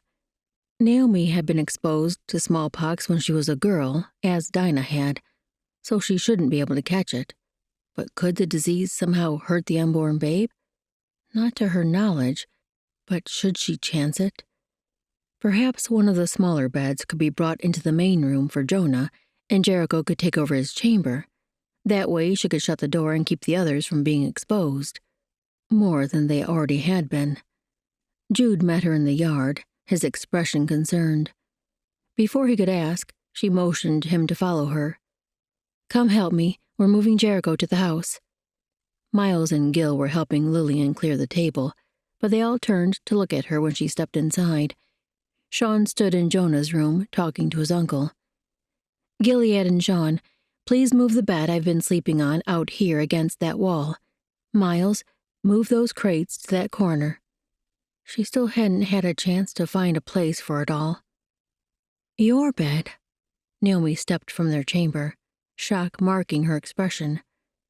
Dinah started toward Jonah's room. It's for Jonah. Jericho needs a separate room. The men jumped to work, and by the time Jericho trudged in with Samson at his side, she was supervising Jude and Miles carrying Jonah on a blanket stretcher into the main room. Jonah waved like a king riding in a chariot as he passed, but she couldn't find the humor in it. Jericho had contracted smallpox. How had she let this happen? He'd said he thought he had the disease as a boy, so she hadn't made him take the antidote when she gave it to the other healthy people in Two Stones' village. Why, oh why hadn't she insisted? She hadn't wanted him to feel even the discomfort of those minor symptoms. Some doctor she was. She straightened the remaining blanket on the bed Jonah had just vacated. It was a large double bed, probably once belonging to his parents. Jericho would need many more covers than this one. Once he entered the room, she pointed Samson back out. "Go get every blanket or fur you can find and put them right here in the doorway." She raised her voice so all could hear. "No one is allowed in this room except me. I'll not risk any one of you." She pinned her sister with a narrow gaze. "Nor the baby." Naomi blanched, but she nodded. Dinah started toward the front door. She would gather the blankets he'd used in the barn herself so they didn't infect one of the others. Then she'd inoculate the family so they didn't succumb to the full force of the disease. She couldn't let this illness spread to even one more person. Dinah sank into the chair across from where her sister sat at Jonah's bedside and stared at Naomi's hands, weaving the needle in and out of the luxurious blue fabric. She worked so quickly, it was like watching a lovely minuet, with dancers sliding in and out of the line in perfect flow. "Once I finish the ruffles and attach them, this dress will be complete." Naomi paused her choreography and straightened the length of fabric in her hand. She squared her shoulders, probably to stretch out the tightness from hunching for so long. Dinah managed a tired smile. "What will you make then?" "Maybe a gown for the baby." Naomi's mouth twitched. "There's enough of this fabric to make another skirt for Lillian, as well as a shirt for Sean." A chortling noise sounded from Jonah's bed, and Dinah glanced at him. He shook his head. "Not sure he's going to appreciate having clothes to match his sister." "Of course he will." Naomi spoke as though the two of them had had this conversation before. "This material is so soft, and the blue pinstripe will make a handsome shirt." He just shook his head. They seemed to be getting along quite well, as though they'd been friends for months. Or years. She needed to warn her sister to be careful not to form an attachment with anyone here, even if the man reciprocated. She had a feeling Jericho wouldn't allow it. The last thing they wanted was to come between these brothers, or make things harder for Jericho. Speaking of Jericho, she should check on him again. The last time she'd been in to offer him ginger tea and broth, his fever was higher than any other point these past days. Now she waited for his stomach to settle from those liquids before she gave him willow tea to bring the heat in his body down. She pushed to her feet and turned toward the kitchen area first. Lillian worked at the cook stove, and Dinah peeked into the pot she was stirring. "That looks wonderful." The girl flashed a smile. "I put in a cinnamon stick. It makes the whole room smell better." Dinah raised her brows. "That sounds like Naomi's trick." Lillian gave a sheepish nod. "She showed me." "You're learning from the best, then." Dinah touched her shoulder as she turned toward Jericho's room. "I'm going to see if your uncle will drink a tea for his fever." After pouring a fresh cup from the kettle she'd left steeping, she headed toward the bedchamber. She stepped into the room, staying quiet to see if he was asleep. She'd taken all the blankets off him, revealing his bare feet. His eyes were closed, the wet cloth still lying across his brow where she'd left it. Sweat glistened on his temples. Just below the rag and above his beard, the sound of his breathing became distinct as she approached. She sat on the side of his bed, an easier position to reach him than the chair, and placed a hand on his forehead. Heat still emanated from his body. "Jericho, can you hear me?" He groaned in response, his eyes still closed. "I need you to drink this willow tea.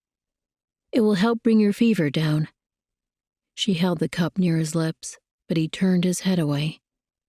"I can't." His voice was barely a whisper. "Why not?" "It hurts to swallow." Dinah winced. The rash must have reached his mouth. "We need to bring your fever down, and this will help."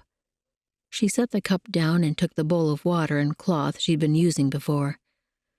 "I'll put more wet cloths on you." She'd been doing this for days, though, and his temperature was only rising. She removed the rag from his brow and used it to wipe the sweat from the rest of his face. That thick beard probably held in heat. Should she consider shaving it? Pop had done that occasionally when caring for a man with a high fever. She could at least ask him, recommend it. "Jericho, I think we should shave your beard. It might lower your fever and will help when the rash develops." He didn't open his eyes, but his voice came out in a rasp. "Do it." Did that mean he wanted her to? As miserable as he probably felt, it might be dangerous for him to use a razor near his throat.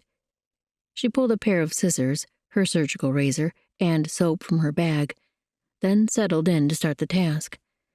After draping a damp cloth over his chest, she trimmed his beard with the scissors, cutting the hairs as short as she could. She'd been near him these past days, wiping the sweat from his face, helping him drink tea and broth. She still felt his presence when she came that close, her fingers more aware than they should be every time they brushed his skin. But she had to lean in closer for this work, her hands practically stroking his face as she gathered the coarse hair. He kept his eyes closed, which helped her nerves. Once she'd trimmed all she could, she made a lather with the soap and water and smoothed it over the short beard remaining. She didn't let herself linger on the way her hands formed to the strong line of his jaw. Now the razor. She started by his right ear first, scraping down his face and clearing away the dark stubble. Between the lather and the hair, she could barely see the man himself, and she let herself focus on the details of her work, smoothing the razor slowly so it captured every hair the first time, wiping away what gathered on the blade, then moving in for the next stroke. The skin beneath the beard was pinkish, not yet tinted by long days in the sun. He would need to protect this area when he went out again. Lord, let him rise to work again soon. It seemed impossible to think that this virile man could possibly succumb to anything, even a disease as fierce as smallpox. Once she'd finished with the jaw all the way around, she focused on the area above his lips. Those lips. A little red from the fever, but fuller than she would have expected. Not that she'd spent a lot of time thinking about the plumpness of this man's lips. She moistened her own mouth, which had become far too dry. She needed to do a better job of thinking of him as a patient. This was a medical procedure, no different than if she were splinting a broken arm on a child. With his face completed, she had only his neck left. She tipped his chin up a little as she started again on the right side. Just like splinting an arm. That thinking worked for a while, until he swallowed. The sudden dip of his laryngeal prominence, what some might call his Adam's apple, made her own belly swoop. The flexing of the muscles in his neck brought back the memory of the strength he'd showed so many times in carrying crates stacked 3 high as if they weighed nothing, in hoisting his injured brother into and out of the wagon, in lifting the 2 bodies he'd helped bury in the Salish camp. Bile churned in her belly, and she focused her thoughts in a better direction as she finished her task. Lord, heal this man. Give him strength to fight the disease. Make it move rapidly through each stage and leave him, not linger to tear down his body's ability to recover. With the shaving done, she pulled the cloth from his brow and used it to wipe away the last of the hair and soap from his face. There. Now you should feel a little better. As she reached for the cup of willow tea again, his eyes opened part way, finding her. Thank you. She managed to meet his gaze with a smile, though she steeled herself to keep a professional distance. She couldn't let him know how intimate the task had felt. She was a doctor, he was her patient. No matter how she wanted to give in to these womanly feelings, she couldn't allow herself. She needed to focus all her attention on helping him recover. Chapter 17. Dinah, honey, you have to get some rest. Dinah jerked upright and blinked, scrambling to recognize where she was and what her sister was talking about. Her gaze landed on Jericho's pox-covered face, and the past week flooded back in an exhausting wave, pressing her back in the chair, weighing on her chest. He was so sick. She'd been by his side nearly every moment these past few days, but nothing she'd done seemed to help a lot. He lay there now, his breaths wheezing in and out. The pustules must still be raw down his throat. In fact, none had begun to scab anywhere on his body. The fever still raged, and he'd not been able to keep anything she gave him down more than an hour. Heal him, Lord. Why haven't you done it yet? The Bible said to be like the widow in the book of John, who pestered the judge until he gave in, and she'd been begging God every hour for this man's healing.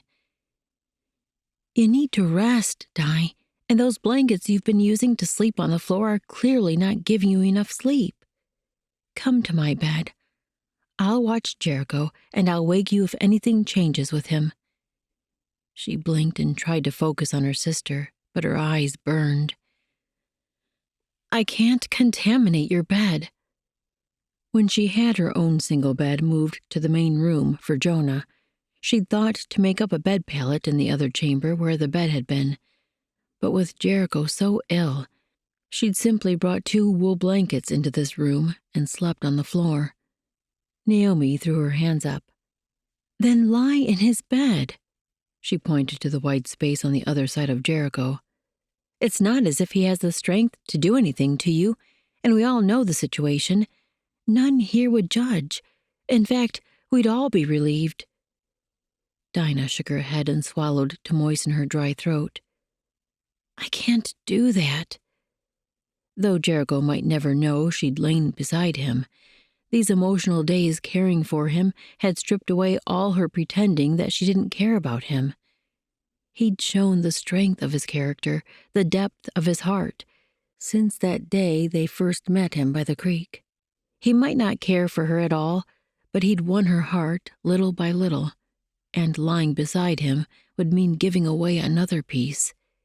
If he recovered and didn't feel the same for her, or worse, if he succumbed to the sickness, she would have to heal from the damage already done to her heart. She had no desire to add more to that pain. She pushed to her feet. You shouldn't be in here.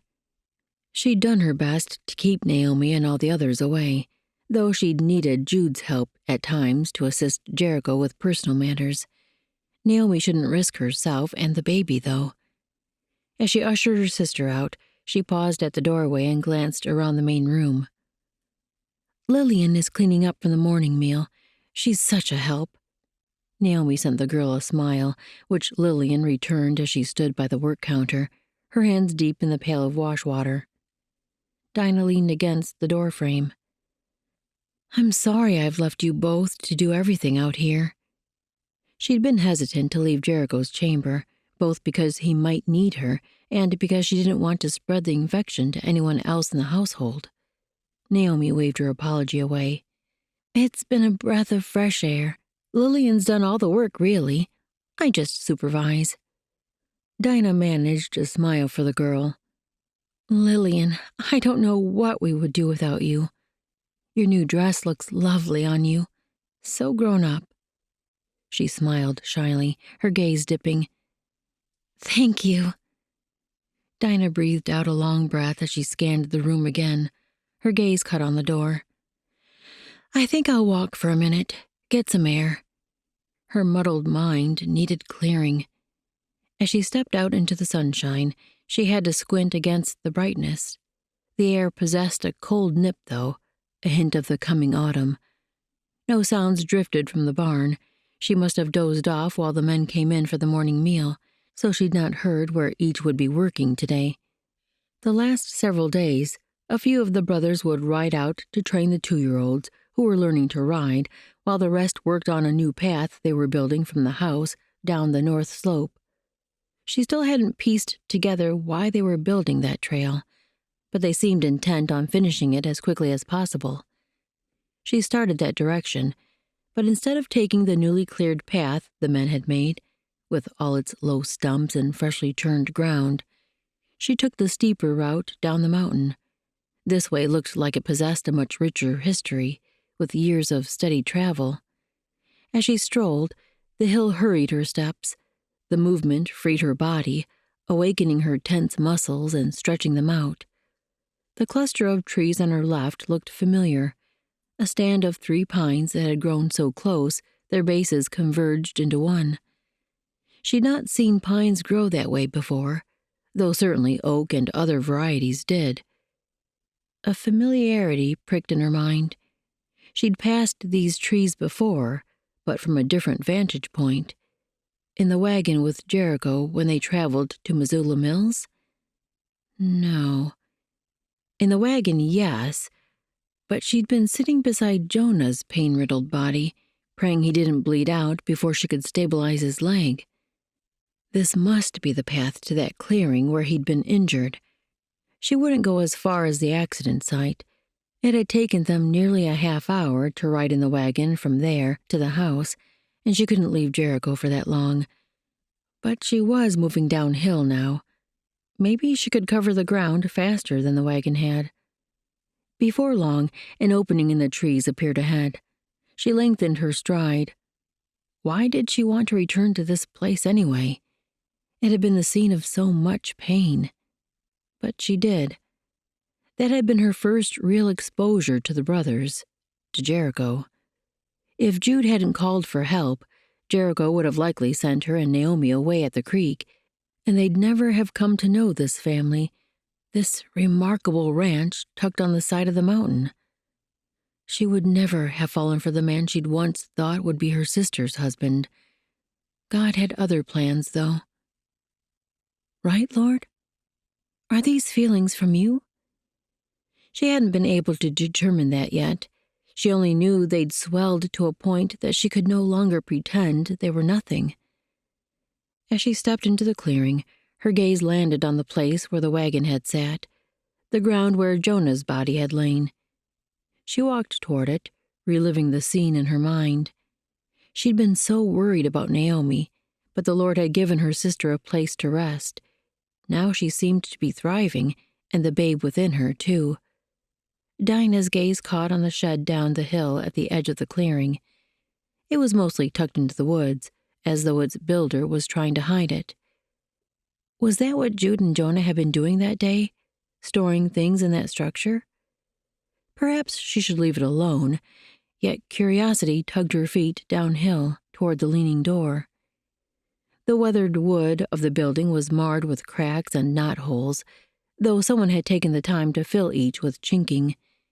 They wanted this shed to keep out rain and snow, which meant whatever they stored in here needed to stay dry. A root cellar, perhaps, or a corn crib, maybe where they kept their supply of meat. But Jericho had said he stored it in a cool corner of the barn. A wooden latch held the door shut, but it moved aside easily when she lifted it. Her pulse pounded as she pulled the door open. She should mind her own business. Just because she felt like a significant part of the daily running of this home and ranch didn't mean she could wander anywhere she pleased and poke through hidden buildings. As she pulled the door open, the sunlight lit the front section, illuminating rows and rows of crates stacked nearly to the top of the small building. Were these supplies? Maybe extra they stored away for the winter? She stepped in and moved to the nearest box. The lid wasn't nailed shut, so she could easily lift it and see what they were storing. Hopefully dry foodstuffs like flour and cornmeal that would make sense with the efforts made to keep the inside of this shed dry. But neither flour nor cornmeal stared up at her. Small colored stones, many of them rounded like they'd come from the creek, and so many colors. Pink and blue and green and yellow, they twinkled in the sunlight. She reached in to touch them. Had the brothers found them in the creek? They must be special stones to be saved in a crate out here. She lifted her focus to the other boxes. Did they hold colored stones too? Surely not. There couldn't be so many as to fill all of these. After carefully lowering the lid back on the first crate, she moved to the end of a row to check another. She had to lift on her tiptoes to see the top of this one, since it was the fourth on a stack. The lid was nailed securely in place. She moved down the line, checking each cover for looseness. Only one other crate hadn't been secured shut. This one also sat on the ground, as though the brothers weren't finished filling it. Inside this crate, too, were dozens of colored stones. Most seemed to be blue, though not all. The dim light in the shed made them look a deep midnight color. But when she lifted a few into the rays of sunlight, the richness of their coloring seemed to vary. What were these? A movement outside the doorway caught her gaze, and she spun to see. Jude stepped into the opening, a rifle in his hand, aimed directly at her. Her heart stopped, and a squeal slipped out before she could stop it. His eyes flared with surprise. "Dinah? What are you doing in there?" He seemed as shocked to see her as she was to have a gun pointed her direction. He didn't lower the barrel, though. She swallowed, trying to quell the nerves swirling in her middle. "I was just combing through your private collections." She scrambled for something better to say. "I mean, I needed to walk, and I saw this shed. I just—" He stepped back, but didn't drop the muzzle. "Why don't you come out of there?" He didn't sound angry, just stern, but that didn't stop the dread curling inside her. As she stepped out of the shed, she tried to avoid looking at the gun.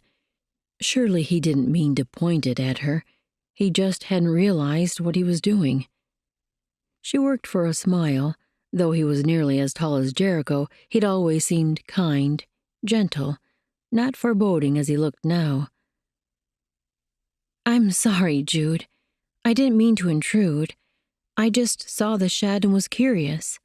I thought those crates held supplies you were keeping for the winter." His gaze softened, and finally he lowered the gun. "It's just, well, a place we store things." She considered the answer and how vague it was. He motioned for her to walk up the slope, then fell into step beside her. It seemed he wouldn't offer more details about the colored stones unless she asked. If she didn't say something now, the fact that she knew would always stand between the two of them. She had to ask. "What are those rocks that were in the crates?" Even as she spoke, she wanted to curl into herself. Would he be furious that she'd snooped? "That's something you'll need to ask Jericho." His tone sounded curt, and he said nothing else. Hiking up the steep slope was taking her breath, which might be a good thing. She should drop the topic with Jude. Maybe she'd have a quiet moment when she could ask his elder brother. Jude seemed intent on escorting her back to the house, for as they stepped into the woods, he strode purposefully beside her along the narrow wagon road. For several minutes they walked in silence. Then he finally spoke. "How is he?" She couldn't help a sigh as the weight she'd been trying to escape pressed back over her. Should she tell Jude her true fears? It seemed cruel to lay on him the burdens she carried, but she also needed to be candid. She'd never struggled in the past when speaking of a patient's condition with family members. With this family, she'd become too personally invested. Her eyes burned. She had to warn him what could happen. She swallowed the lump in her throat. "I'm worried." He slid her a sideways look, then turned his focus forward again. After another minute, he let out his own sigh. "I'm afraid to ask if you think he might not—" Tears sprang to her eyes again. She did her best to fight them back. "I don't know. His case is severe. He was strong at the start, but I don't know. She looked at him. We need to pray. An idea pressed through her, filling her chest with certainty. All of us, we need to pray. She lengthened her stride, and he did the same. Where are your brothers? Can we call them in? She glanced over to gauge his reaction. They would miss work time, but Jericho's life was worth a vast sum more than that. He looked hesitant. I guess so. He slowed and turned, raising his hands to cup his mouth. He loosed a shrill whistle so loud she nearly clamped her hands to her ears. Its low-high-low sound echoed across the mountainside. The others surely heard it. He sounded the whistle once more in that same three-note blast. Then he turned and continued up the path, quickening his step and lengthening his stride. They'll be coming. Best we get to the house to meet them. She had to trot to keep up, which left her no breath to ask if his signal was a specific alert of danger or a general call. Just knowing Jericho was ill and receiving that summons would be enough to worry his brothers. She pressed a hand to the stitch in her side as she and Jude reached the ranch yard. Sean and Gilead were dismounting their horses, and a thunder of hoofbeats sounded from the path the men took to one of the lower pastures. What's wrong? Gilead strode toward them, concern marking his features. She raised a staying hand. Nothing new, I mean. We need you all to help, though. Chapter 18. By the time they all gathered in the main room of the cabin, Dinah had caught her breath enough to speak better. She scanned each of their gazes. Jericho's 5 brothers, his niece and nephew, her own sister. The smallpox has hit Jericho hard. He was strong when he succumbed, but the sickness struck with more fierceness than usual. Maybe lack of sleep while we worked in the Salish village weakened him. I've been doing everything I can, including praying for him, but I think we all need to pray, together. She could quote the scriptures that told them to, but that might feel condescending. She reached for Naomi's fingers on her left and Lillian's on her right. One by one, they clasped hands in a wide circle that included Jonah and the bed. I'll pray first, then we can go around and each pray for what's weighing on our hearts. Bowing her head, she did her best to settle her mind and focus on what she wanted most from the Lord.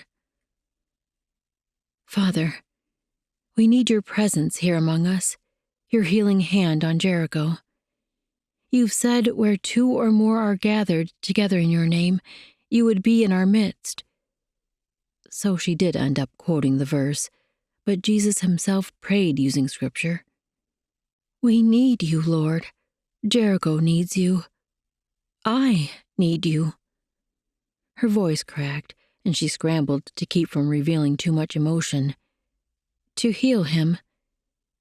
She squeezed Lillian's hand to let her know she could pray next.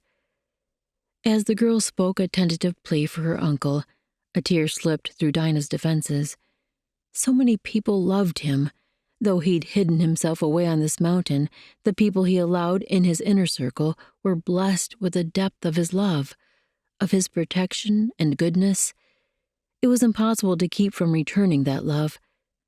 That fact was one she'd learned too late to protect herself. Jericho's body trembled as he lay in darkness that smothered, like drowning in a pool of misery. Had he died? If this was the lake of fire the Reverend used to speak of, why was he so cold? Voices broke through his haze. He focused on the sounds, straining to make out words through the murkiness in his mind. That was Jude's voice. Bring him back to us. Don't take him, please. Heal him. Make him well. Who was he talking to? Dinah? If his brother was giving Dinah a hard time, but Jericho could do nothing to help her. He couldn't even pull from this blackness. Jonah was speaking now. Jericho strained once more. Please, God, you know how much Jericho means to us. You can't take him, too. We need him here with us. Please, heal him." An urgency pressed through Jericho. They were praying, and his brothers needed him. He couldn't die like their parents had, like Lucy. He tried to open his eyes, but his lids weighed as much as a tree trunk. He couldn't even get his hand to move. Fear rose up, but then another voice drifted in. "Lord, I ask that you fill Jericho with your light. Dinah's sister." His fuzzy mind wouldn't recall her name, but her words soaked through him. "Banish the darkness as trying to consume him. Let him feel your presence and know he's not alone." As she spoke, a warmth spread across his shoulders, chasing away the chill. He tried to move again, and this time his finger shifted. Then Dinah's voice broke in, her tone sure and strong. "Father, we look to you. You have the power of life. We've known that you are the Holy God, the great physician. Only you can heal him. Clear away the fever, make the pustules scab over and fall off. Fill his body with strength. Bring him back to us." Jericho strained once more, forcing away the darkness so he could open his eyes. He managed to crack them, but the light burned, and he squinted against the glare. As his gaze adjusted, the walls of his bedchamber surrounded him. The voices, his family and Dinah, must be coming from the other room. He tried to speak, but his parched and aching throat refused to cooperate. He offered a weak groan instead. The sounds of the others grew silent, then footsteps. Someone entered his room, and it took all his energy to focus on the person. Dinah's form took shape, coming near. "Jericho?" Her voice murmured, soft and gentle. He opened his mouth, but still he couldn't push out words. His throat convulsed, and he squeezed his eyes shut against the pain, like glass shards scraping. "Have a sip of water." Cold metal touched his lips, and he parted them. The water burned even as it brought relief inside his mouth. He let it sit for a few heartbeats, then prepared himself to swallow. His throat nearly pushed the liquid back up, and he couldn't keep from groaning with the searing ache, but he finally swallowed. The next time won't be so hard. He wanted to open his eyes again, to see her beautiful face and let it ease this pain, but he didn't have the strength to do that and take another drink, so he kept his eyes shut and opened his mouth again. This second swallow went down a little easier. Then something brushed his brow, a cool, soft touch stroking his temple. He let himself sink into it, drawing all the comfort and strength from her touch. When her hand cupped his cheek, he was strong enough to open his eyes. His gaze took too long to focus, but he gave himself time. Seeing her would be worth the wait. She was watching him, her eyes gentle. He sank into their softness. "You're going to be well again, Jericho. God is answering our prayers." Was she crying? He wanted to touch her, to reach for her, to wipe away those tears, but his hand wouldn't move. He didn't have enough strength yet. Maybe he could speak instead. He opened his mouth, tightened his throat, and forced sounds through. "Dinah?" His voice sounded rough, far too coarse to speak the name of this woman so beautiful, but a smile bloomed on her face, brightening her eyes like the sun's rays. She pulled her hand away from his cheek, making him want to beg for her to put it back, but then her fingers settled around his hand. He closed it around hers, gave a squeeze that was hopefully strong enough that she could feel it. His eyes wouldn't stay open any longer, so he let them drift shut. As long as he could cling to her hand, he would rest. The muscles in Jericho's face felt like he hadn't used them in weeks as he attempted a smile when Dinah entered his room. "Good morning," Though this was the second morning since he'd awakened, his throat still rasped, especially since he hadn't spoken before today. Her eyes widened. "Good morning. You're looking bright-eyed." He'd already sat up, but he kept the blanket pulled to his waist. When Jude came in to help him attend to personal matters, he'd discovered he was only wearing a nightshirt and drawers. Had Dinah been there when he'd been undressed? Surely not. But every faint memory he had of being sick included her helping him sip tea, wiping his face with a wet cloth, or simply holding his hand. "Feeling a lot better. It's time I get up." Dinah moved to the bedside, her fingers brushing his forehead. "You still feel warm. Maybe you should rest longer." Jericho reached up, grasping her wrist. He could move quicker now. "I've rested enough. I can't be stuck in this bed any longer." Dinah's eyes softened. "All right, but only for a minute. Let me help you." She pulled herself from his hold and reached for his blanket, but he clamped his hand over the cloth. "If you'll bring me my clothes, I can take it from there." Her cheeks flushed, but she looked uncertain. "I can, but I think trousers might rub against the scabs on your legs and hurt." The blankets already did that any time he moved, but it was only an irritant. He shook his head. "I can stand it." He wasn't getting out of this bed without being fully dressed, not in front of this woman. He planned to woo her, and he certainly couldn't do that in a nightshirt and drawers. She acquiesced, turning to reach for something on the floor next to the bedside table. If he'd realized his clothes were that near, he would have put them on sooner. He might not have had the strength, though. This was the first dose of energy he'd had, so he would make the most of it. By the time he'd pulled on pants, his strength was waning again. He didn't try to change shirts, just tucked the nightshirt into his waistband.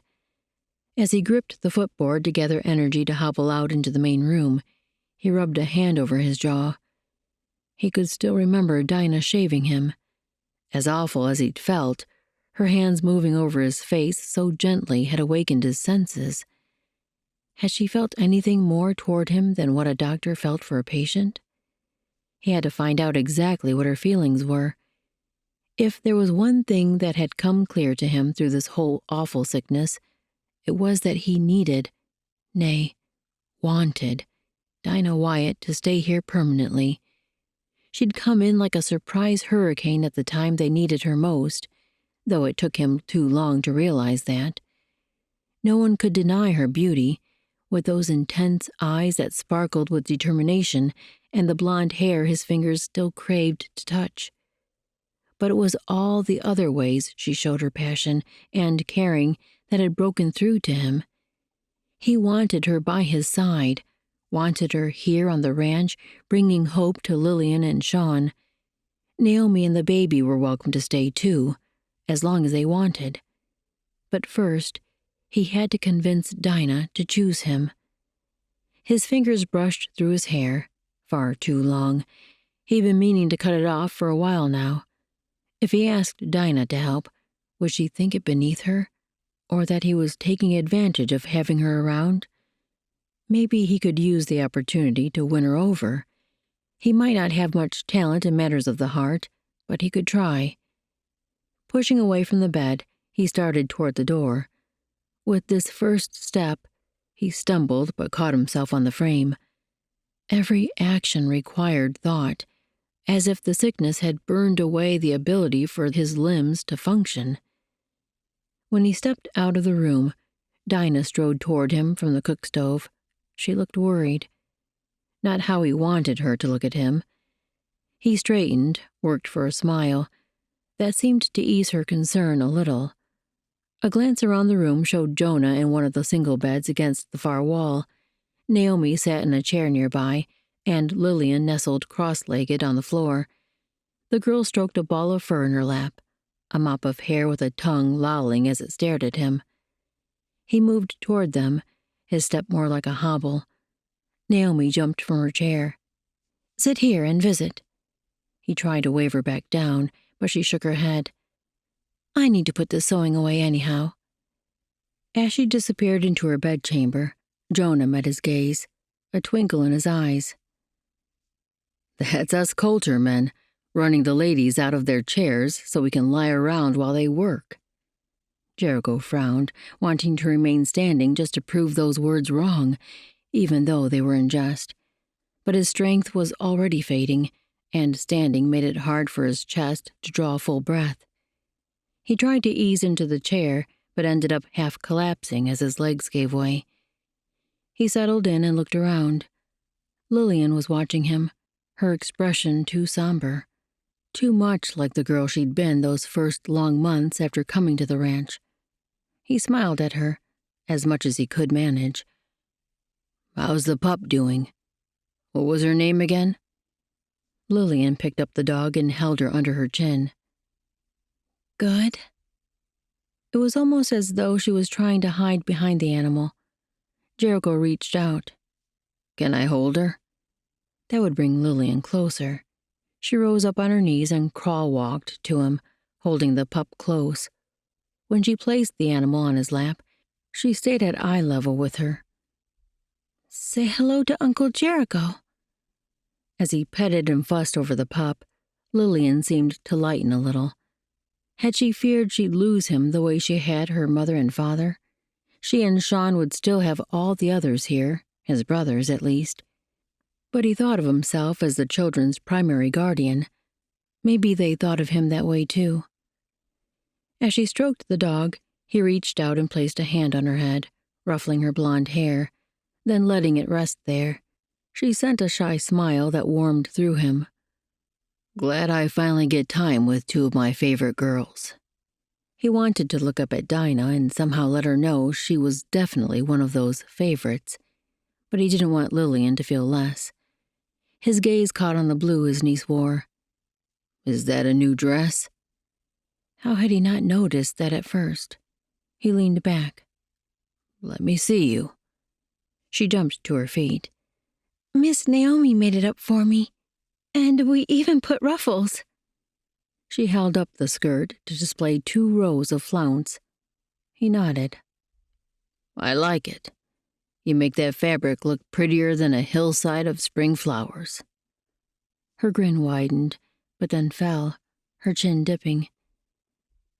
"Sean has a shirt to match. Uncle Jonah says it's silly." Jericho turned a hard glare on his brother. Jonah spread his hands. "I didn't mean that at all.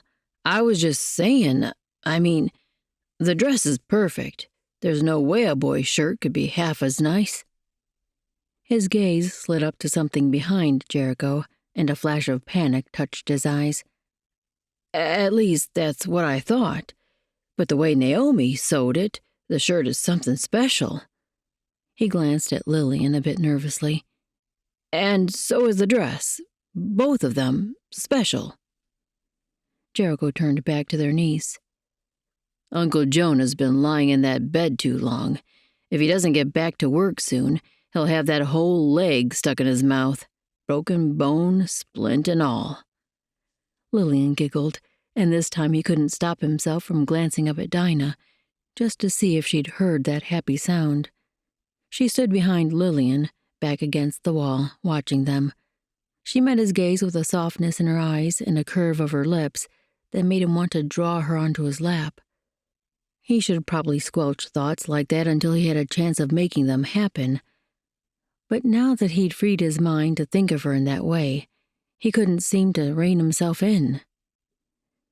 Maybe better to focus on his responsibilities than daydreams, at least for now.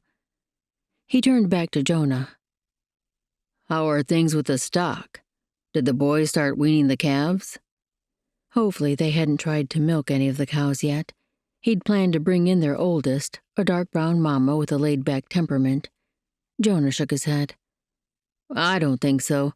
They were going to, but when things got bad with you, they held off." Jericho pinched his mouth. He must have really worried them. "Maybe tomorrow, then."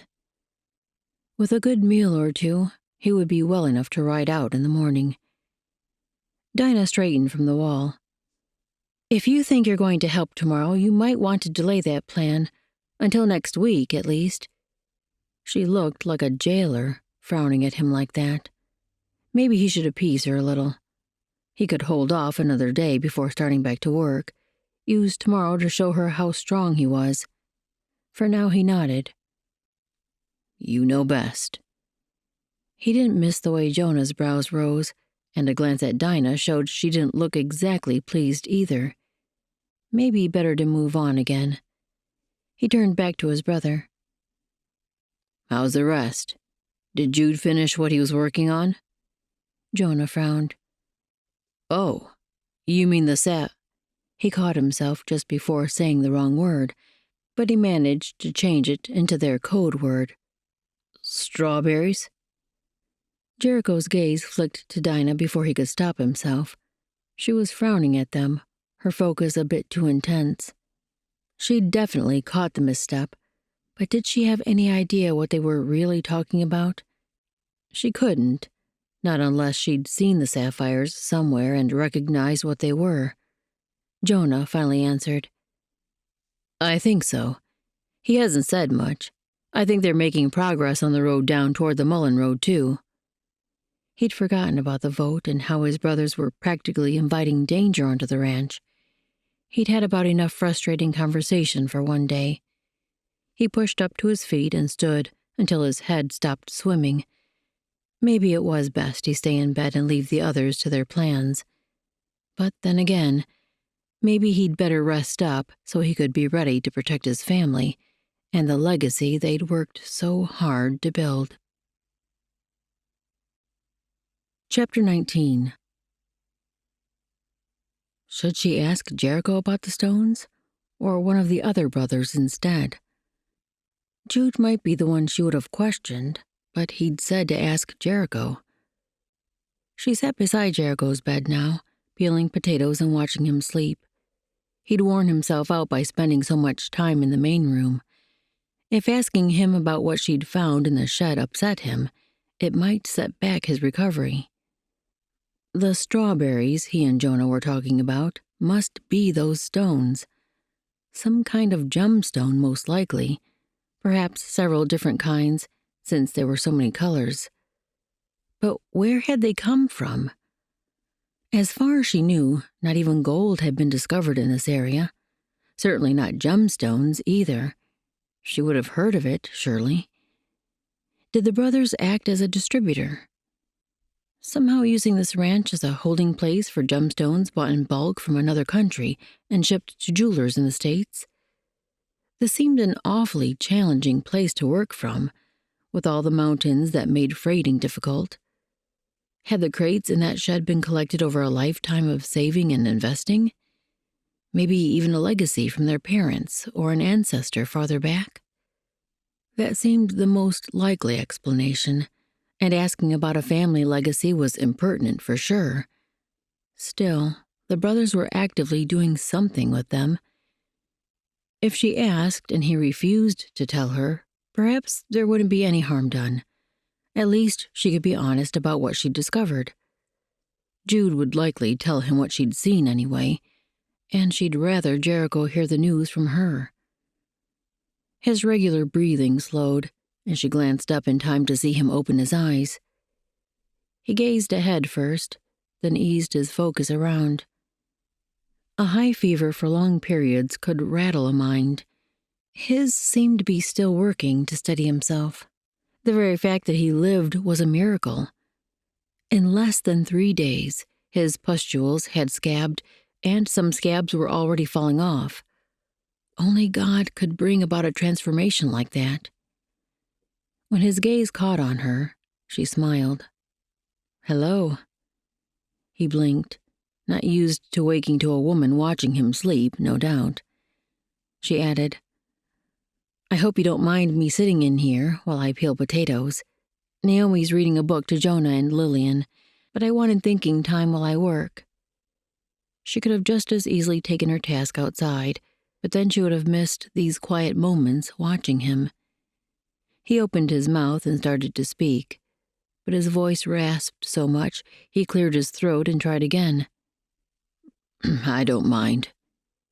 He seemed a more subdued version of himself, probably still lacking strength, and maybe his mind was still struggling. She focused on the potato in her hands. "We're making potatoes au gratin to celebrate you feeling better." "That sounds good. Everything you make is good." She couldn't help looking up at him. He so rarely complimented. Maybe he hadn't meant that the way it sounded, but his eyes held warmth, his head still resting against the pillow. "Thank you." Even as she tried to be confident, heat rose up her neck. With him in such a good mood, maybe this was the time to ask him. She studied the potato again as she cut a long strip of skin, doing her best to sound casual. "I was wondering if I could ask you something." "Sure." He sounded curious, open. Maybe he had nothing to hide. "I went for a walk the other day, just to get outside and clear my head." She braved a quick glance up, but his expression was hard to read. She dropped her focus again. "I ended up back in the clearing where Jonah was hurt. There's a shed there, and when I opened the door, I saw all those crates." She had to look again. His expression tensed, but he didn't speak.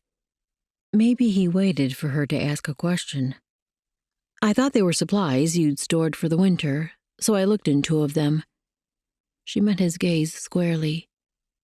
Now he knew that she knew. "Jude came then and walked me back to the house. I asked what the stones were, but he said I should ask you." The lines at his eyes tightened, but lying there in bed, he still looked almost frail, small. She should have waited until he was stronger. Too late to turn back now. They had to finish this conversation, or neither of them would rest. At last he said, "They're sapphires." She blinked. "The blue ones?" She'd seen sapphire brooches, but they'd all been a rich navy. "All of them. Sapphires come in many colors, but the most common is blue." She couldn't help staring at him. She'd never imagined he possessed this depth of knowledge about such a topic. They hadn't known each other long, but they'd spent so much time together, part of her felt like she knew everything about him. Where did they come from? Maybe she should apologize for being nosy, but if there was anything underhanded going on, she wanted to know. He might not tell her that straight out, but she would sense if something wasn't right. Jericho's gaze was fixed on hers. Let him tell the truth, Lord. She wanted so much to trust him. He gave an almost imperceptible nod before he spoke. "Here, there's a vein of them down near the creek." Her mind scrambled to work through all that meant for them. No wonder they didn't want people to come on their land. They wanted to keep the jewels for themselves. "How much are sapphires worth?" She nearly clamped a hand to her mouth. If theirs was an honest business, her question was impertinent. She shook her head. "I didn't mean to ask that." He gave a weak smile. "Not as much as gold." He seemed to sink farther into the pillow. "We don't protect the mine because of any great fortune. The sapphires provide all we need to live on and then some. We just don't want this place to turn into another Helena or Virginia City. If word got out about the strike, men would come pouring onto our land, not just threatening our quiet life, but putting my family in danger." That made sense. He started to push upright, and she set her potato and bowl aside to help him. He'd managed to sit up, and now he focused intently on her. "That's why I need you to keep our secret, Dinah. Does your sister know?" She shook her head. She'd not wanted to worry Naomi until she knew for sure whether something nefarious was happening here or not. And she'd been so focused on Jericho that the 2 of them hadn't had time to talk alone. "I don't want to keep it from her, though." Once more the lines around his eyes deepened, his jaw tightening. "Dinah, I have to protect my family." Defensiveness flared within her. Naomi won't spill your secret. Not if we tell her not to. She won't want to endanger anyone here any more than you do. His tension eased. All right, if it's important to you. He leaned forward. No one else can know, please. No one can know except my brothers, 2 stones, and now you. She tipped her head. Not even the children? He shook his head. It's too important to keep secret. That's why we call them strawberries. It's a code word Dad made up. His eyes softened. The only reason I'm telling you everything is... He paused, making her want to lean in for the rest. Well, because... Once more he stopped. He seemed to struggle for how to say what he meant. It didn't seem possible he intended what she wanted him to say, that she was becoming important to him. But he looked so tongue-tied, in desperate need of saving. She couldn't help stepping in to rescue him. Because you knew I'd pester you until you did? The embarrassment flooding his face eased, softening to a small smile. Something like that. Are you sure you're well enough? Jericho had to let out a breath as he turned to Dinah. He carried his blankets under one arm so he could move back to the barn, but she'd followed him out like a mother hen. He worked to keep the frustration from his voice. I'm well. Back to my old self, I promise. With her looking up at him like that, worry furrowing her brow, the angst in his chest melted away. She was so pretty, there was no way he should spend another night in the house with her. He dropped his voice, gentling his tone. It's not proper, me sleeping in there without a chaperone. She held his gaze, and he could only hope the warmth shimmering in her eyes was attraction. He'd progressed way past that himself. It seemed like she felt something for him, but he was no expert in the ways of a woman's heart. He craved to know something certain, to reach out and feel her receive his touch, maybe even lean into it. The boys should all be out weaning the calves, so no one was here in the yard to see if she refused him. He swallowed, gathered his nerve, and took a small step toward her. She was tall for a woman, but standing this close, she had to crane to look up at him. He didn't want to tower over her, didn't want her to feel less than equal to him in any way. He couldn't change his height, but he could lift her up in other ways. He could tell her what a difference she'd made, even though he wasn't good with words. She was gazing at him with such softness, it made his heart race. Since you came, you've been a wonder. Not just your doctoring, though we've sorely needed that. And not just the cooking and cleaning you've managed, even with everything else happening. It's the way you've changed our lives.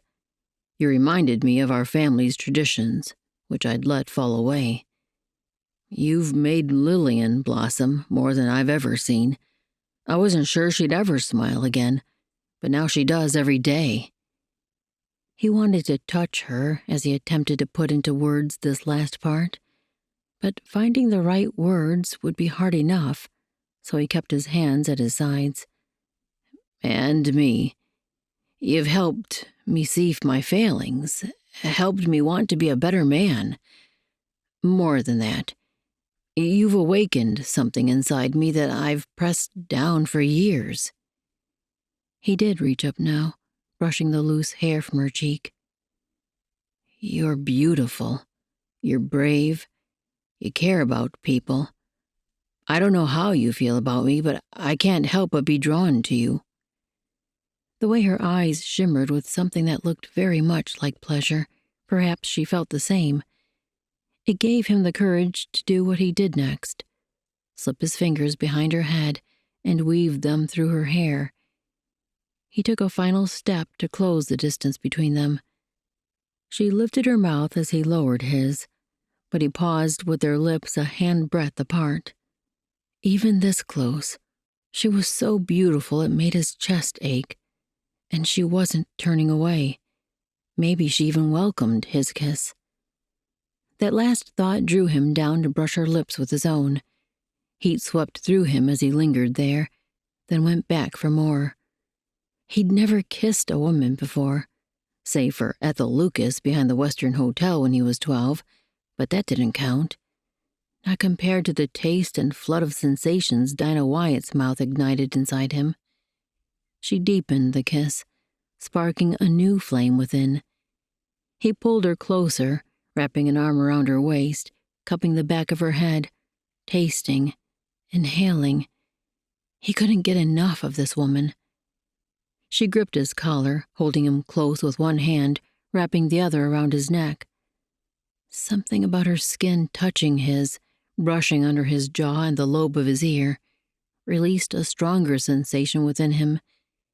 He moved from her mouth to her jaw, tasting her sweetness as she tipped her head back to give him access. When he reached her ear, a shiver went through her. He slowed, taking his time. He would... Jericho. The way she spoke his name, he couldn't tell if she wanted him to stop or go farther. He couldn't go much farther, not now. He couldn't make the same mistake Lucy had. He pulled back to see her face. Her eyes were dark and round, a bit dreamy, her lips so plump and full from his own. She still had her head tipped back a little, still giving him access. But she whispered, "We have to stop." She was right. With everything in him, he wanted more of her, but he couldn't take it. He moved his hands to her upper arms, where layers of fabric separated them. He took a half step back, too, putting air between their bodies, but he let himself lower his forehead to rest on hers. Maybe this touch wouldn't put them in danger. As he struggled to catch his breath, he could feel the warmth of her own. "Dinah, I'm falling for you. I think I might have already fallen." The corners of her mouth tipped up. "I know." Did that mean she was falling for him, too? That thought lit another fire in his veins. He wanted to taste her again, to feel her hands on his skin. But he couldn't, not yet. Too much was at stake. With all the strength he had, he pulled back, taking another step away. He let his palms slide down her arms, taking her hands in his as he stared into her eyes. "I don't really know where to go from here. Do I court you?" He wouldn't be sleeping in the house again, that was for certain. Her smile turned sweet, a little shy. "That would be nice." He eased out a breath, giving her fingers a final squeeze. "All right, then." He finally let go and reached for the blankets he'd dropped. "I guess I'd better get back to work." Though he couldn't for the life of him remember what he'd been doing. Chapter 20. Dinah couldn't help peeking through the open front door again as she scrubbed the long wall along the back of the cabin. This was Jericho's first day back out working with the animals, and he might return home early. He would likely be tired, and a little part of her wondered if he would find an excuse to come for another kiss. They'd not had a second alone since his brothers and nephew rode in with the weaned calves yesterday evening. After the commotion of settling the mournful animals down, it had been time for the evening meal. Then, when she'd hoped to sneak out with Jericho for a walk under the wide, starry sky, Lillian and Sean begged for everyone to play a round of charades. Watching all those grown men act out the professions written on cards had been a sight she wouldn't have wanted to miss.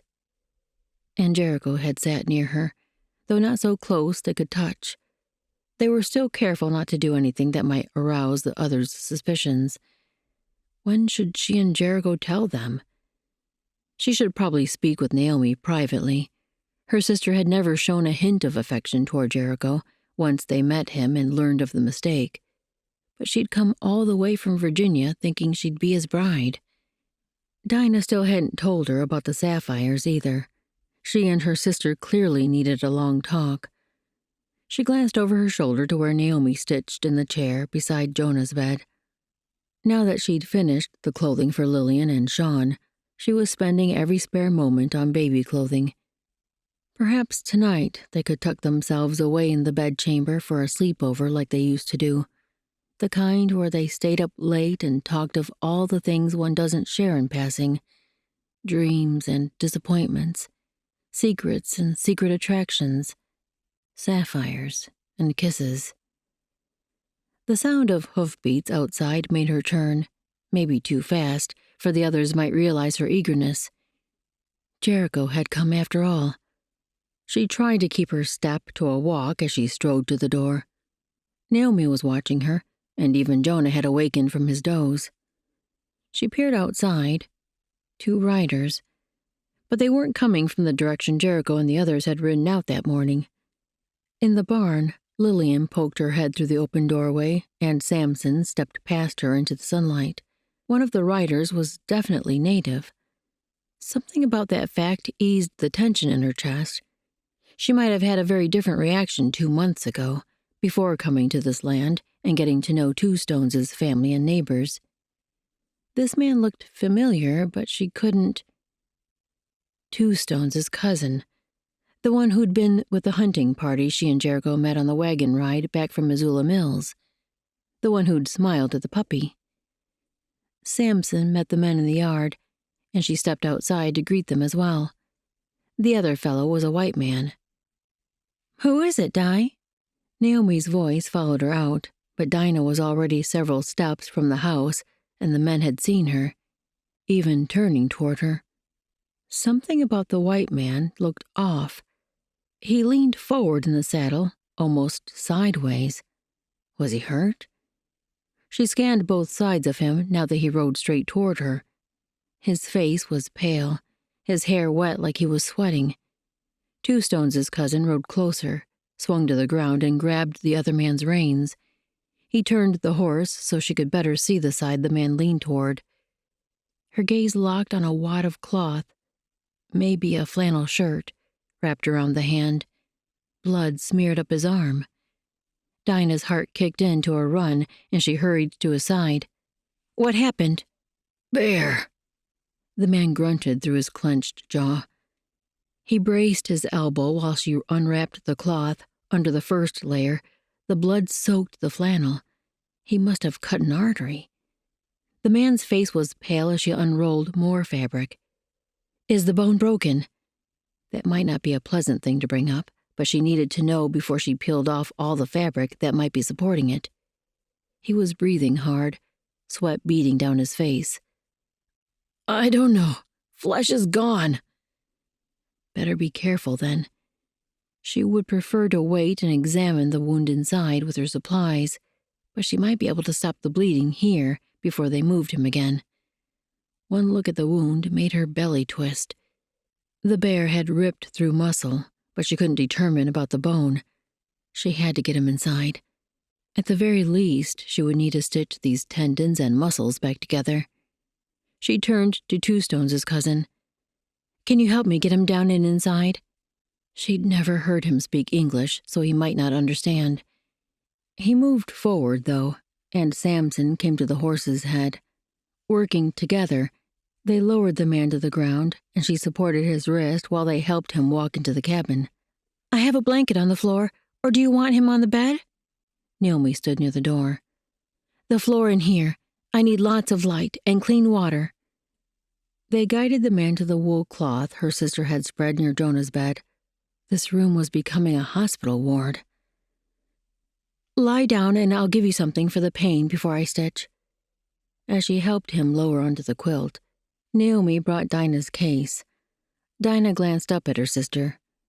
"That box of bandages in the corner of our room, too." Naomi nodded. "Samson's getting water. Do you want it hot or cold?" "1 pot of cold and 1 boiling." She focused on resting the hand on the floor so she could get laudanum for him. Too bad she hadn't brought chloroform, but this would have to do. She was in the midst of stitching one of the muscles that had been completely severed when a voice broke through her concentration. Jericho. She didn't lift her gaze from her work, but she strained to hear what he was saying and who he might be speaking to. It wasn't English, so he must be talking with Two Stones' cousin. When this was done, she would have to ask the man's name. Jericho sounded upset, maybe even angry, or just frustrated.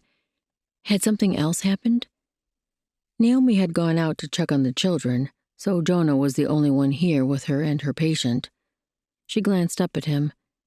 What is Jericho saying? He probably understood the language, too. His mouth pinched. He's telling Tall Shadow he shouldn't have brought a stranger here. She stiffened and turned to the open doorway. She couldn't see the men, but Jericho would hear if she called to him. Should she stop him? Would he feel she shouldn't interfere? But she couldn't have him turning away patients in as dire need as this man. She sat back on her heels and called, Jericho! A moment later, he stepped into the cabin, his stride long and his expression worried.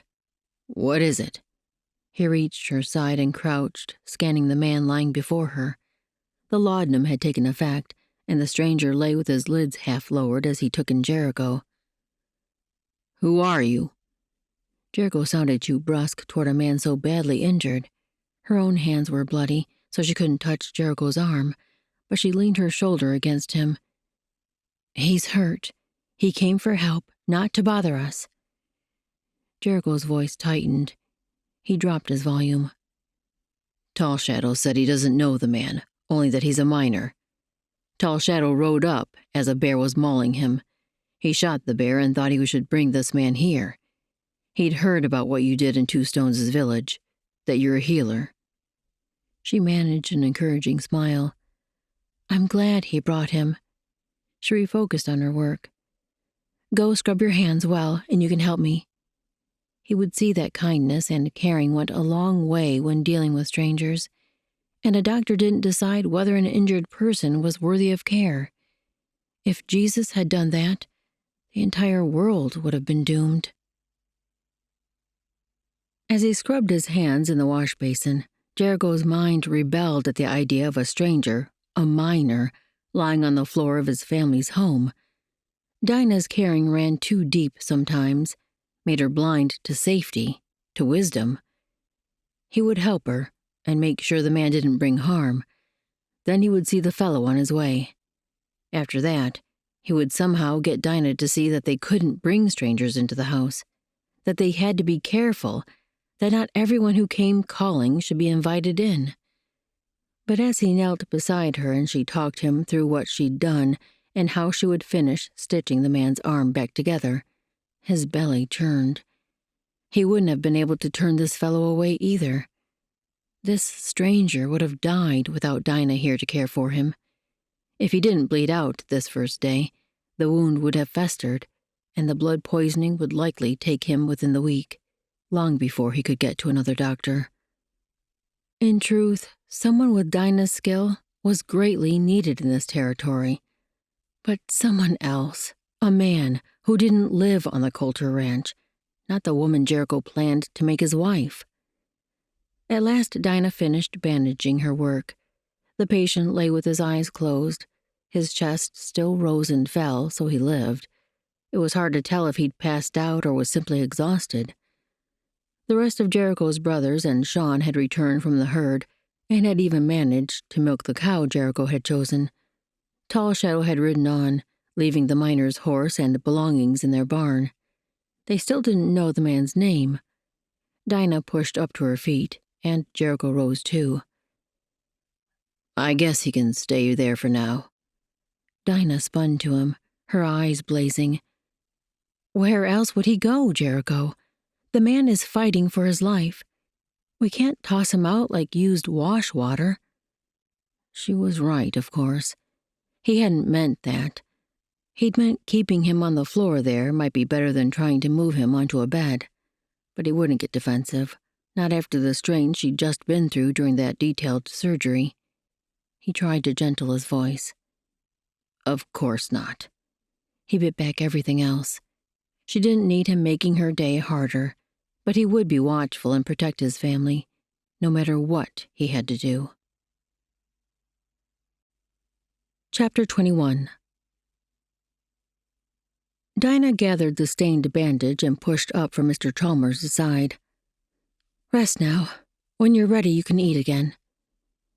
After a day, her patient had regained enough awareness to tell them his name and a few details about his plans, but not much more. She sent a smile to Jonah, who lay in the bed on the other side of Chalmers. "Can I get you anything?" He smothered a yawn. "Nah, thanks. It's about time for my mid-morning nap." "Sweet dreams." She turned to carry the bandage to the work counter. As she scrubbed the blood out of the cloth, Jericho came in with Lillian and the pup. He'd not gone out with his brothers today to keep an eye on their visitor, no doubt. Dinah smiled at Lillian. "The cream has separated from the milk, so we can make butter now. Wash your hands and I'll show you how to scrape it off." While she worked with Lillian, Jericho climbed up to the loft. After a few minutes of rummaging sounds, he descended the ladder. She needed to talk with him, to break the tension that had hung between them since Mr. Chalmers' arrival yesterday. He stood in the middle of the room, looking a little lost. "Would you like that haircut now?" He turned to her. "I guess. Thanks." His manner still felt distracted. She touched Lillian's shoulder. "Just keep shaking that jar." Can I take it outside to play with Apple? She lifted pleading eyes. Dinah nodded. "As long as you don't stop shaking." While Lillian scampered outside, she turned to Jericho. "Should we take our work outside? It looks like the sun's out." He shook his head. "A cold wind's blowing."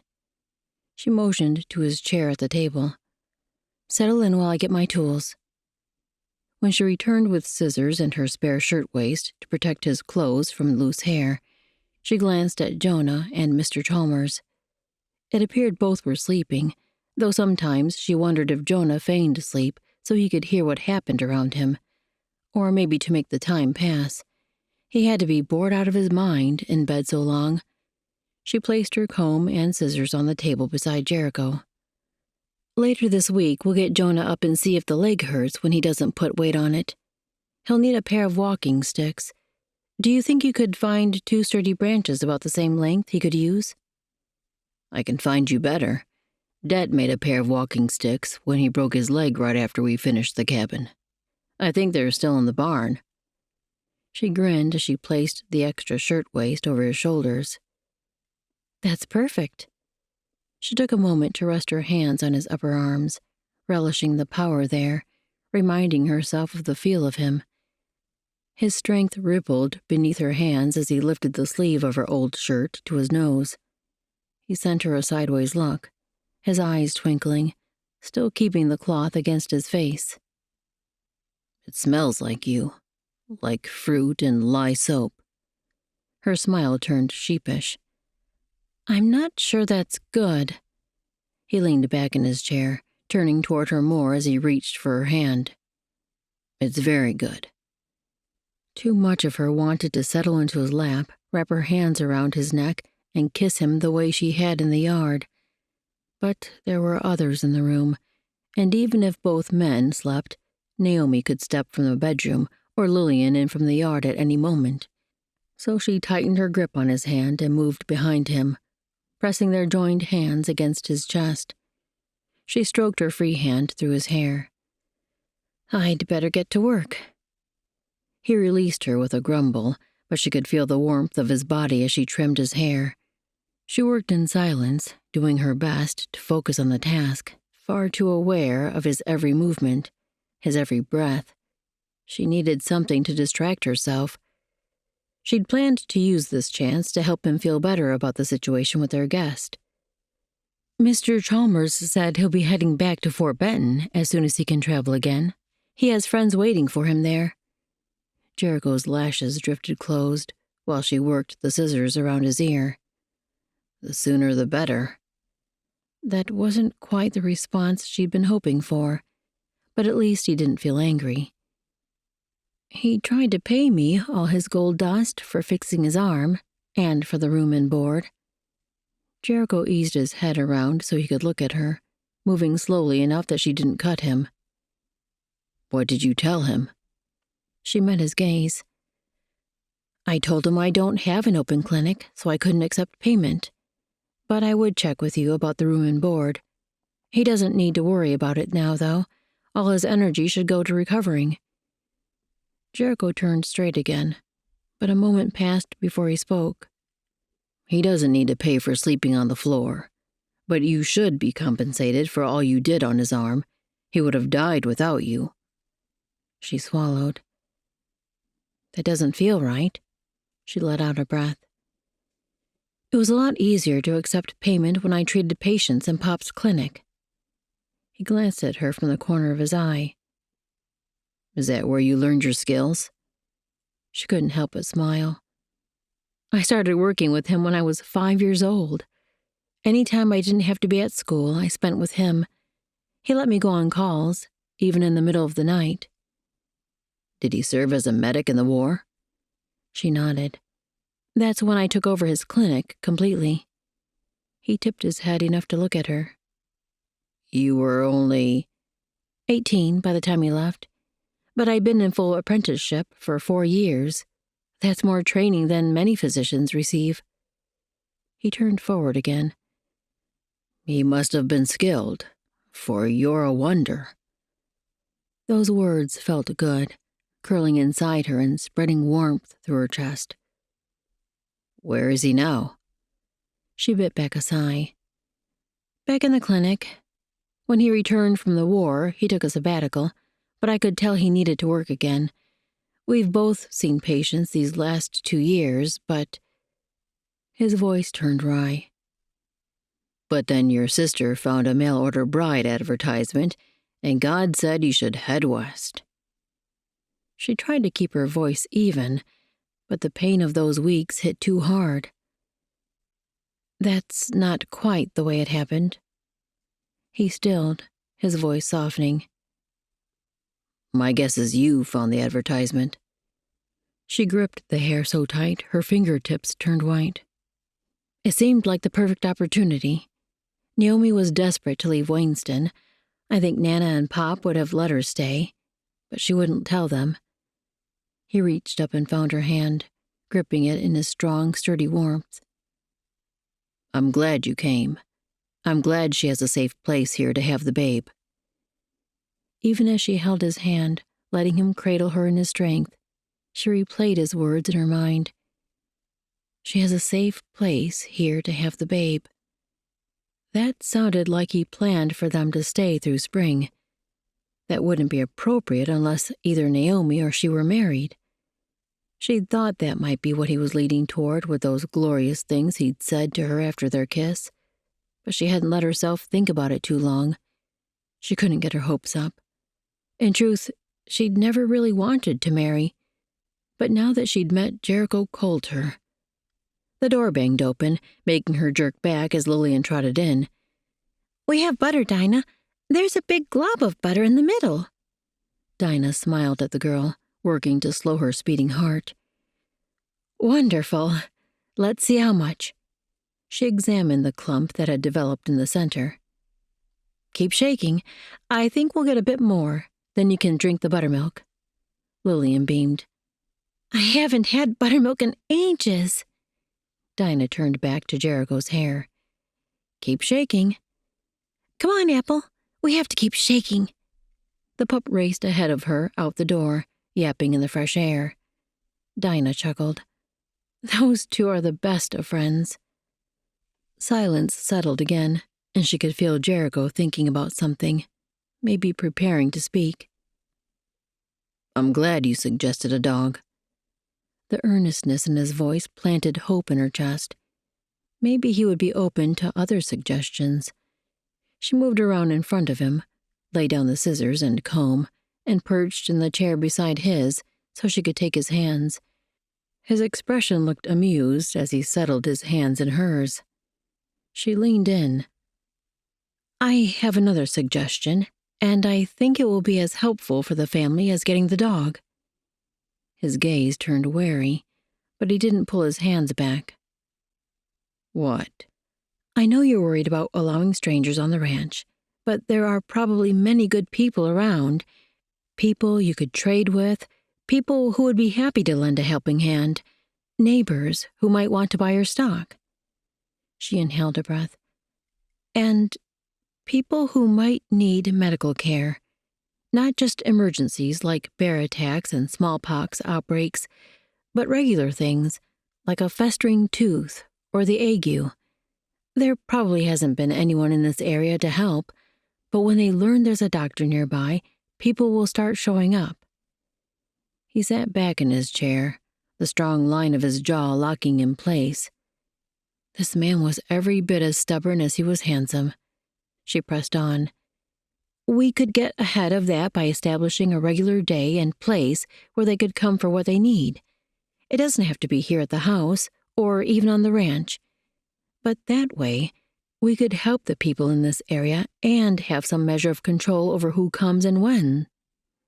She finally paused to wait for his answer. She'd said everything she could think of that would appeal to him. He didn't speak for a dozen heartbeats, maybe more. She gave his hands a little squeeze. He didn't return the pressure. At last he said, I like the idea of keeping people from coming on the ranch. But where would this clinic be? Hope surged within her. I don't know. Near the Mullen Road? That might be too far away. Somewhere on the far edge of your property. You know the area best. He was quiet again, his brow gathering in deep lines. She'd cut more off his hair than she'd planned to, but the shorter style made her heart swoon with every glance at him. The door opened again, and Lillian strode in. I think this is all the butter that's going to come. Dinah kept her gaze on Jericho. Would he give an answer before she had to turn her focus to the girl? He met her look, his eyes earnest, though troubled. Give me time to think on it. She squeezed his hands and smiled. Thank you. If his niece hadn't been in the room, she would have leaned forward and brushed his lips with hers. Just a little something to sweeten the idea. But hopefully, they would have a chance for that later.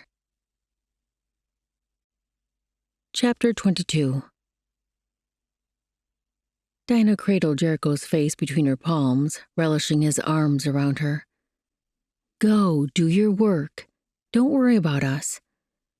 He'd stayed near the cabin for 2 days since Mr. Chalmers came. Surely his brothers needed him with the animals. He studied her, his face a handsome storm. I don't like leaving you all here with a stranger. His eyes darkened and he lowered his voice. I don't like leaving you at all. She grinned and met his kiss. Not a long or deep one, but enough to make her wish he wasn't going out to help his brothers in the valley pasture. When he pulled away to rub her nose with his, her chest ached. Just come back to me. A growl rumbled in his throat. You're making it hard to leave. She giggled, then slipped her hands down to his chest and pushed. Go, then. He stepped back and mounted his brown and white horse with a smooth motion that showed his lithe muscle. He sent her a final grin as he nudged the gelding forward. I'll be back. The longing that knotted within her made her insides ache. Why did love have to bring both pain and joy at the same time? When he disappeared, she turned back toward the house, the sound of her footsteps muffled by the soft dirt. She needed to spend time with her patients, helping Jonah practice on the walking sticks and changing the bandage on Mr. Chalmers' arm. Inside the cabin, Lillian was cleaning dishes from the morning meal. Naomi must be in their bed chamber. Sometimes she lay down to rest after the men rode out in the mornings. Dinah turned to the men resting on the left side of the main room. Are you two ready for the doctor's rounds? She focused on Jonah. You first. Let's see how the walking sticks fit after the adjustments I made. He'd left the bed for the first time yesterday, but the walking sticks his father once used were too short for Jonah's taller frame. He managed a few steps, but he couldn't keep his injured leg from dragging the ground. Hopefully, adding extra layers of cloth had raised the T supports high enough. As Jonah sat up, she lifted his splinted leg and helped him turn to rest it on the floor. He gripped the walking sticks to pull himself to standing. Let me help. Naomi's voice sounded from behind her as she hurried from the bedchamber. Dinah sent her raised brows. I thought you were resting. Naomi had spent a great deal of time with Jonah these past days, enough that they could be forming an attachment. But in Naomi's condition, that didn't seem wise. Dinah had tried to hint at that the other night when she told her sister about Jericho's affections. Naomi hadn't seemed to catch on. Now she positioned herself on Jonah's left side. You need an extra set of hands for this. Dinah took up his right, and as Jonah rose to standing, she gave instructions. Make sure you keep all your weight on your good leg. She helped position the walking sticks under his arms. These are a better height, but I might add one more extension. See if you can position them forward, then swing your body to catch up with them. With his first try, he did what she asked, but the movement jerked. His second step was smoother. Look at you, Uncle Jonah. You'll be on a horse again soon. Lillian grinned as she dried plates. Planning to do that tomorrow? He flashed a cheeky smile. Dinah stayed by his side as he moved, though he seemed to be gaining good balance. 2 laps around the inside of the cabin, then we'll stop for the day. That's not enough. I'm strong now, see? Jonah sent her a look that was probably supposed to charm her into agreeing. She shook her head. I don't want to jostle the bone while it's still healing. You need to spend most of your time in bed. Can I at least sit in a chair? You can sit up in bed for 1 hour, as long as you keep your legs straight. Then we need to attach the traction again. He grumbled under his breath, but nothing he said would change her decision on this. Too much could go wrong if he didn't adhere to her instructions. Once she had Jonah back in bed and Naomi fussing to make him comfortable, she turned to Mr. Chalmers. He'd been quiet these past 3 days. He'd laid on the pallet on the floor.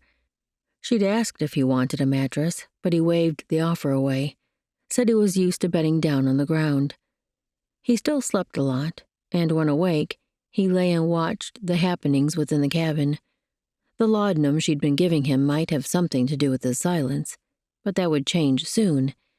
Now was the time to wean him. She carried her medical kit to his side and knelt. How are you feeling today? Fine. He regarded her in his usual quiet manner. She reached for his arm. Let's see how you're healing. Beneath the bandage, the first hints of new flesh were growing in his wound. Relief eased through her. No sign of excessive festering.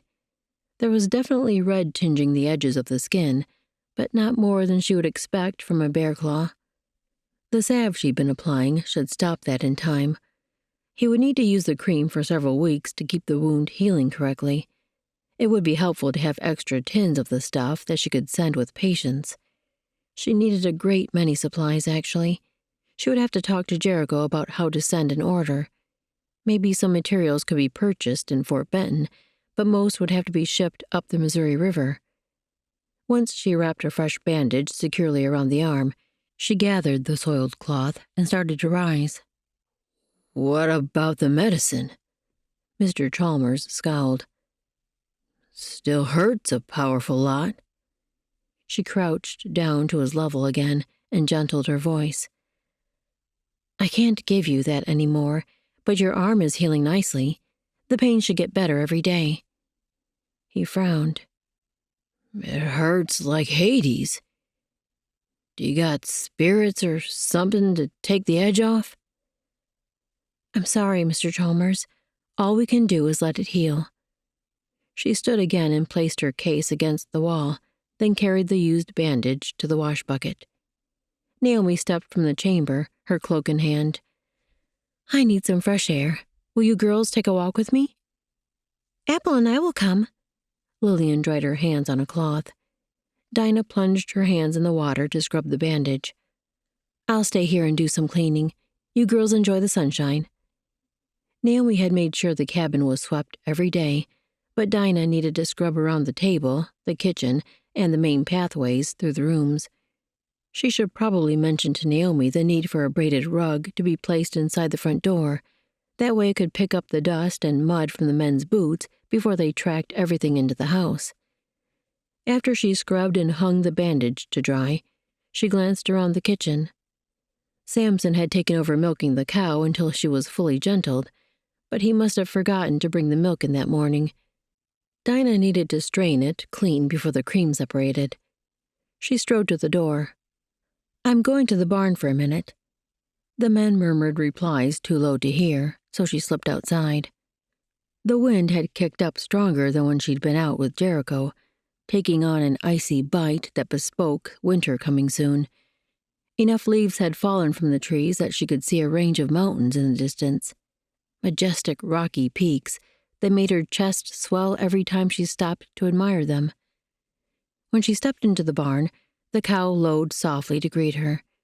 The animal's stall opened to an outside corral, but she must be taking refuge in the barn from the wind. Samson had left the bucket of milk hanging on a hook beside the stall, so Dinah picked it up and turned to head back inside.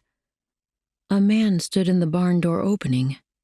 Her heart surged into a thundering pace, but then she made out Mr. Chalmers's outline, especially the way he cradled his injured arm. She let out a breath. "Mr. Chalmers, you shouldn't be out yet. Is there something you need?" She'd set up a chamber pot for him in the house so he wouldn't need to come outside for that, and certainly not to the barn. He shifted his weight. "Need to talk to you about the medicine." She tensed. "What about it?" "I need more. Just for today. This pain is awful, too much to endure." His voice was low, almost pleading. He must have already formed a dependency. Most people didn't have trouble after only 3 days, but if he'd had previous addictions, his body might be more sensitive. She kept her voice as calm and firm as she could. "I understand you're in pain, but I can't give you more laudanum. The effects would be far worse for you." He advanced a step forward. "You don't care how bad I hurt." She stepped back before she could stop herself, but then she braced her feet, unwilling to let him believe he had power over her. "Of course I care about your pain. That's why I'm making sure your arm heals properly. But I can't give you more medicine. It's not safe." She glanced sideways. Chalmers was still moving slowly. She could probably get into the cow's stall and out to the corral without him catching her. He took another step forward, his expression turning menacing. "I think you're lying to me. I think you're keeping that medicine for yourself." "That's not true." She reached for the pin that locked the gate. "Please, Mr. Chalmers, I need you to go back inside and rest. I'll make willow bark tea to help with your pain." He took a longer stride toward her, bringing him almost within arm's reach. "You're a pretty thing. Maybe you can help me feel better without your medicine." The man had become a full lunatic. She jerked the gate open and turned to slide into the stall. He grabbed at her, gripping her sleeve and a lock of hair the wind had pulled loose. She scrambled to yank free, but his hold was too strong. He held her in place with an iron fist. "Let go!" She tried to turn and plant an elbow in his side, but the gate blocked her effort. Her arm slammed the wood, shooting pain up her shoulder to blend with the searing of her scalp where he pulled her hair. "I've had enough of you." Her heart pounded as she struggled against him. He'd lost his mind. She never would have thought he had this much strength left after all the blood he lost. "I said let go!" She spun to strike him, this time pushing the gate wider with her body so she could reach him. If she could hit his injured arm, that would stop him surely. His good arm was so long, though. He held her too far away to reach the injured limb. He pulled down on her hair, forcing her backward to the ground. She kicked out with her leg, trying to catch his injured wrist or maybe strike his groin area, anything to cripple the power he wielded. The effort only threw her off balance, and she succumbed to the force of his arm, tumbling backward to the ground. She lay on her back, her right leg twisted beneath her. She scrambled to push up from the dirt. She had to get free. What would he do to her? God, save me. He loomed over her like an ugly monster. Then he came down hard on her, slamming his knees into her belly as he knelt on her. The air exploded out of her lungs, and pain shot through her body. Chapter 23. Dinah writhed as Chalmers's knees pressed her belly. She fought for breath, fought to throw him off of her. Air. She had to find air. She would give him some laudanum if only he would let her go, but she couldn't draw breath to say so. A blast sounded in the distance, or maybe that was the panic of her heartbeat. She sucked in a tiny gasp, but her lungs screamed for more. Then his knees lifted off her. His body fell sideways, removing the weight from atop her. She sucked in a gulp and forced herself up, onto her side, then to her hands and knees so she could crawl away. She had to get far from him while she could. "Dinah, are you hurt?" A man's voice broke through her panic. She was away from Chalmers now and scrambled to stand, stepping on her skirts and tripping. Once she caught her balance, she spun to see where Chalmers was, to see if she should run farther. He lay in a heap on the ground, not moving. "Dinah?" She finally let herself follow the voice. Jonah? She squinted to see better with the light from the door behind, casting him in shadow. He stood with his walking sticks under each arm, leaning into them with a rifle in his hands.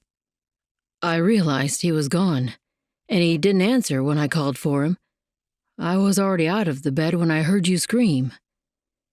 Bile rose in her throat as reality washed through her.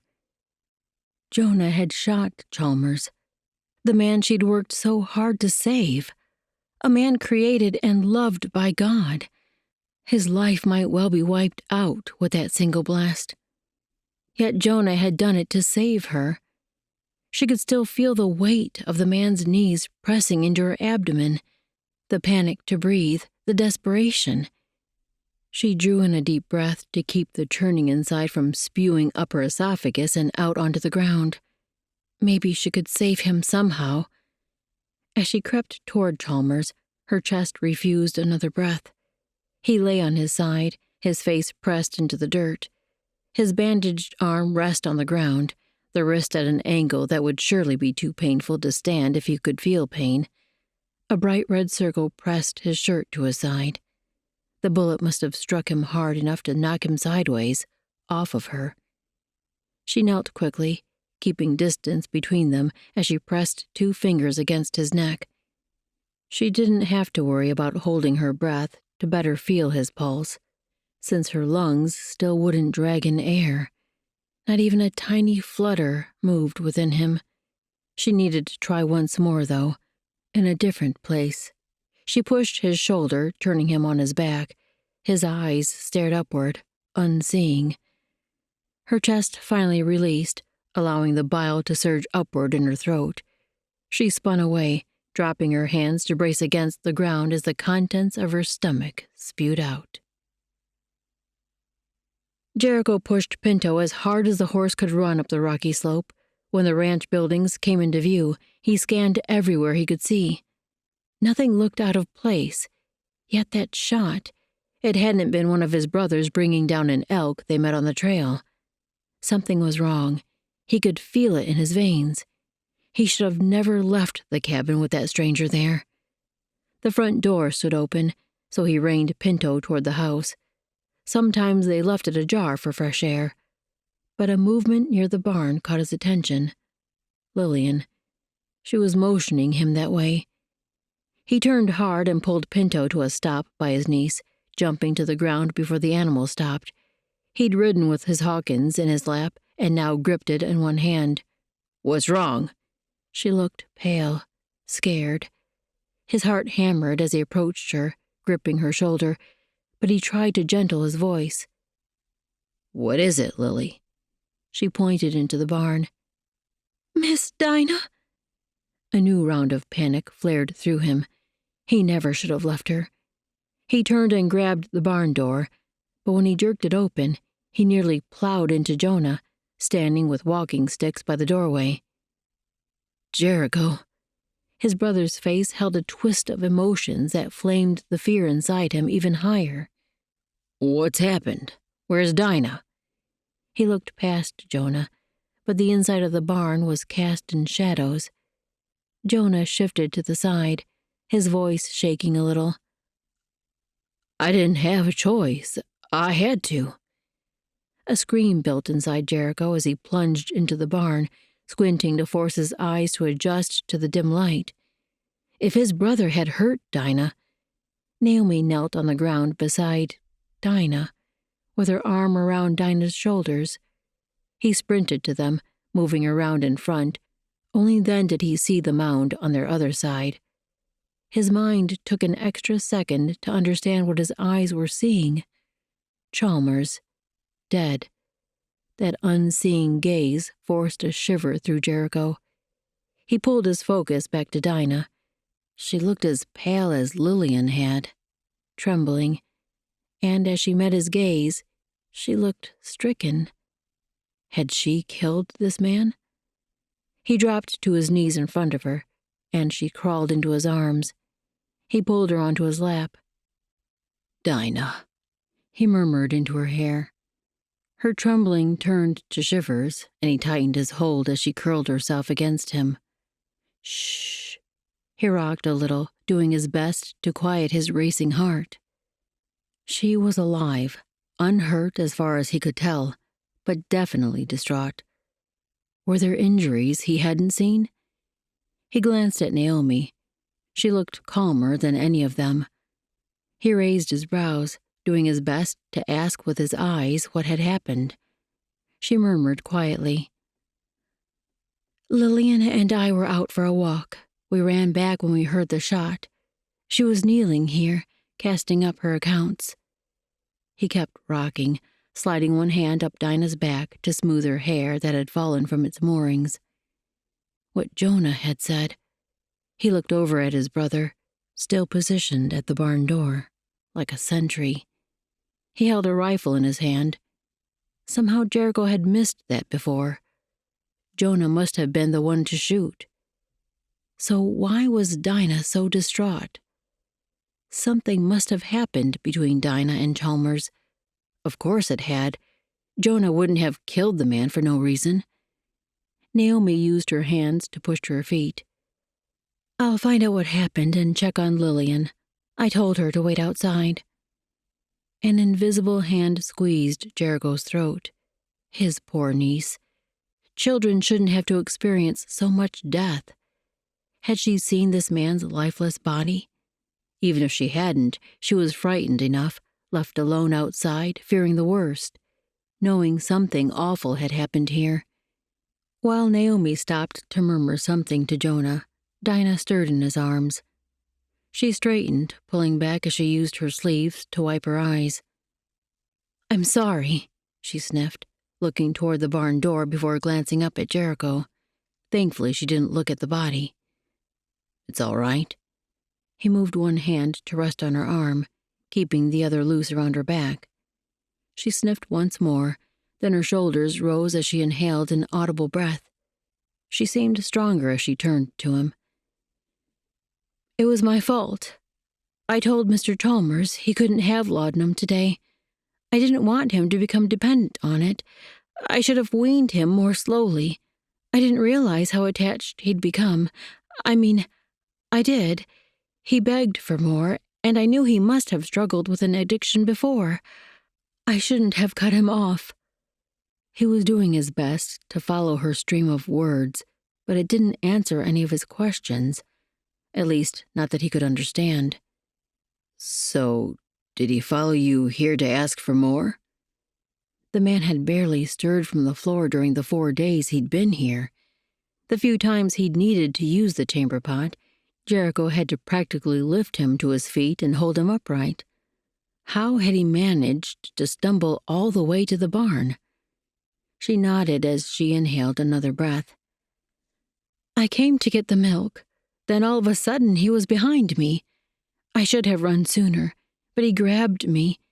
He was so strong. I never would have guessed he'd be so strong. Her voice trembled near the end. He reached up to stroke her hair again. Shh. He wanted to turn and kick the life out of the man who'd attacked her, but he had to stay calm for Dinah right now, and he needed to know if there was more. Are you hurt? She shook her head. Jonah came when I was on the ground. I was trying to tell him I would give him laudanum, but I couldn't breathe. Again her voice gave away her emotions. He needed to get her to the house, away from the scene of this awfulness. Do you think you can walk? She nodded and pushed up to her feet. He tucked his arm around her waist. She didn't look very steady, and he wasn't ready to let her go just yet. Voices sounded outside. The others had probably all ridden back at the shot. He'd left Sean and Samson behind in the lower pasture, simply jerked Pinto around and plunged his heels into the horse. Pinto had felt the urgency, taking the upward trail faster than ever before. If only Jericho hadn't left the women alone, then none of this would have happened. He'd known better, but he'd allowed Dinah to talk him out of his convictions. No more. The only way he could assure the safety of those he loved was by keeping strangers off their land. She would have to accept that. Surely after what happened here, she would agree with him. When we heard that shot, Dinah, I was so scared. I would have fallen over if Naomi hadn't grabbed my hand and made me run with her. Dinah reached out for Lillian's hand and gave a gentle squeeze as Naomi slipped an arm around the girl's shoulders. They all three sat on the big double bed. They'd needed a girls' night tonight, a chance to talk through the happenings of the day. The men played some kind of card game at the table in the other room. The game didn't involve betting, just innocent rivalry, so she didn't question Sean joining the fun. They'd even pushed the table close enough that Jonah could participate from his bed.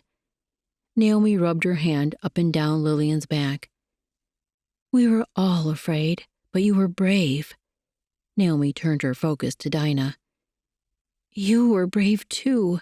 My goodness, Dinah, you fought back and stood up for yourself. Dinah shrugged, avoiding eye contact. I had to get away from him. Lillian looked up at Dinah with wide eyes. Did he hurt you? Dinah shook her head. No, sweetie, I'm not hurt. Except for her insides. If only she could go back and make different choices. Lillian's brow still scrunched in worry, so Dinah squeezed her hand again. God sent your uncle, Jonah, to help me just when I needed him. The Lord always takes care of his children, though it doesn't always happen the way we expect it to.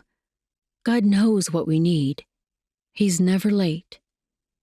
The girl's mouth pinched, though the worry seemed to have eased from her eyes. Are you God's children because you help make people better? Dinah's heart ached even more. I'm God's daughter because I've asked him to be my father, to clean away the things I've done wrong, and help me live for him. Is that why you're a doctor? Because God wants you to be? Her gaze was so earnest, Dinah chose her next words carefully. I don't have to do anything to earn God's love. He gives it freely, but I guess I am a doctor because God wants me to be. It's a special work he's given me. A feather of warmth eased the weight from her chest. She'd needed that reminder. He made you really good at helping people get better. She stroked her thumb over the back of Lillian's hand. Thank you for saying that. Her wide blue eyes shimmered. It's true. I wish you'd been there in Virginia City. You could have kept my mama and pa alive. The sting of tears sprang before Dinah could stop them, and she swallowed down the knot clogging her throat. I wish I could have. A yawn forced Lillian's mouth wide. I think it's all time for us to turn in. Naomi patted Lillian's shoulder, then scooted off the bed. After the men straggled to the barn, Naomi saw that Shauna and Lillian were tucked in their bedding as she usually did. Dinah turned to make sure Jonah was comfortable for the night, with the traction weight in the proper position. The quiet settled over them like a scratchy wool collar as she worked. She needed to thank him, but it felt wrong to thank him for taking her patient's life, even if it was to save her own. Still, Jonah might be wrestling with his actions, too. She needed to do this for him. She turned to face him. He was staring up at her with an expression unreadable in the dim light. Jonah. She rested her hand on his foot. Thank you for what you did today, for saving me. He didn't answer right away, and she couldn't see his eyes well enough to determine his thoughts. At last he spoke. I've never killed a man before. It's not something I ever thought I was capable of. A fresh pain lanced her chest. New tears burned her eyes. He was barely more than a boy. Why, Lord? Why bring this pain on this family? So much they'd endured, losing their parents, their sister, and now a man's life snubbed out because of her. If only she'd handled his first request for laudanum differently. But all she could do now was pick up the pieces, to help heal as much as she could. You did what you had to do. Thank you for being brave, for caring about me enough to come and help, even when it was hard for you. Jonah's voice turned soft. Jericho might have turned that rifle on me if I hadn't. He's the one who left the gun with me, said I was in charge of protecting you girls and the homestead while he was gone. A flash of anger seared through her. Jericho and his fear of danger. He was the one to plant the idea in his brother's mind that strangers couldn't be trusted. Even as the thought made her fists clench, the memory of that man kneeling on her belly rushed in. He'd done far more than she expected he could or would. How might he have hurt her if not for Jonah's intervention? She turned away. Good night. Her mind and heart couldn't handle the churning of emotions any more this night. She could only pray for sleep and its blessed rest. In the morning, maybe the world wouldn't feel so twisted out of shape. Chapter 24. Jericho dumped another armload of logs on the pile with a clatter, wood rolling in all directions. He'd split enough to last weeks, and now he'd just about run out of other things to do in the barn and yard. This day had stretched endlessly long. He wouldn't leave his family in the house unprotected. Not again. Even if there didn't appear to be a threat on the property. He'd not foreseen Tall Shadow bringing Chalmers either. They had simply shown up. He couldn't hang around outside every day, but this was all he could think to do for this first day after the attack. Every time he'd attempted to go inside the cabin, the turmoil in his chest had kept him outside. He was just so blasted angry still.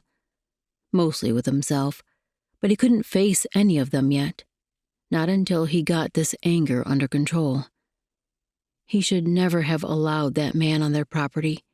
He should have been stern with Tall Shadow. It seemed wrong to send a man away with the kind of injury Chalmers had. But maybe Dinah could have stitched it, bandaged the arm. Then they could have loaded him on his horse and let Tall Shadow lead him away.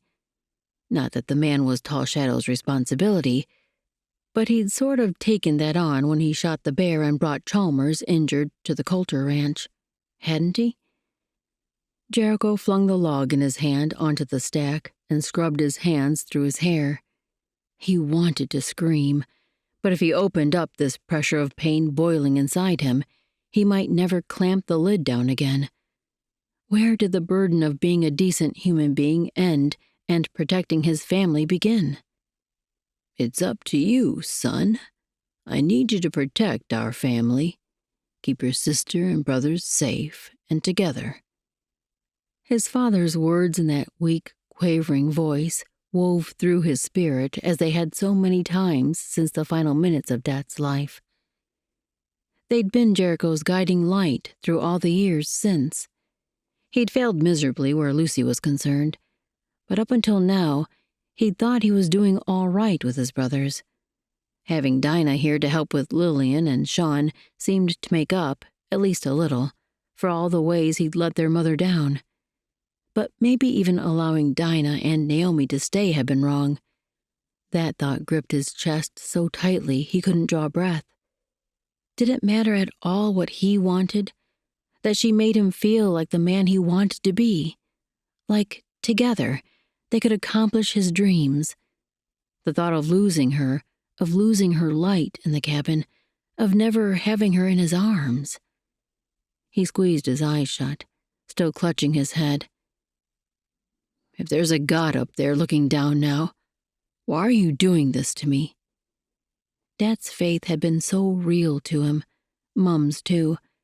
Jericho had never before questioned whether God existed, only whether he cared. But it might be easier to believe that no all-powerful being watched from a distance than to know he was real and that he'd simply turned his back.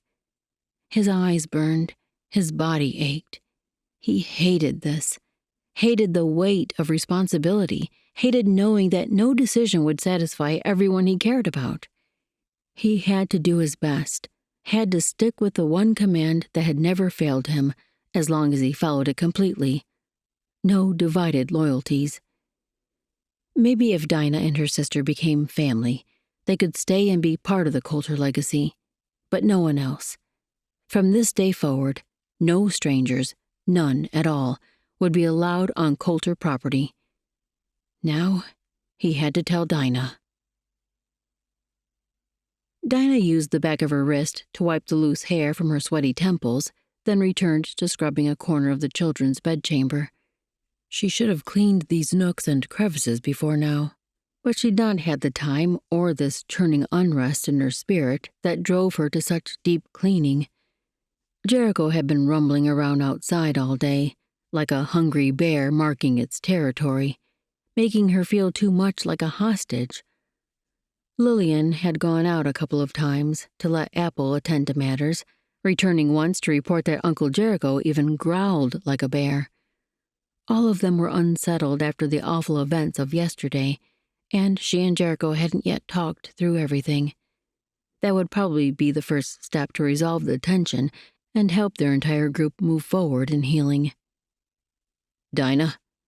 His voice sounded behind her, and she turned to see him in the doorway, lines etched across his brow as he frowned. "Can I talk to you?" She straightened and pushed up to her feet. "Of course." She moved toward him to join him in the main room, but he closed the door. The two of them, alone in a bedchamber with the door closed, was the height of impropriety, but by his expression, he certainly didn't look like he planned to take advantage of her. He seemed to realize what he'd done, and embarrassment shifted his features. I'm sorry. I didn't want the others to listen in, not yet. We can go outside if you'd rather." Her reputation could hardly be tarnished out here, and Lillian was tucked away with Naomi on the big bed Dinah and Naomi shared in the other chamber, reading a book. "We can talk here." He faced her, half the room between them, a world apart. Where had the tenderness from days before gone? She waited. Maybe she should speak first, break the tension, but it felt like Jericho needed to decide something within himself first. At last he breathed out a long sigh, his shoulders sagging as he scrubbed a hand through his hair. From the way the locks stood nearly on end, he'd done that more than once today. "This is hard, Dinah." He motioned toward the door behind him, sweeping his arm to encompass the entire cabin they couldn't see from this room. "What happened yesterday, I think it made us all wake up." The earnestness in his eyes pressed in her chest, It reminded me why we don't allow strangers on the ranch. My father warned me. His last words told me that it's my responsibility to keep the family safe." His jaw clenched, flexing as he searched for what else he needed to say. She wouldn't let herself speak until he'd said his fill, until she knew everything on his heart. "I have to protect us. I'd like you to be part of us, to be a Coulter, and, as such, your sister would be welcome here as long as she wanted. But no one else. I understand you have a gift, a talent for healing, but we can't endanger more lives, your life, to help strangers." Oh no. She understood why Jericho felt that way. Were she in his shoes, maybe she would make the same choice. It was his responsibility to protect his family, and this was the only way he'd been successful in that goal before. Her heart longed to say yes to this man. He hadn't asked her to marry him exactly, not yet. But that would come soon. He'd made that clear. If she could stay here on his terms. Could she really close herself off from people in need? Turn her back on the gift God had given her to help his people? She needed time to think and pray, time to raise this turmoil in her spirit to the Father. But for now, she had to let Jericho know she understood. He was hurting just as much as any patient she'd treated since she'd come here. And he was doing his best, making a hard decision for the good of his family. She stepped forward, steeling herself to give kindness but not succumb to her feelings for this man. She didn't meet his gaze, just stepped into his arms, wrapping her own around him. He pulled her close with an intensity she wasn't prepared for, as if he needed her for his next breath. "He needs you, Lord. Show him you are enough." With that silent prayer, clarity slipped through her. She'd assumed Jericho was a Christian because Two Stones had recounted the impact Jericho's father had on his faith, and the way the brothers prayed before meals, and the hymns they'd begun singing on Sundays. But she and Jericho hadn't talked about faith, nor had she prayed about whether God blessed this love growing between them. She'd felt the rightness of the way he'd led them here and had assumed he was giving her Jericho. But she'd not sought the Lord's guiding, hadn't had the conversations about faith with Jericho she should have. "I'm sorry, Lord." This wasn't the time for that, but maybe she could plant a seed to help Jericho trust God for his family's safety. She eased back from his embrace so she could see his face, a face so handsome her heart ached just to look at him, especially with the worry marking his brow. Now that she knew him so well, she could even see a hint of the fear that drove his actions to protect his family. "Give me the right words, Lord." She swallowed to bring moisture to her mouth. "Jericho, God is stronger than anything you face, anything that could hurt your family, and He's enough. You can trust Him." His brows lowered, but he said nothing. Maybe he needed time to think through it all. So did she. She eased out of his arms, taking his hands in hers so she could give them a final squeeze. "I need time to pray about this, Jericho. I'll let you know as soon as I make a decision." The warmth of his large, calloused grip nearly stole her resolve. How easy it would be to step into his embrace again, let him wrap his strength around her. She could promise to stay here, secluded from the rest of the world and its pain. But resolution slipped into her spirit, and she stepped back, releasing his hands. "I guess I should start the evening meal." And then maybe she could slip out for a walk in the cool evening air. It was time to seek God's will for their next step, something she'd done far too little of since she and Naomi had come to Montana territory. "I think we need to leave, Naomi." Dinah sat curled in bed, the covers pulled over her legs against the chilly night. Beside her, Naomi used her elbows to push herself upright, the roundness of her belly making the act much harder than it once was. Why? What's happened? That now familiar clinch in her chest made it hard to breathe, but she worked to keep her voice even. I've been praying. Naomi's eyes softened, and she stroked her fingertips over her belly. I almost asked to go with you on your walk, but I thought you might need time to think. Dinah couldn't find a smile, not with the pain of her decision. She'd given in to tears on the trail as she accepted the nudging of God's voice in her spirit. She pressed that memory away before the burn rose into her eyes again. Jericho feels he needs to close the family away from strangers again so he can protect them. My being here as a doctor will go against that. I can't put him in that position to feel he has to turn away injured or sick patients who seek my help. And I don't want the strife that would come between us. Naomi rested a hand on Dinah's arm. But what about the two of you? You can't leave the man you love. Surely you can work things out. Did you tell him he's being unreasonable? Did you tell him he has to trust God for protection? Dinah shifted her arm so Naomi's hand slid into hers.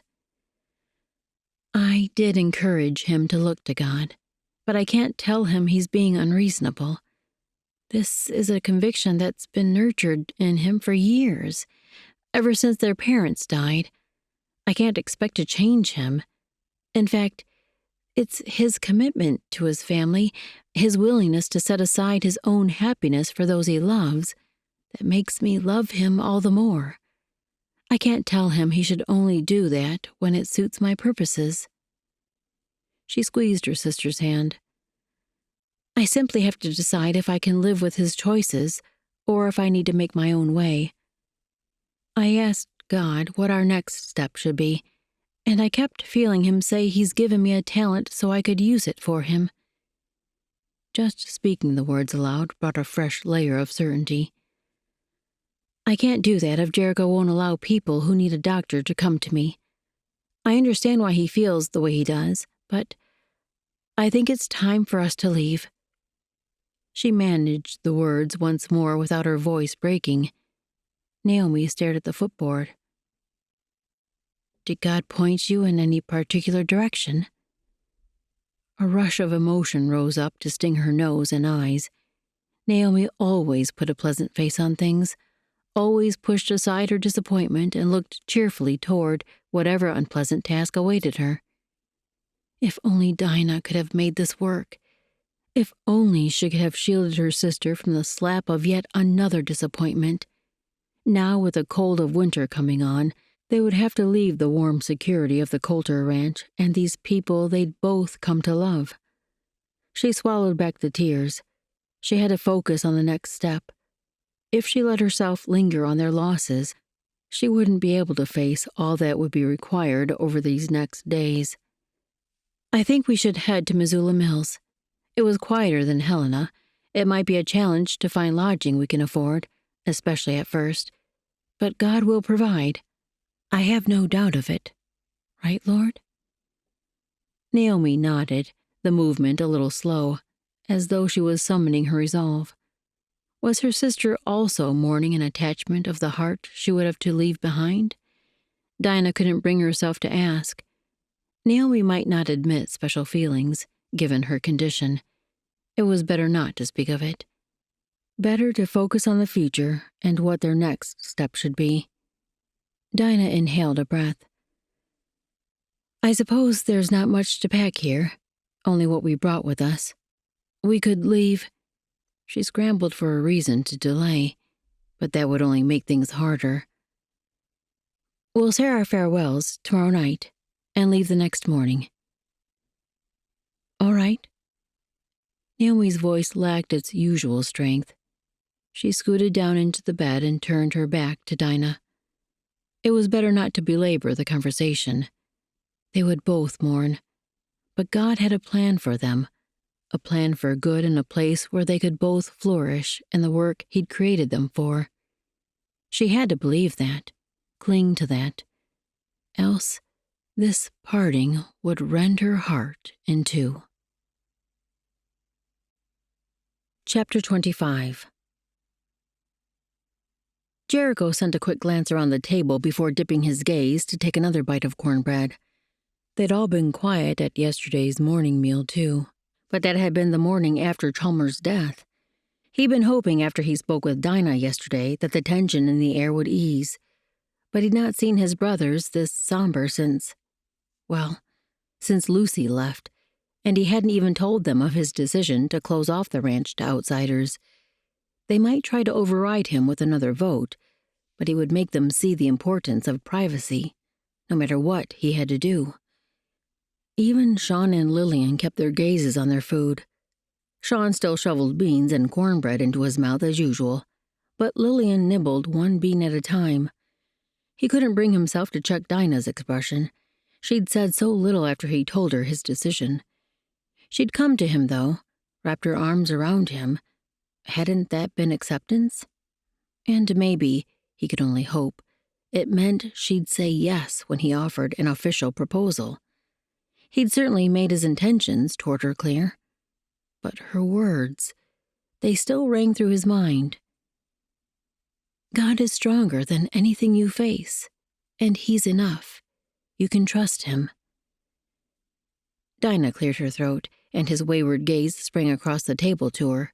She looked pale, and maybe even fragile. Maybe she hadn't slept well. But then she lifted her chin and spoke. I, wanted to tell you all that Naomi and I will be leaving tomorrow. The words slammed into him like a charging buffalo. He hadn't heard the thundering hooves, hadn't steeled himself for the pain of sharp horns piercing his heart. A few of his brothers murmured, but before Jericho could react, Lillian sprang to her feet, knocking her chair backward. You can't leave. Why would you? She turned a fierce glare on Dinah, but the pain beneath the anger sliced through him like another ram of horns. How could Dinah hurt his niece like that? Didn't she know how much Lillian adored her, how much she'd come to need her? Dinah reached out and touched the girl's arm. It's all right, Lillian. This is what we need to do. I was always planning to set up a clinic in Missoula Mills. We need to proceed with that now, before winter sets in. Her gentle tone only ignited the anger sparking inside him, and apparently it did nothing to soothe his niece either. Lillian jerked her arm away from Dinah's touch and stepped back from the table. She bumped into her fallen chair, then spun and strode around the table toward the front door. Apple scampered after her, just barely slipping through the doorway before Lillian slammed it shut. As silence reverberated through the room, he turned back to Dinah. She still wasn't meeting his gaze. What in the land of Goshen was she thinking to make a declaration like that? Surely she didn't actually intend to leave, not after he'd all but offered for her. Maybe that's what she was about, pushing for a full proposal. He could do that, though he certainly didn't like the way she was going about it. Regardless, he had to talk with her. Gilead looked like he was about to speak, so Jericho pushed to his feet. Dinah, can we speak outside? Even now she didn't meet his eyes, only nodded and stood. He started toward the door. They'd have to make sure Lillian wasn't near enough to listen in, but he needed to be outside, needed space and fresh air for this conversation.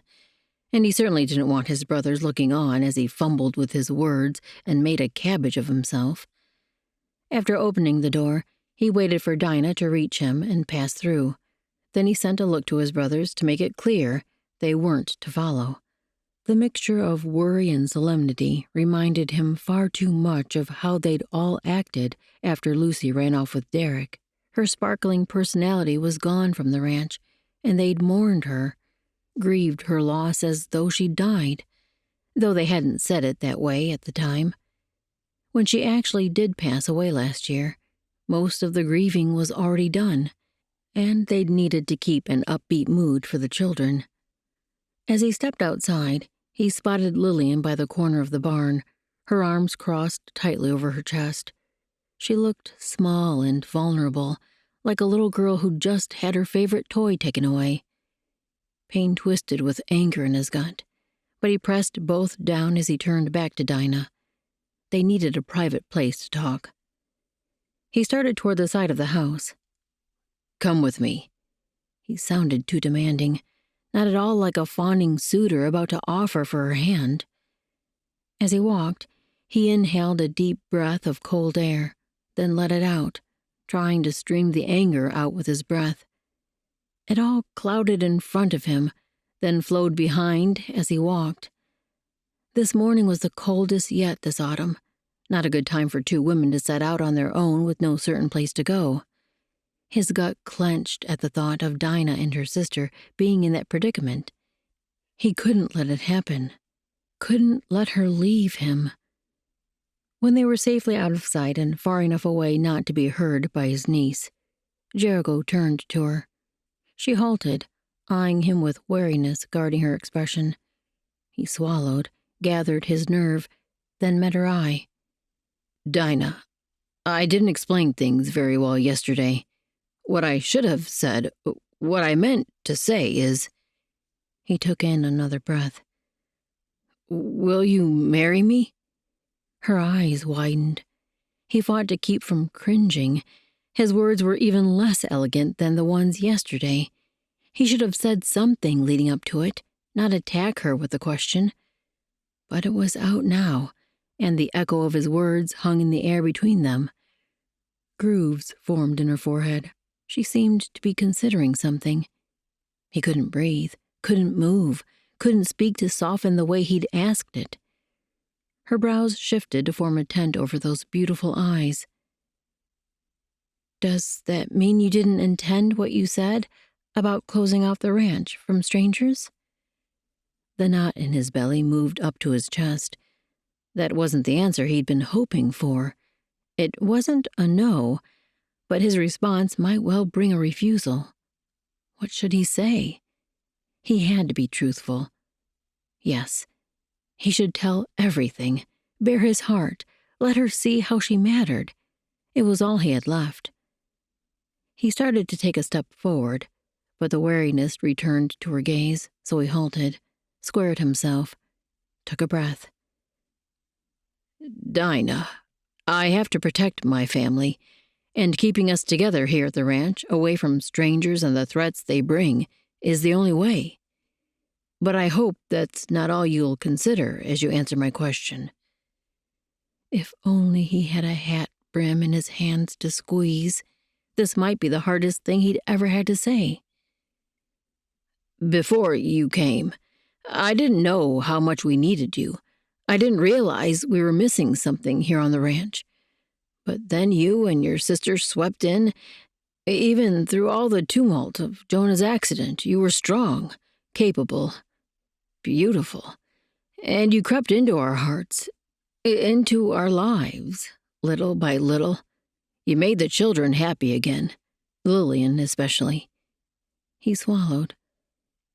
"You brought me back to life, made me feel things I didn't know could be felt. Dinah, the thought of you leaving, I can't put into words what that does." His voice cracked and he let out a breath, then tried once more. He did his best to let her see the truth in his eyes. "I need you. I need you to stay." God, this is too much. You can't expect me to stay strong through this. Dinah attempted to swallow the tears clogging her throat. She couldn't hold them back much longer, though, not with this pain twisting her insides. She loved this man, loved him even more than she'd let herself realize. Her heart craved to say yes, to step into his arms, to take his hand and turn her back on the idea of a clinic and seeing patients, of bringing relief to sickness and healing to injury. After all, this man carried his own pain that she could ease. This ranch might possess more of a challenge than even a town full of miners. But she couldn't heal the broken places inside Jericho. Only God could. She couldn't go into a marriage expecting him to change. If God planned for them to be together someday, she had to step back now and allow the Lord to work, and proceed in the calling he'd given her.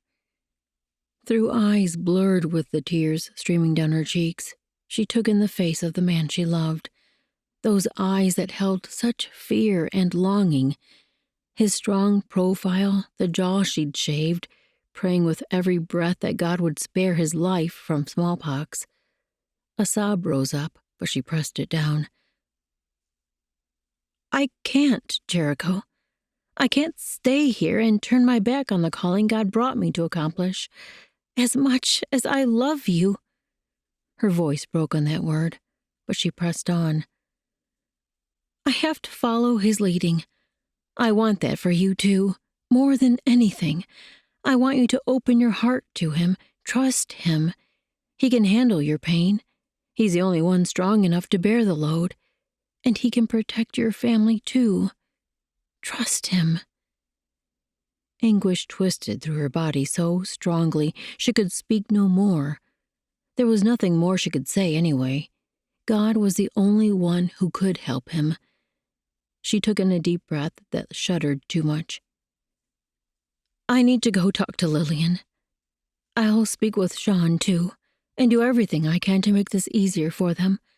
They're welcome to come visit us in Missoula Mills. He wouldn't bring them, though.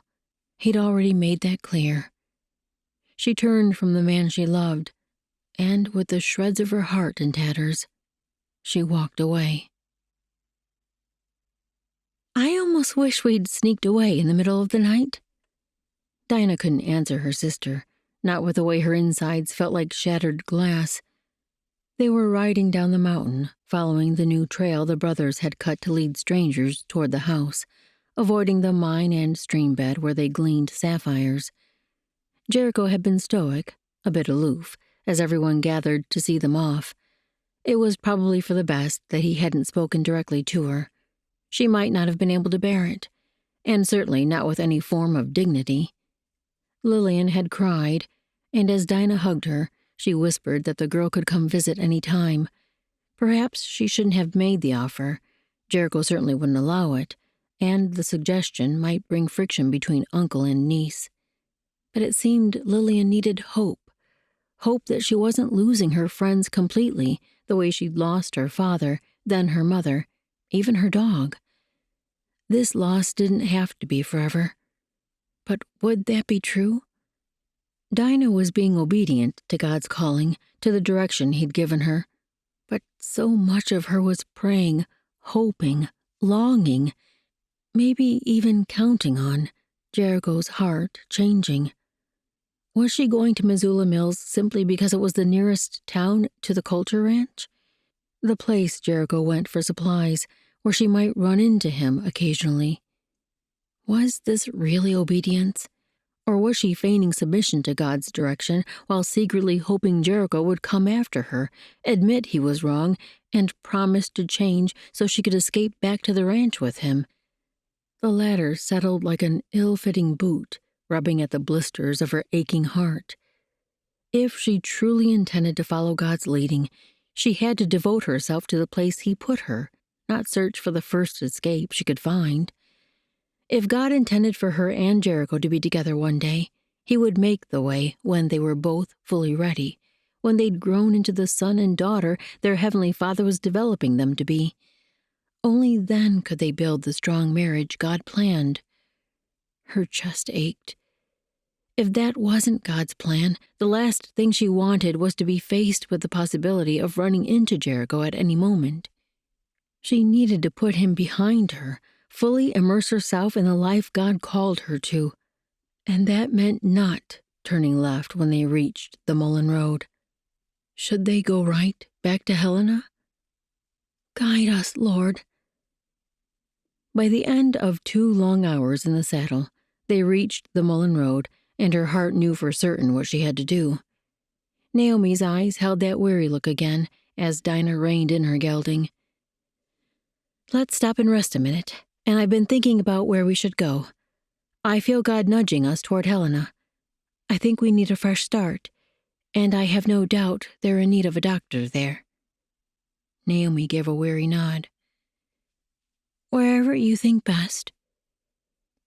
Maybe her sister was trying to be agreeable, But the words settled a weight on Dinah's shoulders. She had to get this right, had to succeed. More lives than her own depended on her. Chapter 26.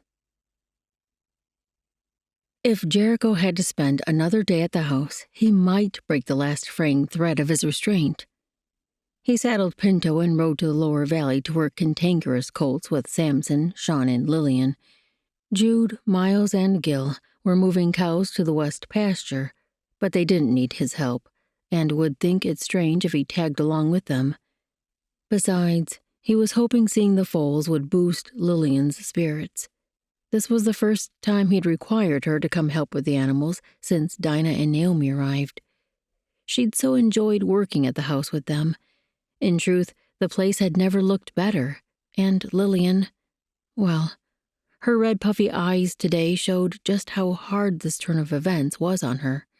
She might have done better if he'd let her stay at the cabin with Jonah, but he'd been worried about leaving her alone in such an emotional state. Jonah would have trouble helping her if something went wrong. Not that Jericho was any good at consoling her, especially with this thundercloud nearly smothering him. He needed work, good, hard, sweaty labor, like cutting down trees. These foals were just ornery enough to press on his last nerve. Maybe he should grab the axe they kept here to break the ice on the creek in winter and start felling trees. He could have enough logs cut by nightfall to raise a barn. The colt he was grooming lifted its head, pulling tight against the lead rope tied to a tree. "Easy there." Jericho stroked its back to settle the animal. But whatever the colt sensed still had it on alert, and the small body tensed beneath his hand. "What's wrong with him, Uncle?" At Sean's call from behind, the foal jerked backward, flinging itself on its haunches and straining against the rope with all its might. "Hey, boy, easy." Jericho braced a hand behind its rump to stop the colt from pulling back. The animal struggled harder, but the tree held firm. In its panic, the colt threw itself to the ground. Jericho's heart raced as he pulled out the knife strapped at his side. The knot in the rope would be too tight to untie. He'd have to cut it. As soon as he sliced through the cord, Sean and Samson moved in to catch the colt and calm him. Jericho let them handle the youngster, turning away from the scene. The colt was probably on edge from his own frustrations. He needed to get himself away where he couldn't hurt anyone else. "Make sure he's not injured, then turn him loose," he called over his shoulder, striding to the little shed where they kept the axe. They'd been talking about adding a lean-to off the back side of the building for the animals to take shelter. This would be a good time to start on that project. By the time the sun passed its zenith, he was felling his 8th tree. He'd stripped off his shirt, but hadn't let himself stop to rest. The sound of footsteps tramping through the woods made him pause. He slid a glance backward to see that it was Gilead, then heaved the axe up and swung another blow into the tree. Another, then another. 5 more swings, and this tree would fall. Gil stood several steps behind him, so he wasn't in the way of the tree's path. It took 7 more blows to fell the pine. Jericho was getting weak.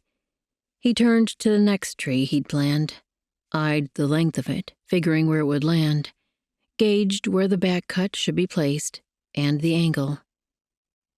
"I can't believe you let them leave." Gil's voice broke through his concentration, raising a sour taste in his mouth. He hoisted the axe and swung, hard. Bark chunks flew backward, but he'd not made a very large dent. He raised the axe and swung again, harder this time. Not as much bark splintered away, but the wedge barely deepened. "You're working with a dull axe." He raised the tool again. "The story of my life." Another swing. Faster now. Up, swing. Up, swing. Up, swing. All that just for the back cut. He moved around to the other side of the tree and lifted the axe once more.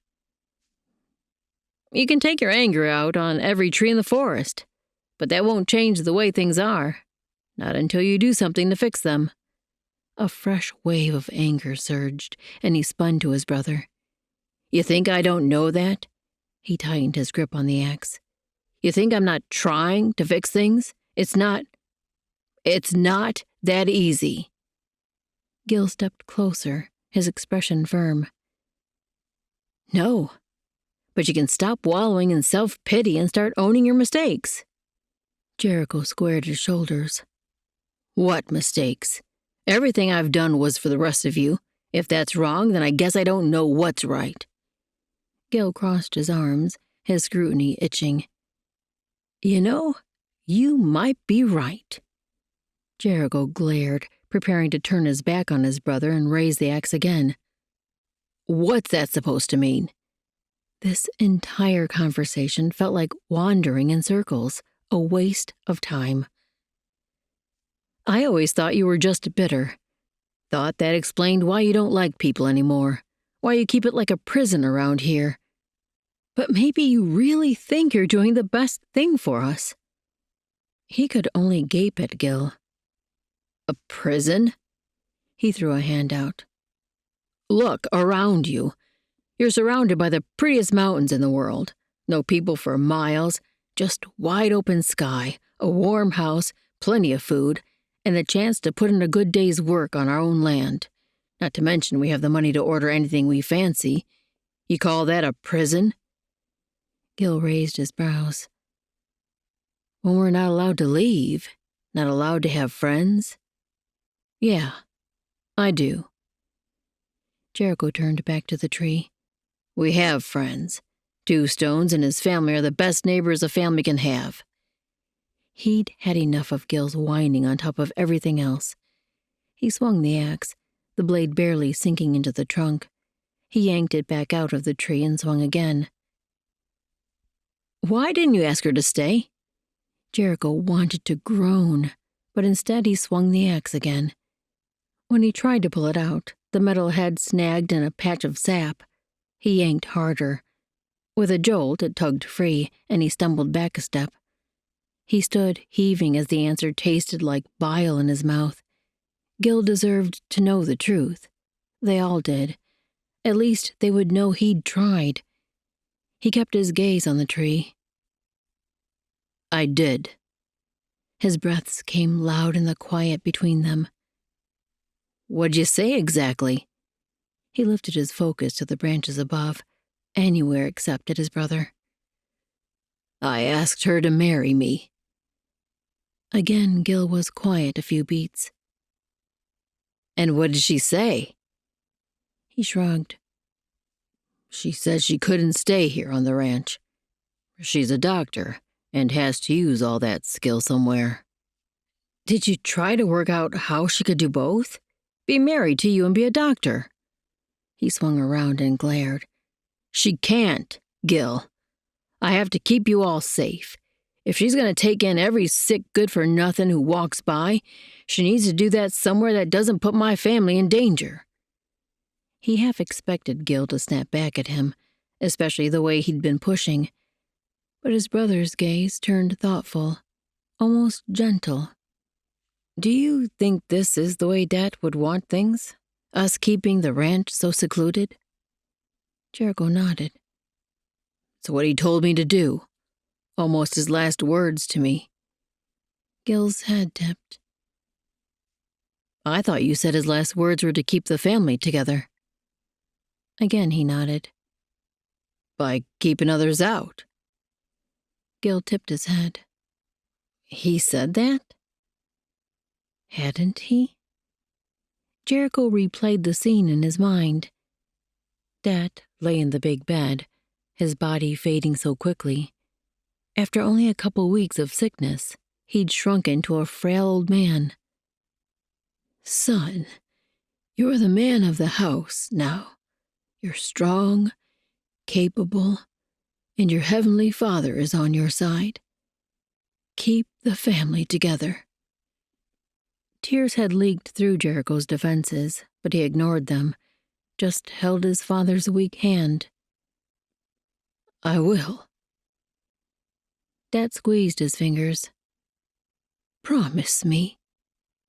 I promise. The sting of those long-ago tears burned his nose once more. He hadn't cried in years. He couldn't do it now, not in front of Gil. He lifted his chin to look up into the branches again, anything to keep his emotions at bay. But he had to be honest. I don't think he did. I only remember him saying to keep the family together. He squared his shoulders and glanced at Gil. But all our problems through the years came from letting strangers onto the land, especially what happened to Lucy. He couldn't bring himself to list Dinah as a problem. He wouldn't be hurting now if she'd never come to the Coulter ranch. But he wouldn't have had the chance to know her. Even with his insides twisted and sliced, he wouldn't trade these past weeks with her. Gil's expression softened, but his words came out earnest. I think you need to go after her. Find a way to make things work, even if it means setting up a clinic on the edge of our land. His mouth curved in a wry smile. And maybe you can open the prison gates every so often. Give us a bit more freedom. You might be surprised to find that we don't actually want to leave. We just don't want to be held prisoner. Then he stepped forward and gripped Jericho's shoulder, an act that felt like solidarity, like they would face this together. A thought that relieved him more than he wanted to admit. As Gil turned back toward the pasture, his final words drifted over his shoulder. You might want to sharpen your axe, too. He watched his brother step through the fallen branches littering the ground, then slowly disappear through the trunks. Could he be right? What Gil said made sense, but Jericho needed time to think. He turned back to the tree, swinging the axe once more. Too bad he couldn't chop away his confusion with each strike. The sound of each blow echoed through the woods, and soon he found a comfortable rhythm. 1, 2, 3. He counted each time the axe made contact with the tree trunk, letting the rhythm calm his mind. His thoughts wandered back to Dinah. Her face, her smile, the way she'd look at him across the table, across the room. His chest ached and his belly churned. Was this the way Mom and Dad had felt about each other? A love that created a physical pain when they were separated. A love that made him rethink all his plans so they could be together, so she could be happy. But he couldn't turn away from his responsibilities. He had to keep his family safe. Except Dinah would want that too. Maybe together they could find a way to accomplish both goals. He slammed the axe into the tree a final time, and a crack split the air as the trunk gave way. He stepped back, giving the stub plenty of clearance as the massive branches worked their way through the trees around them. He would find Dinah and her sister. He would tell her he'd been a close-minded fool, and together they would work out a way to move forward. He spun and started toward the valley where he'd left Pinto. He didn't have a moment to lose. Chapter 27. Are you sure you haven't seen them? Jericho braced his hands on his hips as he scanned the livery in Missoula Mills for any sign that Dinah or Naomi had been here. Clip shook his head. I've had a few women pass through here of late, but none that look like you say.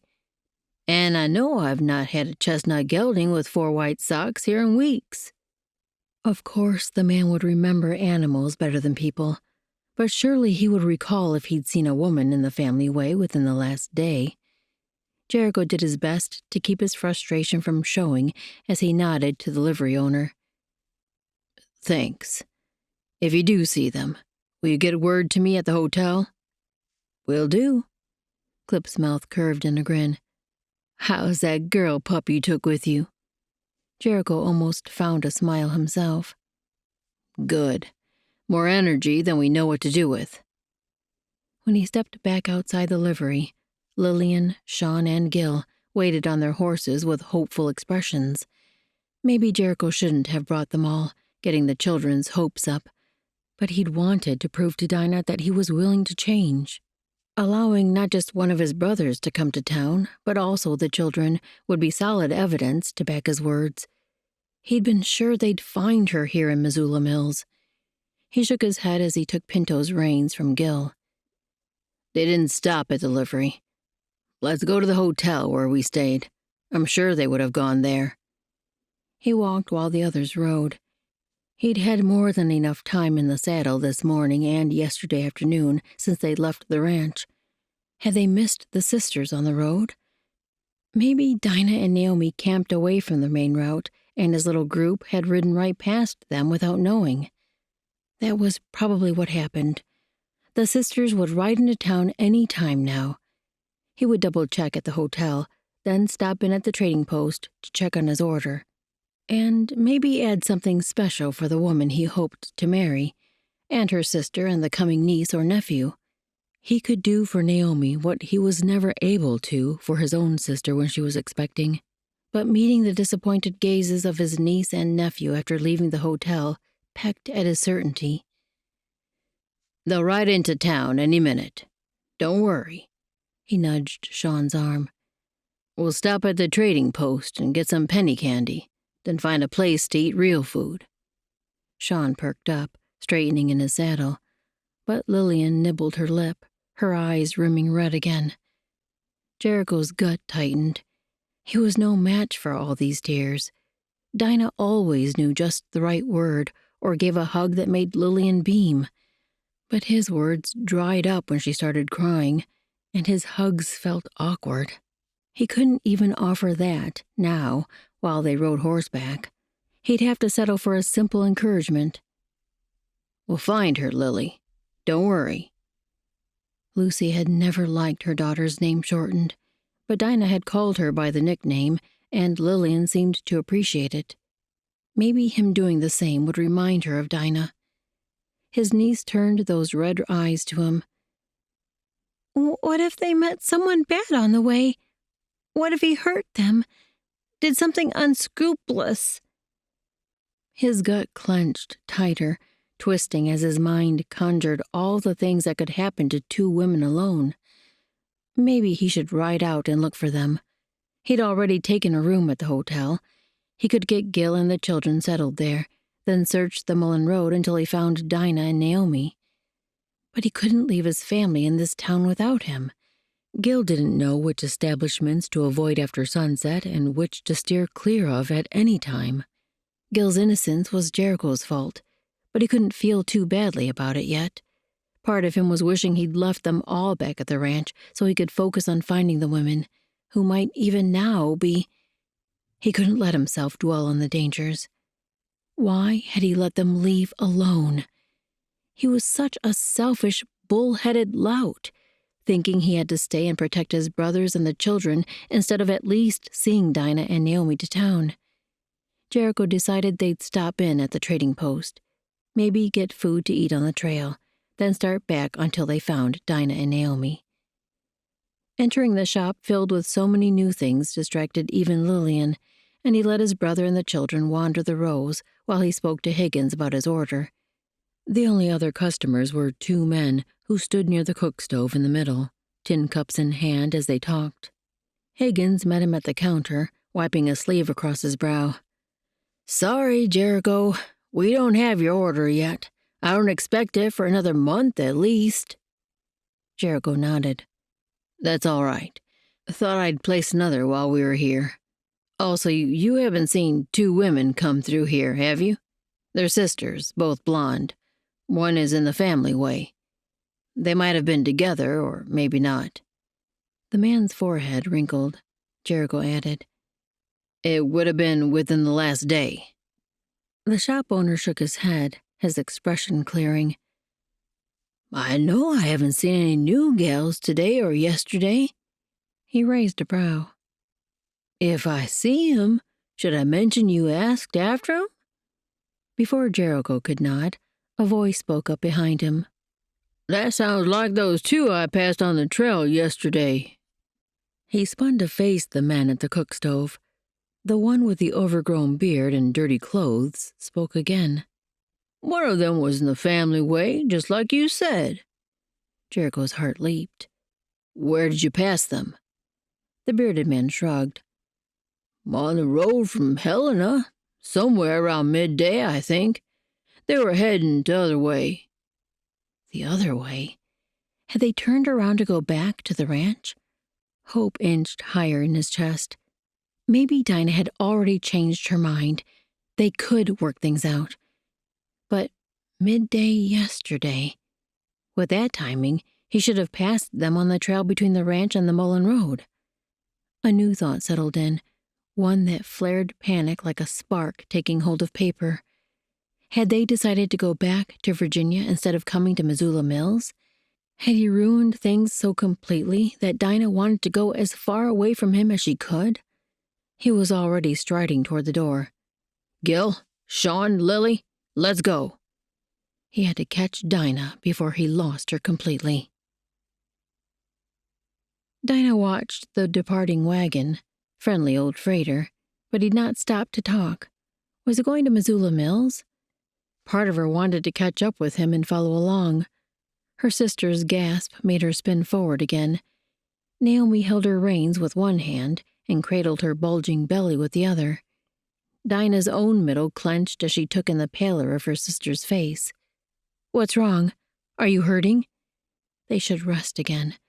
There was no need to rush this journey, as uncomfortable as it was sleeping on the rocky ground beside the trail. When they reached Helena, there might be other hardships. Naomi's mouth pinched. "I keep getting these pains. I can't tell if it's the baby moving around or the way I'm sitting in the saddle." Her heart picked up speed.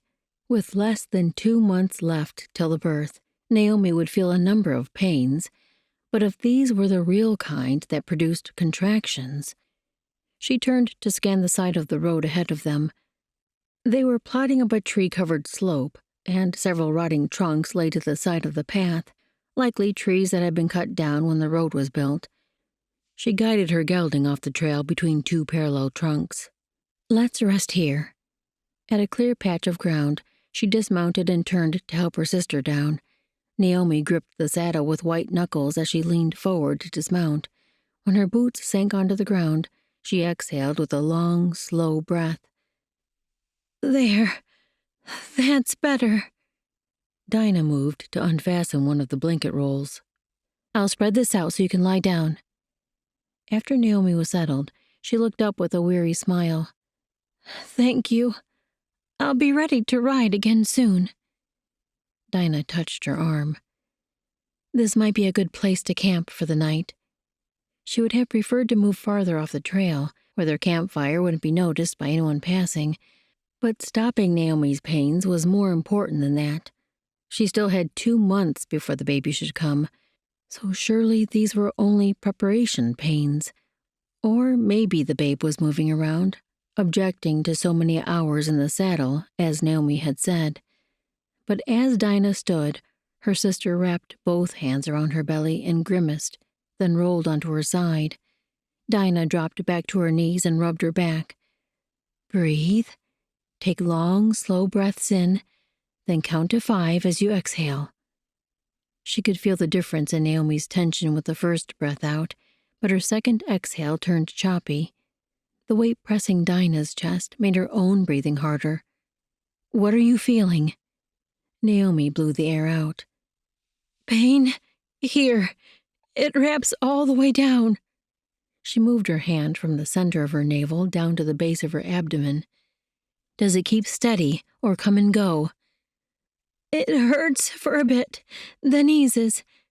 Maybe now it'll stop completely." Naomi gave her a hopeful look, but the weary lines under her eyes belied the expression. Dinah reached for the water flask. "Take another drink." What her sister described could be false pains or the real thing. Only time would tell for certain.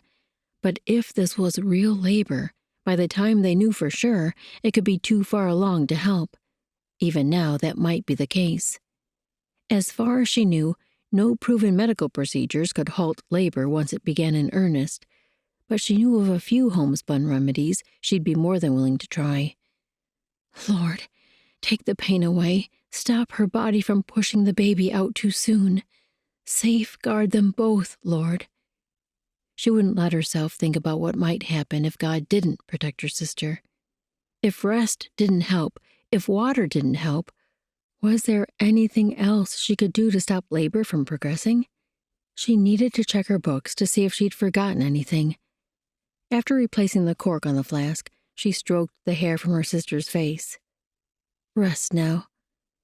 Naomi nodded, and her eyes drifted shut. Finally, peace eased her features. The tightness didn't lessen in Dinah's chest, though.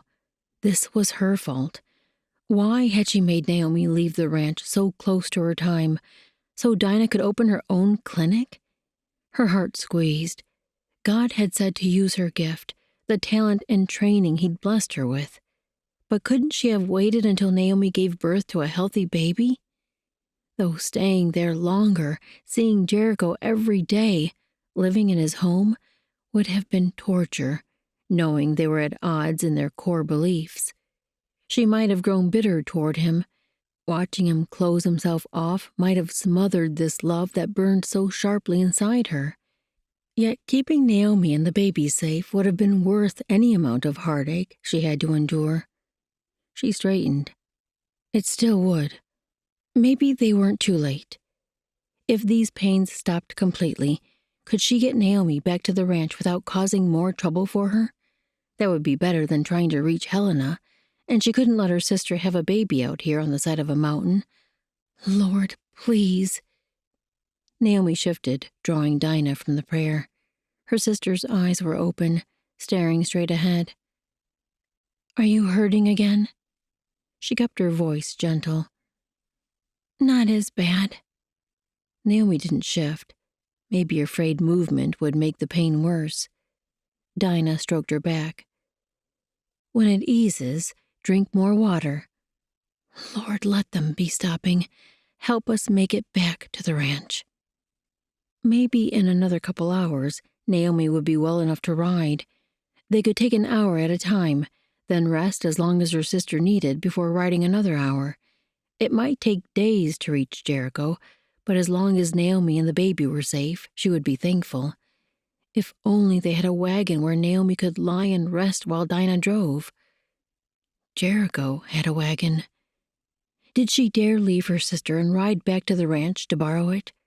Jericho would come with her, she had no doubt, but that would mean leaving Naomi alone for at least a day and a half, maybe 2.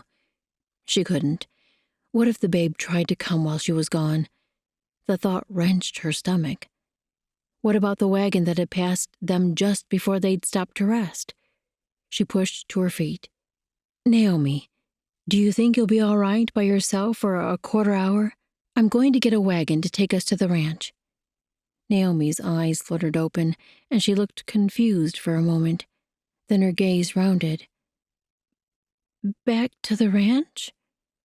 Was that hope in her voice? Once more, Dinah dropped to her knees by her sister. Is that all right with you? Maybe she should have asked what Naomi wanted to do, but this was truly the only good choice. Her sister nodded, her eyes glimmering. Yes. The pressure in Dinah's chest tightened, clogging her throat. I'm sorry I made you leave. Naomi reached for her hand, and Dinah gave her a gentle squeeze. Then Naomi lifted her bright gaze again. I know you want to make a difference, to heal and nurture and care for the sick and injured, but you don't have to open a clinic and dispense medicine to help people. You help and heal everyone around you just by being the person God made you. That's part of the healing gift He's placed inside you. Her grip tightened, as though a pain was coming on, but she continued speaking. There might be times you have an actual clinic where people come for medical help, and other times God places people around you who need your care in other ways. Naomi managed a tight smile. A burn stung Dinah's eyes, but she blinked it back. Thank you, Nay. We'll get you back where you can deliver a strong, healthy baby. She released her hand, then stood. "Drink more water, and I'll return soon." She untied her gelding and mounted. She still had her packs tight on the saddle, including her rifle in the scabbard. The driver had looked like a decent fellow, but she would be facing him alone. She pressed back the niggle of worry that twisted in her gut and nudged her mount onto the trail. She would use good judgment, but Naomi needed that wagon. Chapter 28. Dinah pushed her gelding into a trot down the slope, but didn't dare canter until the ground leveled off some. As soon as it felt safe, she pushed him faster, leaning lower as she scanned the road ahead. Maybe around that curve she'd see the wagon. Somewhere ahead, the road crossed a creek, then traveled along a valley before climbing up another rocky tree-covered slope. Her pulse quickened as she caught sight of the wagon ahead. The vehicle crawled slower than before, as if the mules were tired or the weight of the cargo was too much. But the back had only been half full, the cargo covered by oilskins. She urged her mount faster to catch up. As she approached, the driver glanced back at her, and his eyes widened in surprise. He drew up the reins and called to the team, "Oh, there!" She reined in her gelding beside them.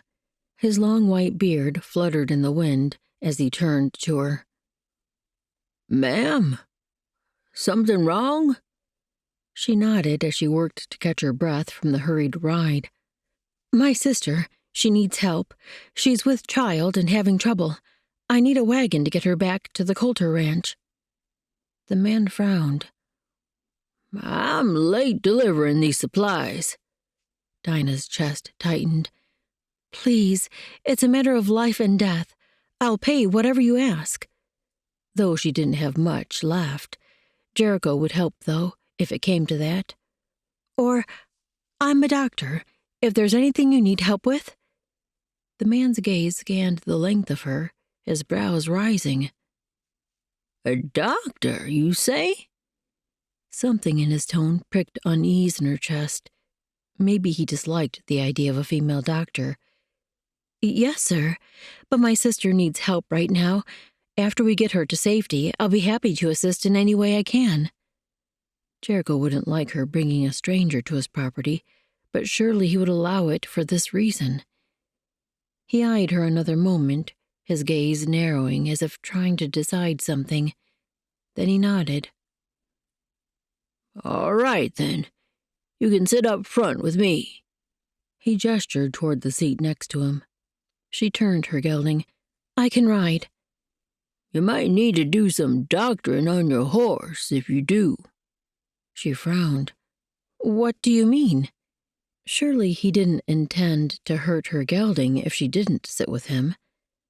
The driver motioned toward her mount's back legs, and she leaned over to look down at them. A deep gash marred the long cannon bone, the skin peeled away and blood running down to cover the hoof. "Oh, boy." She swung to the ground and bent to examine the wound. The gelding must have cut himself on a rock as she'd made him hurry down the mountain. It's a wonder she hadn't felt him limping. The gash needed to be cleaned and bandaged to keep out dirt, but that would have to wait until she had Naomi settled. Until then, it wouldn't be fair to the horse to add her extra weight when she had another seat available. She stood and turned to the driver.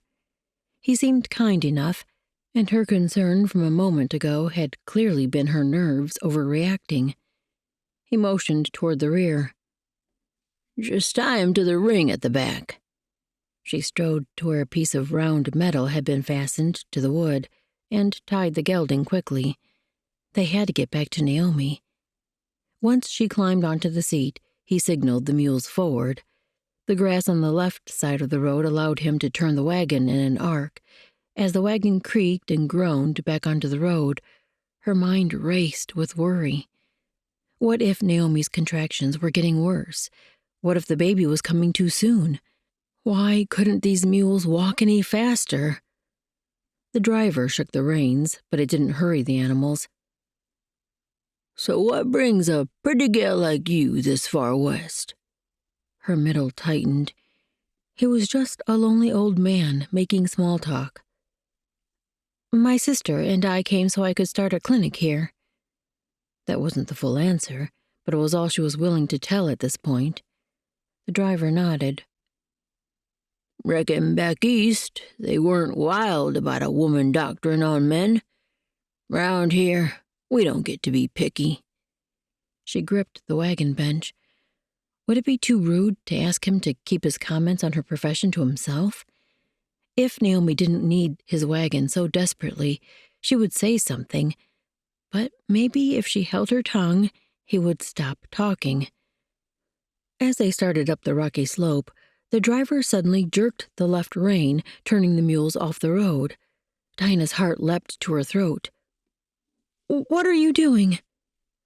Why hadn't she thought to bring her rifle with her when she dismounted her horse? The team entered a narrow opening in the brush, a gap she'd not even seen. Panic surged through her. "Stop!" She reached for the reins to halt the mules. The driver threw out his arm, slamming her back against the wagon bench. "You keep your hands to yourself, Doc." His voice came out rough. She struggled to free herself, but his arm was like an iron bar across her chest.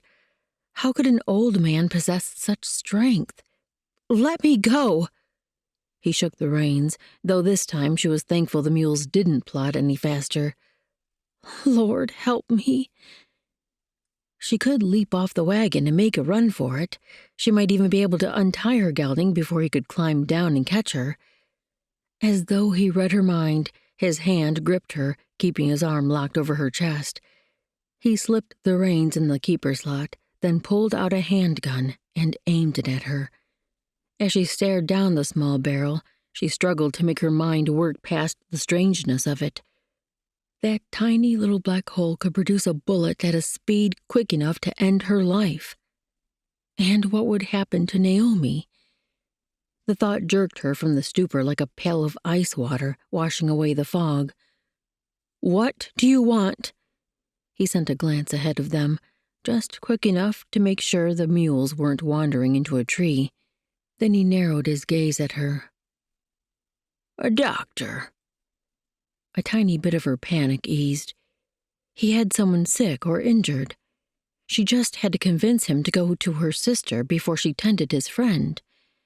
She swallowed, but took care not to move any other part of her body. "I'll gladly provide medical care if you have someone in need. I already said that. I can't be away from my sister long, though. Can you tell me what the problem is?" He sent another longer look forward, then turned back to her. "You'll see." Her insides twisted. Why couldn't he just tell her what was wrong with his patient? Why did they have to sneak off the road and into the woods? She cast a glance around, taking in the dense trees and rocky terrain. If she had to make a run for it, she could follow the wagon tracks back to the road, but the wagon lurched to a stop. In front of them stood only trees and brush. The driver kept the gun pointed at her as he moved his grip to her arm closest to him. "You just get down with me." He half dragged her off the bench as he climbed down, and she scrambled to keep her feet beneath her. The iron in his grip helped keep her upright. The driver shoved her through the dense foliage, the branches scratching her face and arms. This wasn't a trail as far as she could tell. Suddenly, the trees opened up and they stepped into a small clearing. In the center stood a wood slab building, its walls weathered and leaning a little. The driver led her to the front door and stopped. "Thomas," a man's voice called from inside the building. "What do you want?" The driver shoved Dinah forward and pulled open the door. "Got your doctor." He pushed her into the building, finally releasing her arm. She stumbled to a stop in a room barely lit by a single lantern. As her eyes adjusted to the dimness, she surveyed the area. A form lay on a bed in the corner, barely raising the thin blanket. But then the person pushed up on an elbow, revealing wild, bushy hair poking out in all directions. She forced herself to take a step forward, then stopped. "What's wrong?" Though the figure looked emaciated, he might still have the strength to hurt her. The driver had certainly surprised her with the power in his grip. The driver leaned against the doorframe, the gun still in his hand. "He took a bad fall. Broke his leg, I think." She stayed where she was as she spoke to Thomas. "May I see your leg?" He glared at her, but then slowly lowered himself back onto the bed tick, flipping up the ragged blanket to reveal a swollen limb with a badly infected wound on the side of the calf. A putrid odor filled the air, even stronger than the musty scent of the building. She stepped forward again.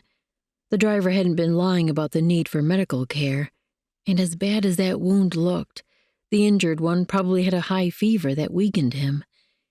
She didn't touch the leg, just bent over to peer at the wound. Though the light was too dim to see well, she could make out a protruding bone amidst the pus and swollen infected flesh. The gash had festered so badly that he might already be suffering from blood poisoning. Sweat beaded the man's face, matting the edges of his wild hair. His cheeks held bright red circles. She didn't have to touch him to know how high his fever would be. His raspy breathing filled the air between them. His wary eyes watched her.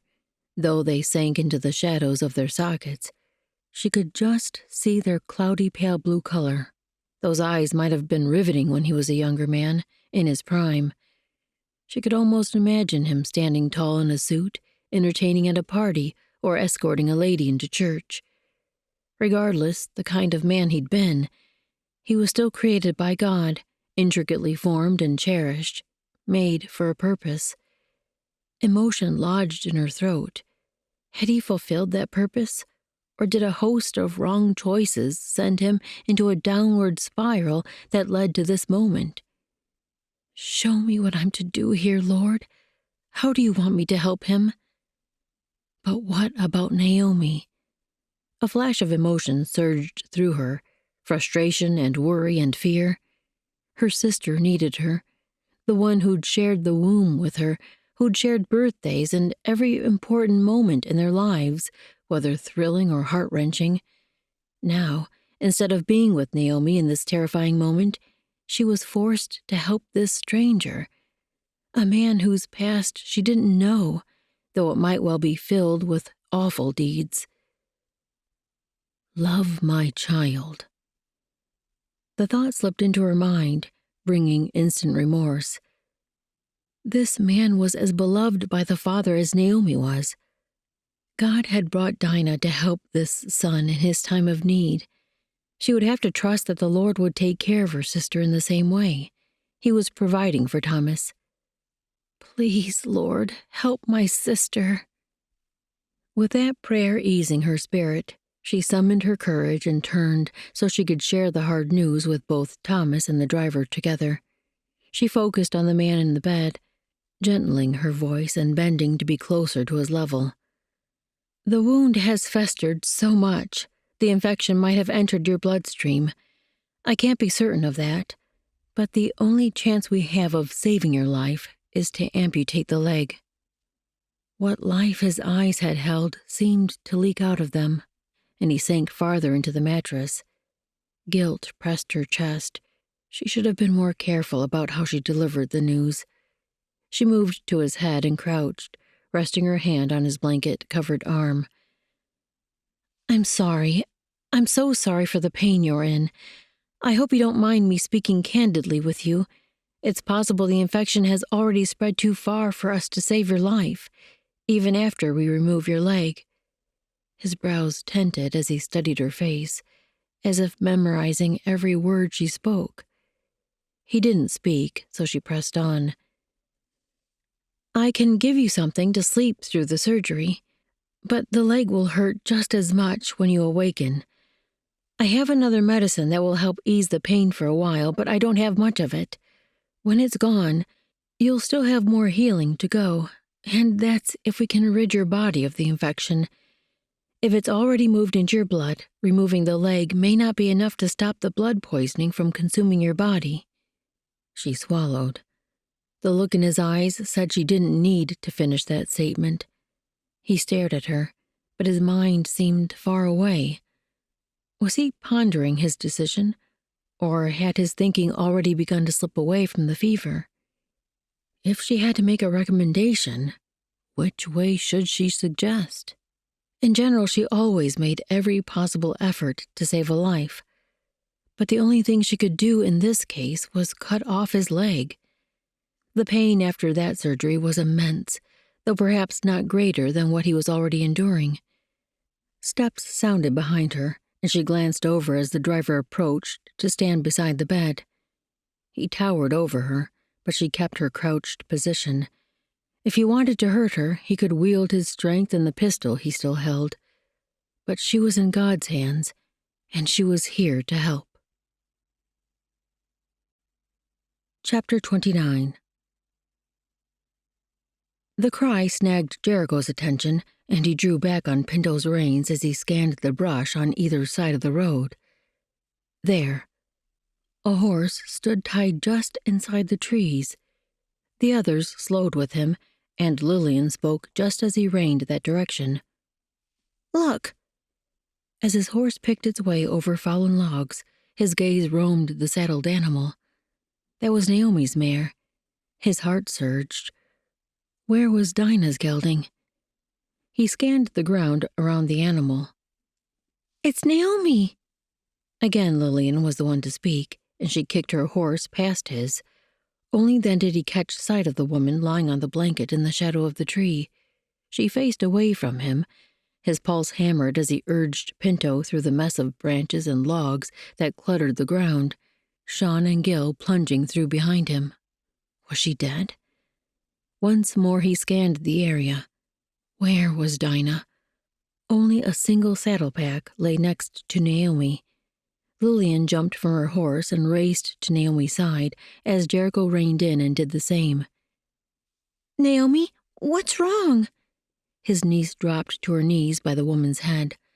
The steady heaving of her shoulders made his chest tighten with panic and relief at the same time. She was alive, but something awful had happened. Was she having the baby? This was too early. Where is Dinah? Had something happened to her, and Naomi was lying here distraught? A new wave of terror slammed through him. He crouched beside Naomi. "What's wrong?" She looked miserable in the late afternoon light, and her shoulders rose and fell with every heavy breath as her eyes lifted to him. Pains. Dinah went for wagon. His gaze dropped to her belly as his mind whirled. She was giving birth. No. He looked up at Gil, who dismounted and looked as panicked as Jericho felt. Sean still sat on his horse with wide eyes. Clearly, neither knew what to do. Jericho had no idea. Dinah. She would know. She could stop the baby coming if anyone could. He leaned down to Naomi again. Where did Dinah go? She wouldn't leave her sister for long. Naomi took in a slower breath, then blew it out with a long exhale, her shoulders sagging with the effort. Had the pains stopped? She turned her gaze to him more fully. A freighter passed us on the road just before we turned off here. Dinah went back to ask him if he would take me in his wagon. Jericho frowned. Dinah was going to trust a stranger with their lives? He started to rise, but crouched again. He was headed toward Helena? He still didn't know why Dinah and Naomi had turned toward Helena themselves, but he would have to ask that question later. Thank God they'd heard Naomi's cry. Missoula. She should be back by now. Naomi still sounded out of breath, and her eyes drifted closed. She looked exhausted. He touched her shoulder. Rest while I go find her. Hopefully your pains are over now. Her eyes flew open, wider this time. Over? They're coming every few minutes. He squinted. You mean they come and go? Was that normal? He had no notion of how childbirth progressed, but he'd assumed it was steady agony until the babe finally came out. Even the thought of what happened made his ears heat. Her eyes closed again. "Yes, that's normal. Please find my sister and bring her to me." She clearly thought him useless as a midwife. He surged to his feet. Seems they agreed on that fact. That and the urgent need to find Dinah. He moved around Naomi to speak quietly with his brother, and Lillian crowded in with them. She would likely play a part here greater than what should be expected of girls her age, but thank God she was here. She probably wouldn't fumble as much in caring for Naomi as he and Gil would. He spoke quietly so he didn't disturb Naomi with the details. "I'm going after Dinah. Naomi said she should be back by now, so I hope she's close. We didn't pass a wagon, but they may have pulled off the road for some reason." Though contemplating why they might have left the main thoroughfare made his belly curl. He met his brother's gaze. "Stay here and do everything you can to make her comfortable." Gil stiffened. "Wouldn't you rather I go with you?" Jericho gave him a look. "I think one of us should stay here and catch the babe." Gil's eyes flared wide like a frightened colt. Jericho clapped his shoulder and turned for Pinto. "I'll be back soon with Dinah." "I want you to do it." Dinah spun back at Thomas's words. He couldn't really mean he wanted her to cut his leg off. Most people fought that option vehemently. He still lay against the mattress, but he didn't look as limp as he had. His eyes possessed more life than a moment before. His hand slipped out of the blanket and reached for her, but stopped at the edge of the mattress. "I'm not ready to die. I want you to try to save me." Her chest squeezed, and she took Thomas's hand, doing her best to ignore the grime and sweat covering his rough palm. "Are you certain? Recovering from surgery is so painful, and your body will still be fighting the infection. You'll still have the fever for a while. You could still die." He gripped her hand harder, using it to pull himself up to rest on his elbow so they were the same level. His earnest gaze searched hers. "I don't want it said that Thomas Booker gave up at the end. I want folks to tell the story about how I fought for my life till the last breath. And if this ain't my last breath, all the better. I've got more living to do." She still needed to give all the details of what he could expect after the surgery, but this determination to live made her twice as determined to help him succeed. God had placed her here, in this musty, ramshackle cabin, for such a time as this. "Just keep my sister safe, Lord. Please." "She still hasn't returned?" Jericho fought the panic rising in his chest. He'd gone twice as far down the road toward Missoula as he would have expected Dinah to travel to catch the wagon Naomi spoke of. He'd thought surely he missed her along the way. She should be back here with her sister. Gil shook his head, worry furrowing his brow. "We haven't seen her. You want me to come help look?" Jericho glanced around the little camp they'd made. Sean watched them from the low fire as he fed small branches into the flame. Lillian knelt beside Naomi. His niece looked every bit as worried as Gil, but Naomi's eyes were closed. She must be resting between pains. Then her eyes flew open, and she rolled onto her side toward Lillian. "Oh!" The anguished moan as she curled her knees up raised another spurt of panic within him. He turned to Pinto and spoke to Gil. "Stay and help her. I'll search the road toward Helena." Maybe she'd not had success with the wagon they saw before and had turned back the other way in hopes of finding another rig. If so, he would meet her soon.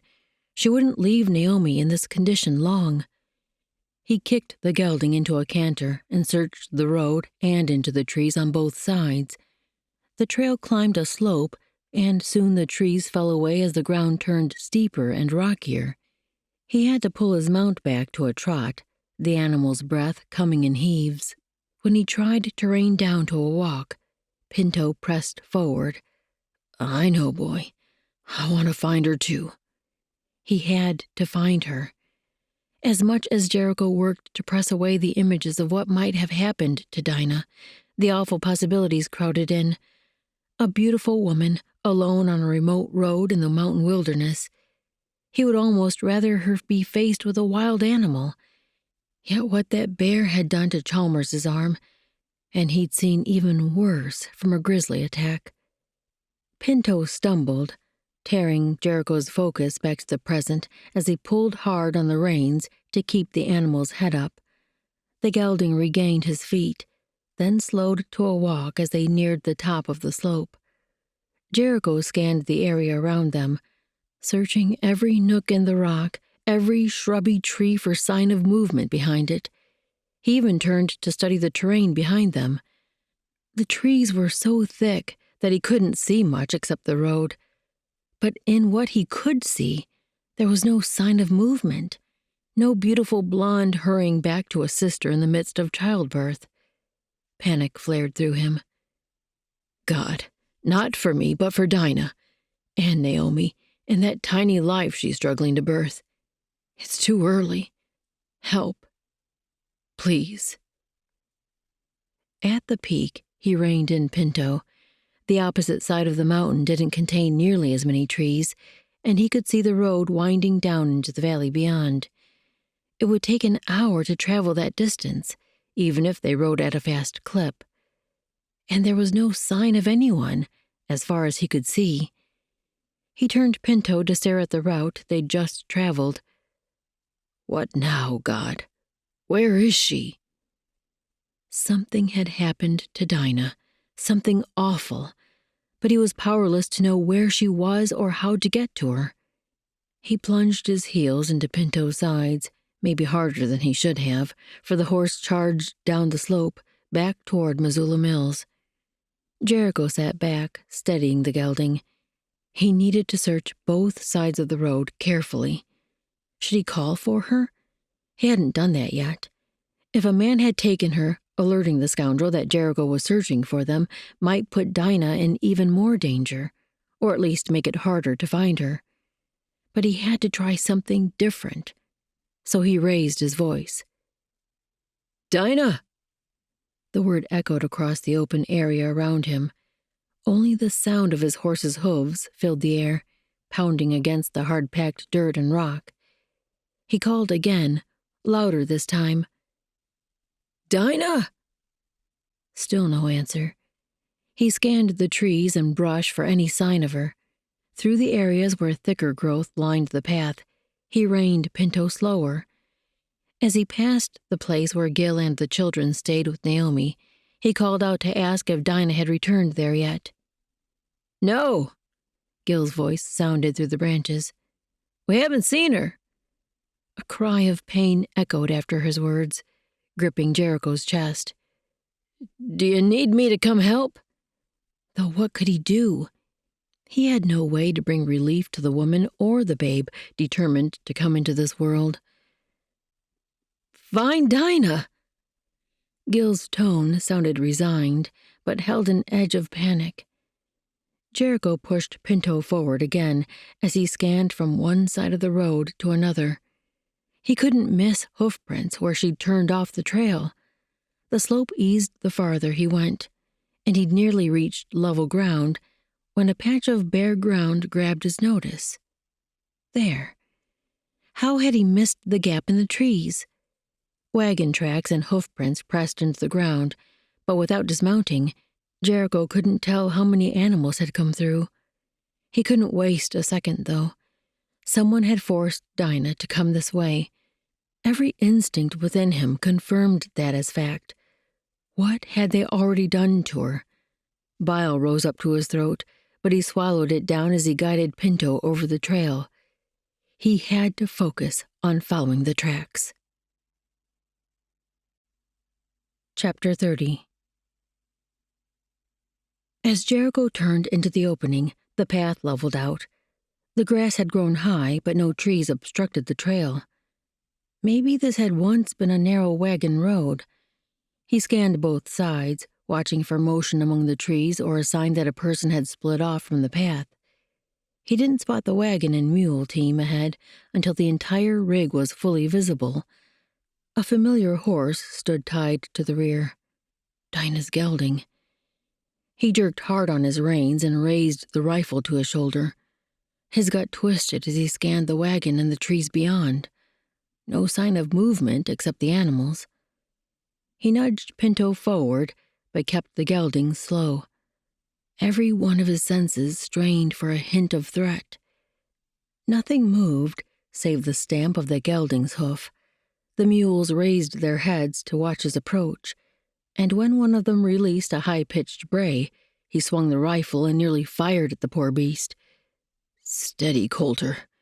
Keep your head."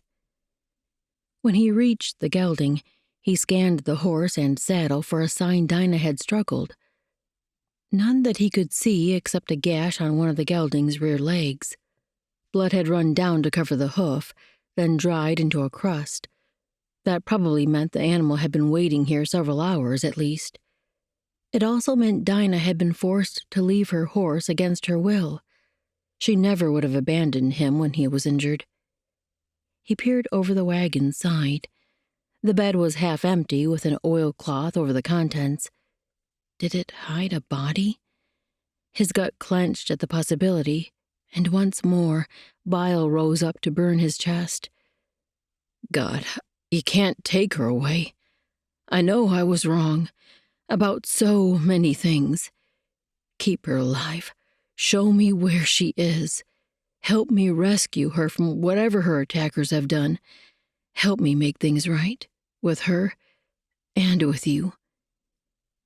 The prayer infused a bit of strength in him, and he leaned over the wagon to lift the oilcloth enough to peer under. Only crates and a couple barrels.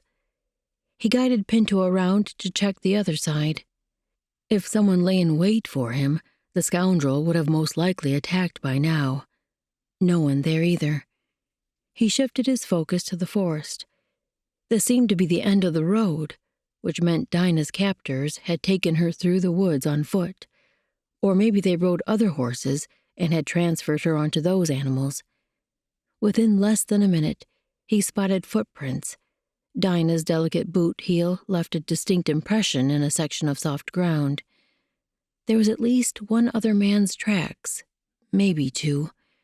No horses, as far as he could tell, unless they'd entered the trees in a different spot. He guided Pinto through the woods, following alongside the path Dinah and her captors had taken.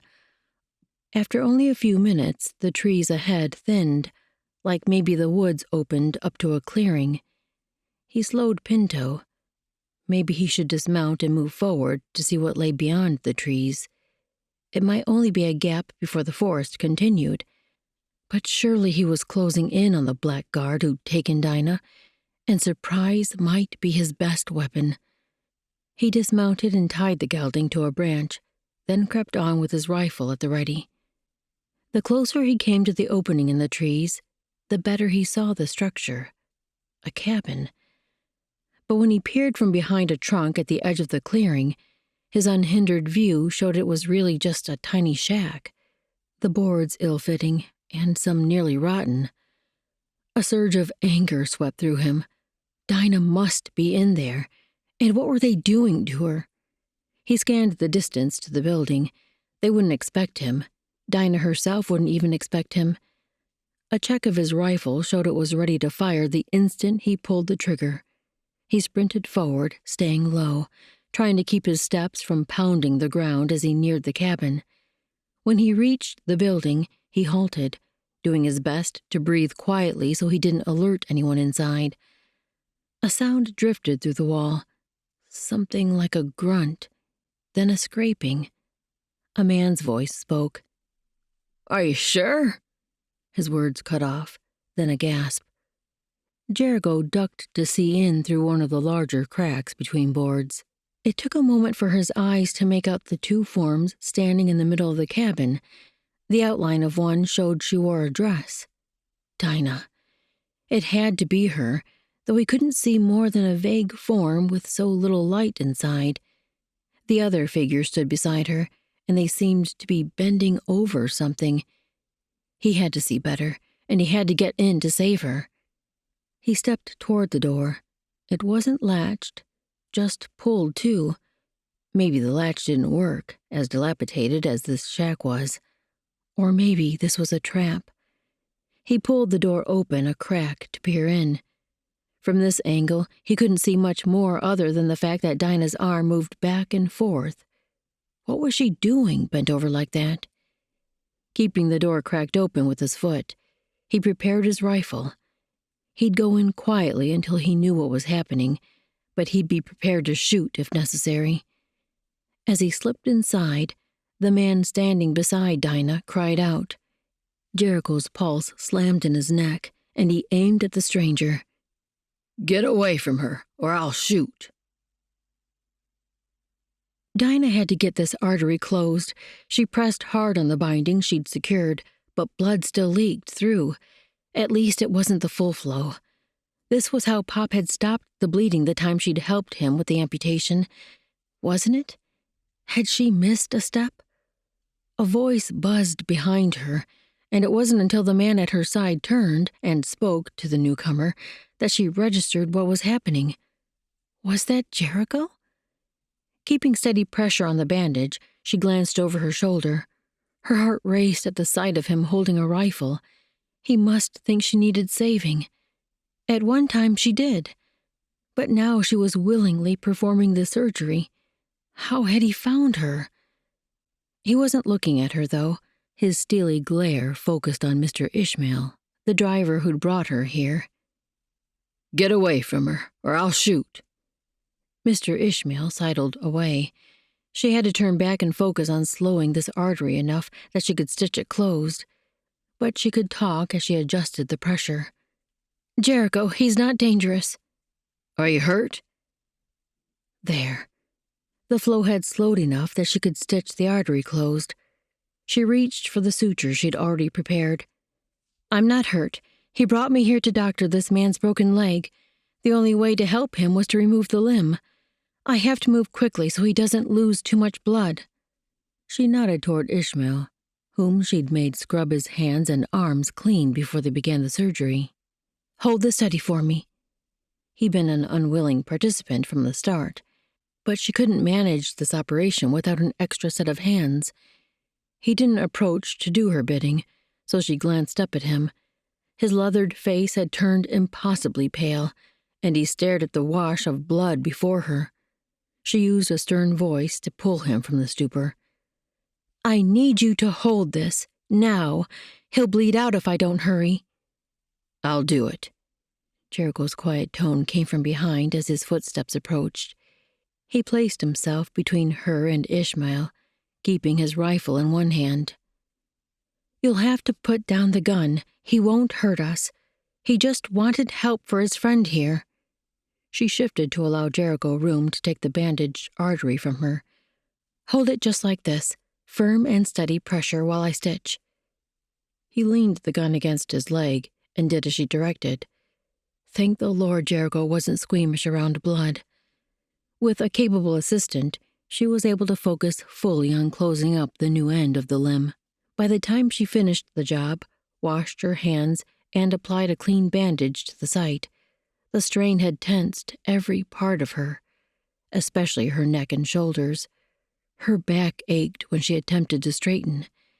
Jericho was packing the last of her supplies in her case as he glanced at her. "I'm sure you're exhausted, but we need to get back to your sister. I think she's having the baby." Panic jolted through her. "She is?" In her focus on Thomas's leg, she'd lost sight of everything else. "What's happened?" She nearly grabbed Jericho's arm to shake the answer from him. He closed her bag. "Gil and the children are with her. The pains are coming off and on. She says she thinks it's time." Dinah spun to Ishmael. "I have to help my sister. Can we take your wagon?" The man frowned, then nodded toward Thomas. "What about him?" She blinked, trying to think of what instructions he'd need. "I just removed the chloroform, so he'll wake soon. Give him the dose I've poured of this medicine as soon as he's alert enough to swallow it." She glanced at Jericho. Was it safe to come back here? She couldn't abandon a patient after such a life-threatening surgery. A thought slipped in. Dinah and the babe. If either survived the birthing, wouldn't be able to travel all the way to the ranch yet. They could come here for shelter while they recovered. She threw a glance around the ramshackle building. It would be better than nothing, and she'd have all her patients in one place. She turned back to Mr. Ishmael. As soon as my sister is through the birthing, I'll bring her and the babe here so I can care for them all. Keep Thomas comfortable until I return. If I'm away long, I'll send more medicine for his pain. She didn't wait for agreement, just spun for the door and took Jericho's waiting hand. He already held her bag and his rifle and was propping the door with his foot. As soon as she cleared the stoop, she charged into a run. He matched her stride for stride, tugging her faster at times. They paused in the woods long enough to retrieve his horse. In the clearing, he tied the animal to the back of the wagon beside her gelding. She climbed onto the seat and freed the team's reins, then released the brake as Jericho joined her there. He took the reins and urged the mules forward to turn the rig around. The animals moved impossibly slowly. She tried to use the time to question Jericho about how close Naomi's contractions were coming, but he seemed to know almost nothing. Despite his urging, the mules kept a steady walk. Dinah gripped the seat to keep from yelling at them to hurry. Naomi might be hemorrhaging at this very moment. She straightened. "I'm going to ride. Bring the wagon behind me." He frowned at her and reined in, but she didn't have time to wait. As she jumped from the bench, his voice called behind her. "Take Pinto. Your gelding looks injured." She'd forgotten. "Thank you." She yelled the words as she jogged back to the animals. Her gelding would get the care he needed as soon as she made sure her sister and the babe came through the birth alive and well. Please, Lord, keep my sister safe, the baby too.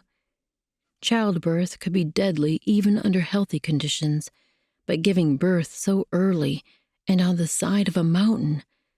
Jericho's bay and white gelding barely flicked an ear as she fumbled to untie the reins and leaped onto his back. But when she turned his head and dug in her heels, the horse plunged forward. No wonder Jericho loved this horse. Pinto handled easily, turning with the slightest bit of pressure.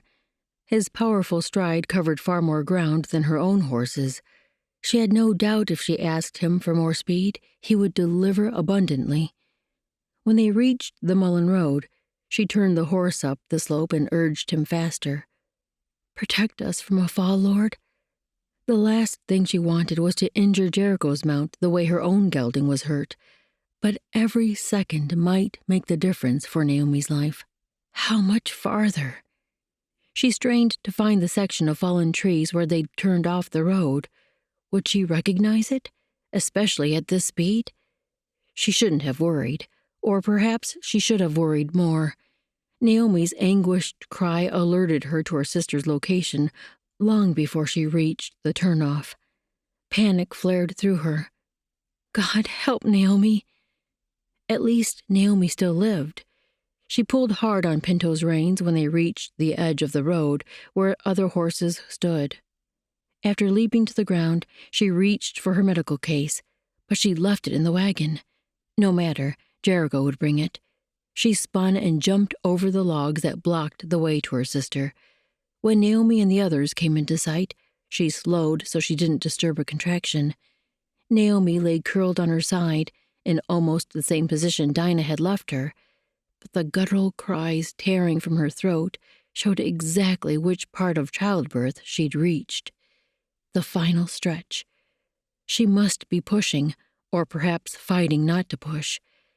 Gilead and Lillian knelt in front of Naomi, and even little Sean sat behind her.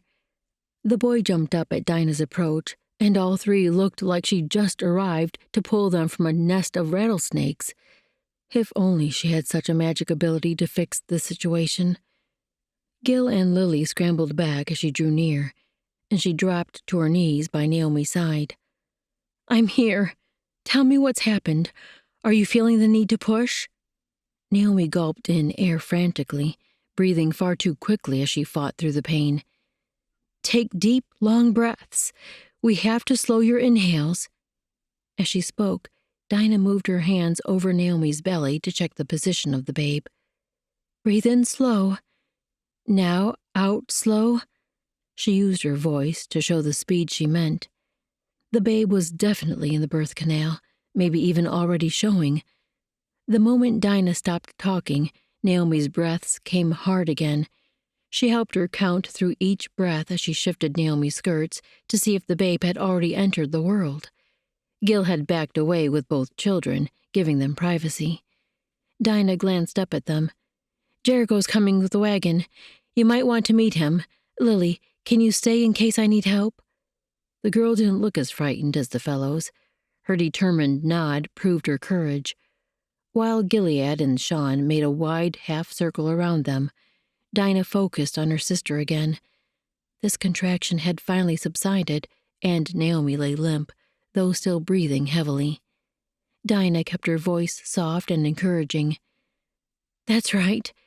Keep steady, deep breaths while you rest. Let me know when you start to feel the next pain." She focused on what she was seeing amidst the mass of blood and fluid, and the tangle of dark hair made her heart surge. The babe's head had nearly emerged.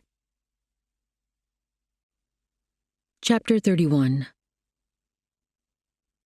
Panic flared through Dinah once more, mixing with the wonder of seeing her niece or nephew for the first time. "The babe is coming, Naomi. You should see how dark her hair is." She should try to temper the excitement in her voice, but she couldn't, not with so many emotions churning inside her. "It's a girl? Is she alive?" Naomi sounded weak, yet hopeful. Tears rushed through Dinah's defenses, but so did a laugh. "I don't know. I can't tell yet. There's only a mop of dark hair." "Oh!" Naomi's cry came as her face twisted with another pain. Dinah focused on talking her sister through each step, guiding the tiny babe out into the cold, uncomfortable world. The child still hadn't breathed by the time Naomi pushed the last of her out, but Dinah tried to remind herself that wasn't unusual. She was so small, barely larger than Dinah's hand, as she scooped up the delicate, fully formed baby girl and turned her face down on her palm. "Come on, sweet one. Let's wake you up." She couldn't tell if the pulse thrumming through her hand was her own or the child's, but she gave a few hard thumps to the child's back to urge a cough and clear the lungs. "Lord, please." She turned the babe a little to see her face. The tiny mouth was open, the lips feathering in an O as they searched for air. Hope rose within Dinah. "That's the way." She repeated the steps, massaging the child's tiny back afterward to stimulate her lungs. "Let's clear the passage so you can breathe." She still couldn't feel the lungs expand, but as she started to turn the babe again, a tiny cough pressed through her little body. "Oh!"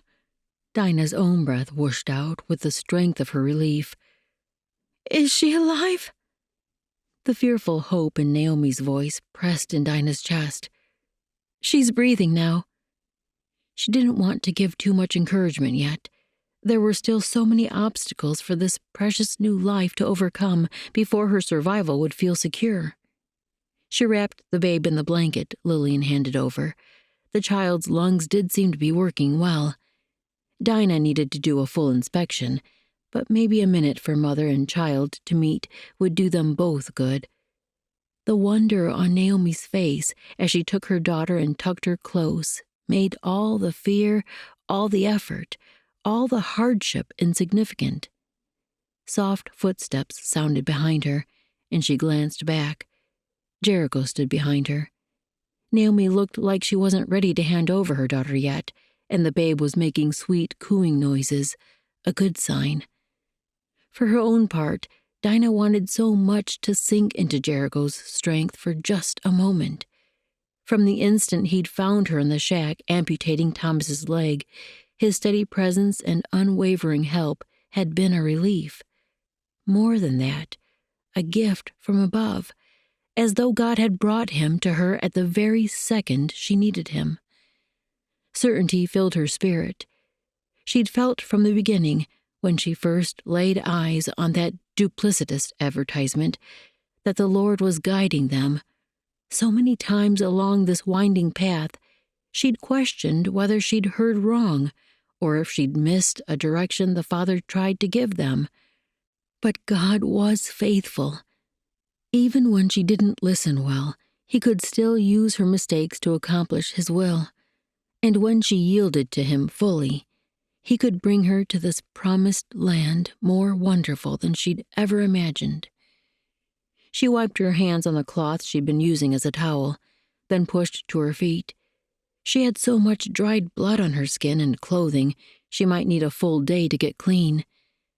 But when she turned to face Jericho, he wasn't looking at the stains beneath her fingernails.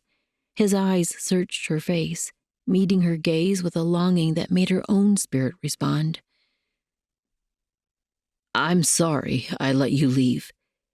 His voice rasped with intensity. "I'm sorry I was bullheaded and blind and—" He paused as his throat worked. "And afraid. None of this would have happened if I had listened to you."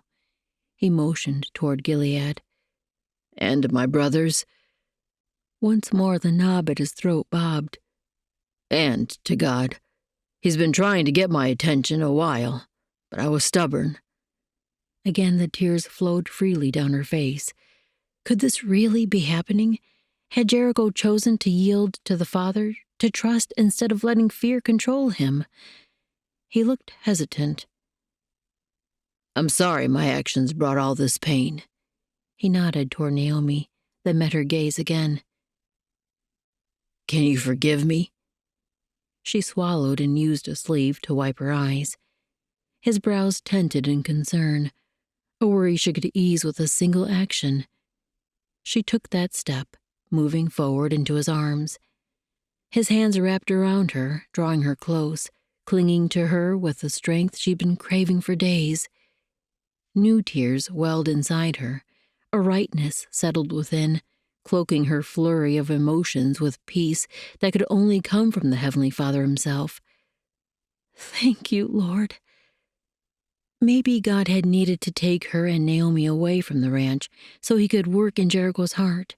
Or maybe He had another reason for bringing them here. An image slipped in of Thomas the way she'd left him, just beginning to wake from the chloroform. Perhaps God brought her to help him. Likely Thomas and Ishmael both wanted her to return post-haste. She pulled back from Jericho and soaked in his handsome face. Of course I forgive you, and I'm so thankful God brought me to you, and you to me. He kept his hands at her waist, and she hated to leave the warm security of their hold. He read her mind, though, for he gave a little squeeze. "You have patients to care for, I know. We can talk more later. Show me what to do to help." The joy that surged through her as she took his hand and turned to her sister didn't leave during the next hour, not as she performed a full check on little Mary Ellen's body. The child was so tiny, it seemed a wonder she could be fully formed. But her heart sounded strong, if a little fast. Her belly made enough sounds that it might be developed enough to process food. The child seemed hungry as her coos turned to cries, and she rooted in Dinah's hand. All right, sweet one, let's give you to your mama. Mary Ellen's mouth might be too small to nurse properly, but when her cries grew louder, her mouth proved capable of expanding as much as needed, and finally sounds of relief murmured from the hungry babe. Dinah sank back onto her heels and studied her sister and niece. Naomi met her gaze, exhaustion clear in every feature. Soon they could move her to the wagon, and then they would all retreat to the shack where Thomas waited. Lord willing, they could all rest, recover, then finally return to the ranch. Her gaze lifted to Jericho where he stood with the animals, far enough away to give Naomi privacy. As though he could feel her attention, he turned to her, meeting her look across the distance. His gaze felt like home, like he understood all she'd been thinking, like he would be there at her side, helping, protecting, loving. I love you too. She would have the chance to tell him that soon, and hopefully every day after, for the rest of the lifetime God gave them together. You did everything you could. Jericho willed Dinah to believe him as he cupped her face between his hands. They just buried Thomas despite Dinah's valiant fight to save him. The man seemed at peace near the end, but with the way she cared so deeply, she would feel the loss of this patient strongly. She met Jericho's gaze, sorrow turning her eyes glassy. I know. Before we took off the leg, I told him the infection might have already reached his bloodstream, that the amputation might not save him, that a surgery that intense might be too much for his ill body. But her eyes told him the fact that she'd warned him of the possible consequences didn't matter. She would mourn this man's death as deeply as if he'd been a longtime friend. Jericho ran his hands down her arms and pulled her to him. He couldn't make her care less about those she devoted herself to, and in truth, he didn't want to. This was a part of what made Dinah so special. He could only walk this path with her, be at her side for anything she needed, whether that be a surgical assistant or as someone to hold her while she grieved. Her shoulders didn't shake with tears as she clung to him, but the way she held on, she needed this touch as much as he did. She also needed sleep. In a comfortable bed, away from the side of a patient whose rasping breaths woke her every few minutes. He rubbed one hand up her back and murmured into her hair, "Will you and Naomi and Mary Ellen come back to the ranch with us?" She looked up at his face. Yes. But something in her voice hesitated. What did she need from him? He wasn't good at reading a woman's mind. Dinah often spoke plainly, so he didn't have to guess with her. But this time, she seemed to be waiting for him to set her mind at ease. Maybe she needed assurance of what he'd said before, after her sister's babe had just been born. They'd been rushed, and she might not have understood everything he intended. I meant what I said the other day. I was wrong about forcing others to stay away from the ranch. It's going to be hard for me, and I'll need you and my brothers to keep me in line. But I'm determined to seek God's help with protecting us all, to not lock us down completely. A smile curved her mouth. I'm glad, so thankful. But still her voice held a catch, a hesitation. What was he missing? He squeezed her waist. Your sister and the babe are welcome to stay as long as they want. Forever, if that's what the two of you decide. We can build a bunkhouse for my brothers, and she can have her own little cabin when she's ready. Dinah's brows rose, and something a little playful touched her eyes. That's nice of you. And where do you intend for me to sleep? Like a waterfall crashing over him, realization slammed in. He'd not made clear that his proposal from before still stood, a lantern in a snowstorm, begging her to come near and say yes. This he could remedy.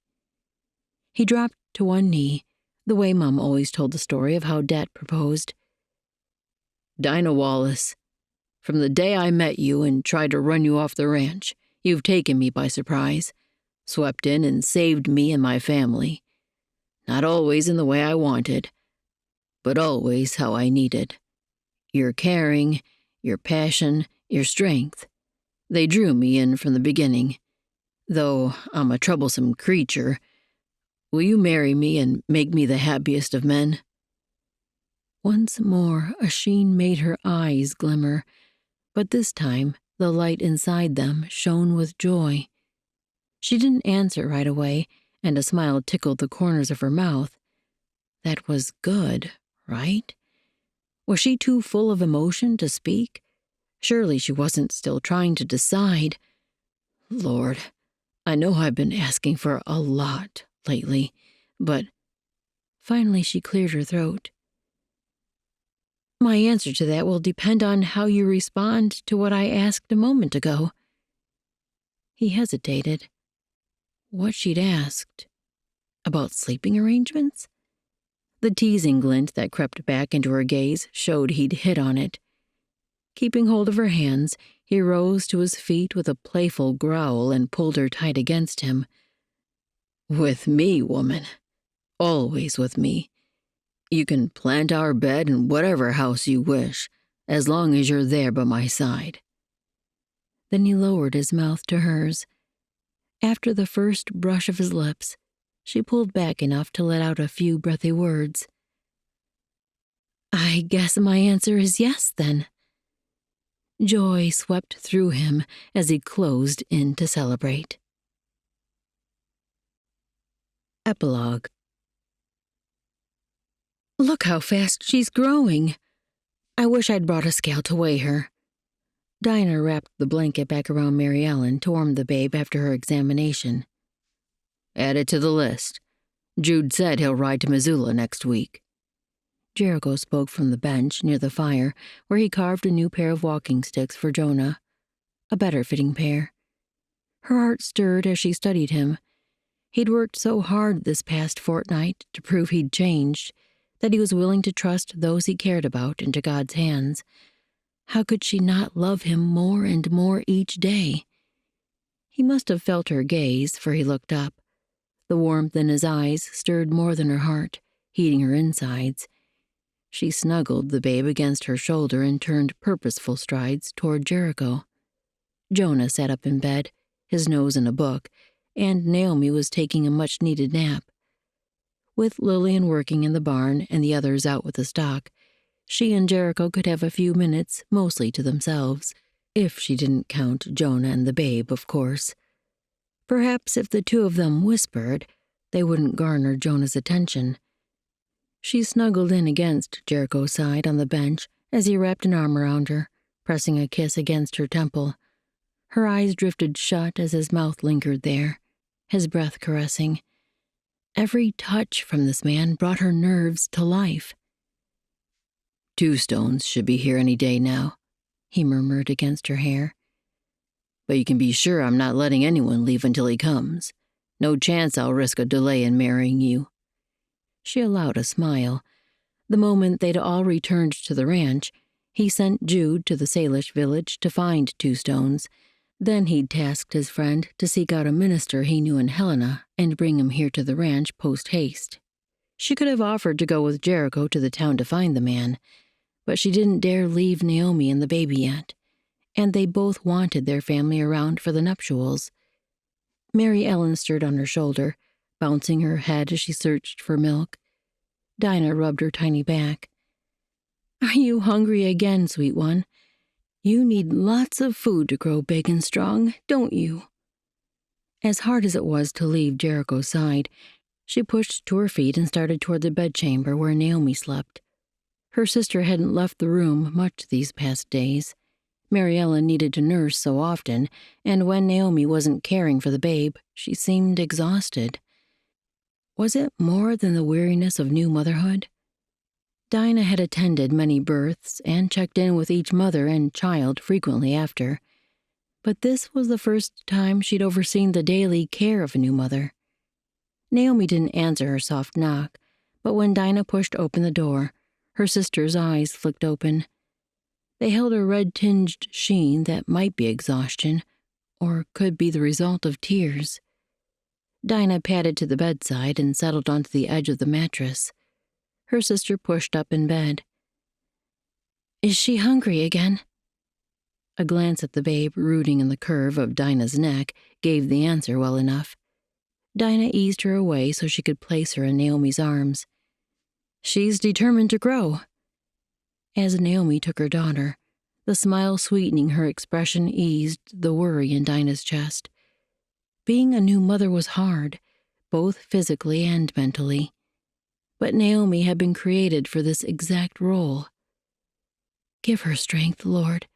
Help this sweet child grow in wisdom and stature and favor, just as Jesus did.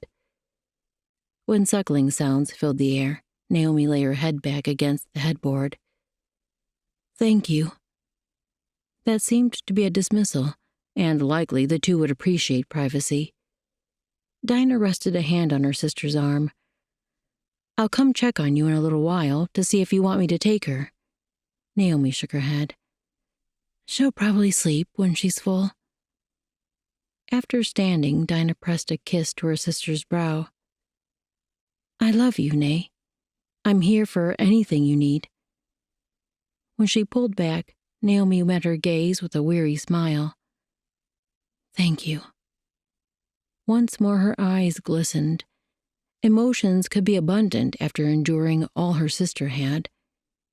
She gave Naomi's arm a light squeeze, then turned and made her way back to the main room. As she latched Naomi's door behind her, Jericho laid aside the stick he'd been working on and stood. He slid a silent glance toward Jonah, still hidden behind his book, and motioned her toward the front door. She followed him past his brother and stepped out before him. The gust of wind made her turn back for her coat that hung on a peg inside, but Jericho had already picked it up with his own. He held hers out for her first, then slipped into his. When his hands were free, he pulled her close, brushing his lips over hers once, then resting his forehead against her brow so his breath warmed her nose. She let her eyes sink closed to relish the tenderness in his touch. He was strong, virile, and protective to the core, yet it was that very protectiveness that made him treat those he loved, her especially, with a gentleness that made her feel fully treasured. "What's wrong?" His voice called her from that place of peace back to the niggle of worry that pressed in her chest. She opened her eyes to his earnest gaze searching her face. No need to hold anything back from him. "I don't know if I should be worried about Naomi or not. She's sleeping more than I would expect, though she is up with the babe throughout the night. She seems sad, though. Maybe it's just weariness. Caring for a babe is hard work, exhausting, especially as her body is still healing. Maybe she shouldn't be so frank with a man, especially one who wasn't yet her husband." Lines furrowed his brow.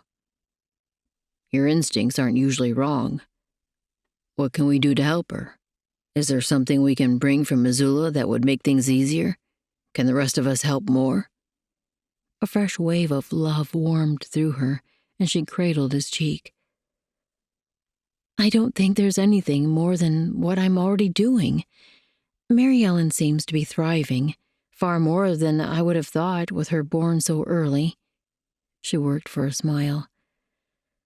"I'm just being a worried sister. But she'll feel better as the babe grows larger and they both get more sleep." He shifted his hands from her back, sliding them down her arms to cup her fingers within his. His eyes closed, and it took her a second to realize what he intended. "Father in heaven, you call us to cast our worries on you, for you care for us." As he lifted his voice in prayer, she closed her eyes and sank into the peace of knowing the weight of her sister's happiness didn't rest on her shoulders alone. Jericho would walk this journey with her. And even more, the Father would guide them, shelter them, and bring them all to the fullness of the life he had planned for them. With this man beside her, she couldn't wait to see where each adventurous twist would lead them. I pray you loved Jericho and Dinah's story. Would you like to receive a free bonus epilogue of their wedding and a peek at their happily ever after? Get the bonus epilogue and sign up for insider email updates at mistymbellar.com/HTMMH-bonus-epilogue. Now are you ready for Jude's story? Continue listening for a sneak peek of Protecting the Mountain Man's Treasure, Book 2 in the Brothers of Sapphire Mountain Ranch series. Chapter 1. August 1868. Rock Creek, Montana Territory. The sun hung low in the sky, casting a golden glow over the bustling streets of New York City as Jude Coulter stepped out of the ornate office building. The marble and opulence felt foreign compared to the rugged mountains of his family ranch in the Montana Territory he knew so well. "Have an excellent day, Mr. Coulter." The uniformed man who'd opened the door for him gave a half bow before closing it behind him. Jude nodded his thanks, though the fellow had already disappeared. He tightened his grip on the carpet bags in each hand and started down the cascade of steps to the street. It now seemed foolish to carry so many gold coins with him instead of having them sent to the train station by delivery wagon, in padded unmarked crates, of course, the same way he'd brought the sapphires from the ranch all the way to the city. He'd been worried about traveling with so much money, though. It seemed safer to always have it with him, especially since it wasn't too much for him to carry himself. Yet perhaps these 2 bags made him stand out from others. The cab he'd ridden in from the train station still waited for him on the street, as he'd instructed. When he reached the rig, he climbed in. Did the driver wonder what was in the bags?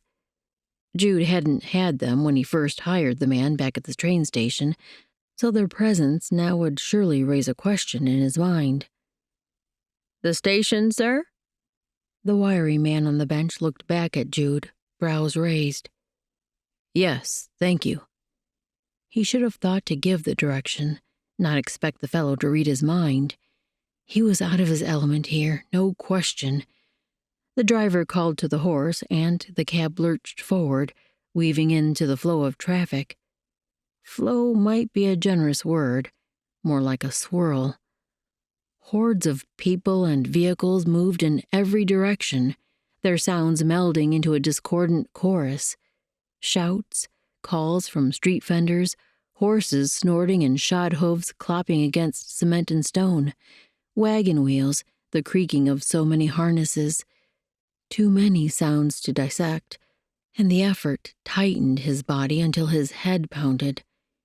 He closed his eyes and brought up a memory of the creek on the ranch, the peaceful murmur as it flowed over rocks. That's where they'd first found the sapphires, blue and pink stones lying visible among the many brown and gold-flecked pebbles. The gold wasn't real, of course, just pretty mica, which is why the place wasn't overrun with miners like other parts of the Montana Territory. But Dad had realized the significance of the other colored stones. Jude had loved working with him back then. Then, when Dad and Mom passed on, he'd spent long days by himself at the creek, searching for more sapphires, digging in the areas where they'd found the most. Mining the gems that Dad had treasured became Jude's special role, his contribution to the family, his responsibility. "Here we are." The driver's words sounded just as the cab jolted to a stop. The vehicle rocked as the horse found its footing. Jude straightened and scanned the busy station. Even more people packed in here than on the street.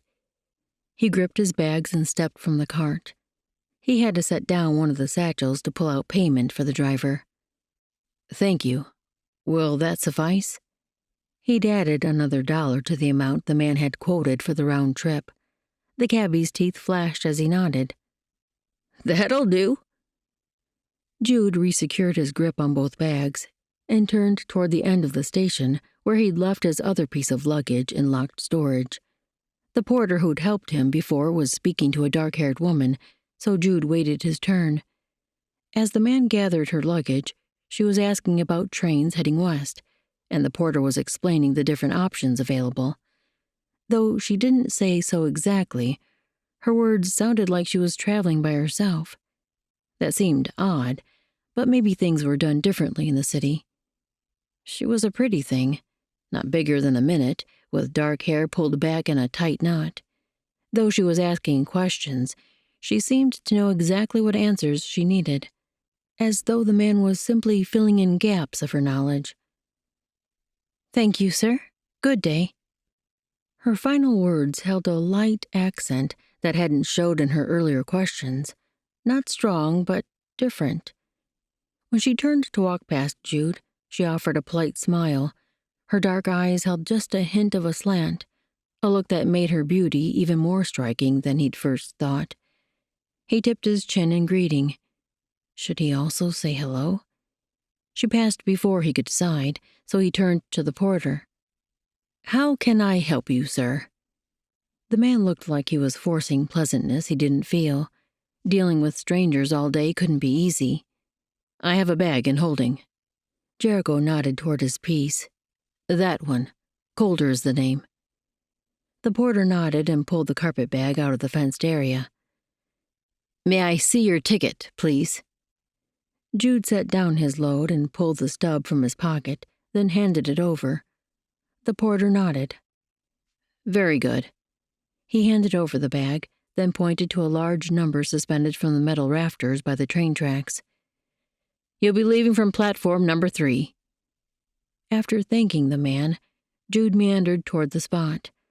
A crowd had already gathered, but he worked his way around the edge until he reached a place to stand and wait on the platform. It would be a quarter hour before the train arrived, but he'd wait here. The sooner he boarded the train, the sooner he would get to the Montana Territory and home. He'd never realized how important the peace and quiet of the mountain wilderness had become to him. Angela Larkin watched the man from a distance, doing her best to keep a bored look that showed neither the target of her gaze nor the way her heart pounded louder than the incoming train. She would likely have a long journey unless she could learn what she needed during one of the early legs. If she had to travel all the way to the Western Territories, she was prepared to do so.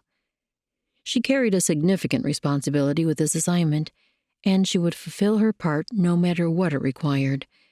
She took a deep breath and smoothed the folds in her dress. She was more than capable. Lord, guide me. This would be a delicate dance of deception and trust, and she had every intention of leading. The arriving passengers had finished disembarking, and the porter began calling for boarding to begin. She followed the surge of people moving toward the cars. One thing she'd learned early on in this city was to go with the flow when possible. You could weave your way through as you needed to, but you'd reach your goal much faster by working with people than trying to outsmart them. That motto generally proved accurate both in traffic and in accomplishing each mission she was assigned by the central office. As she boarded and made her way into one of the passenger cars, she did her best to keep the target in view. She stopped in the same car he did and slid into a seat 3 rows behind him. His back was to her, but that was fine.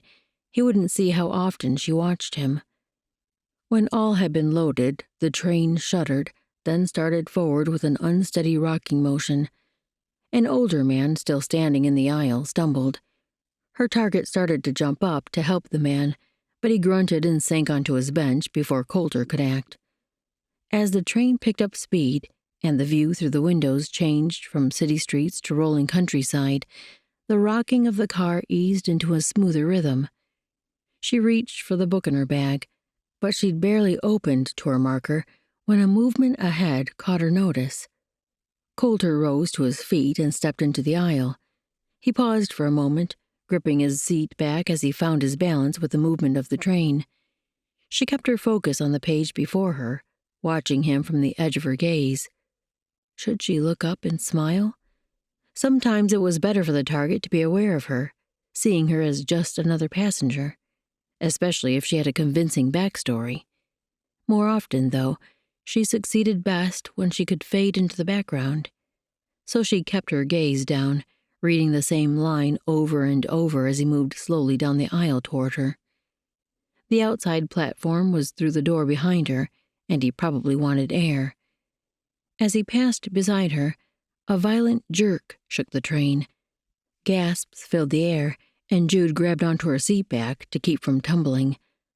A scraping sounded above her, and she spun to see its source.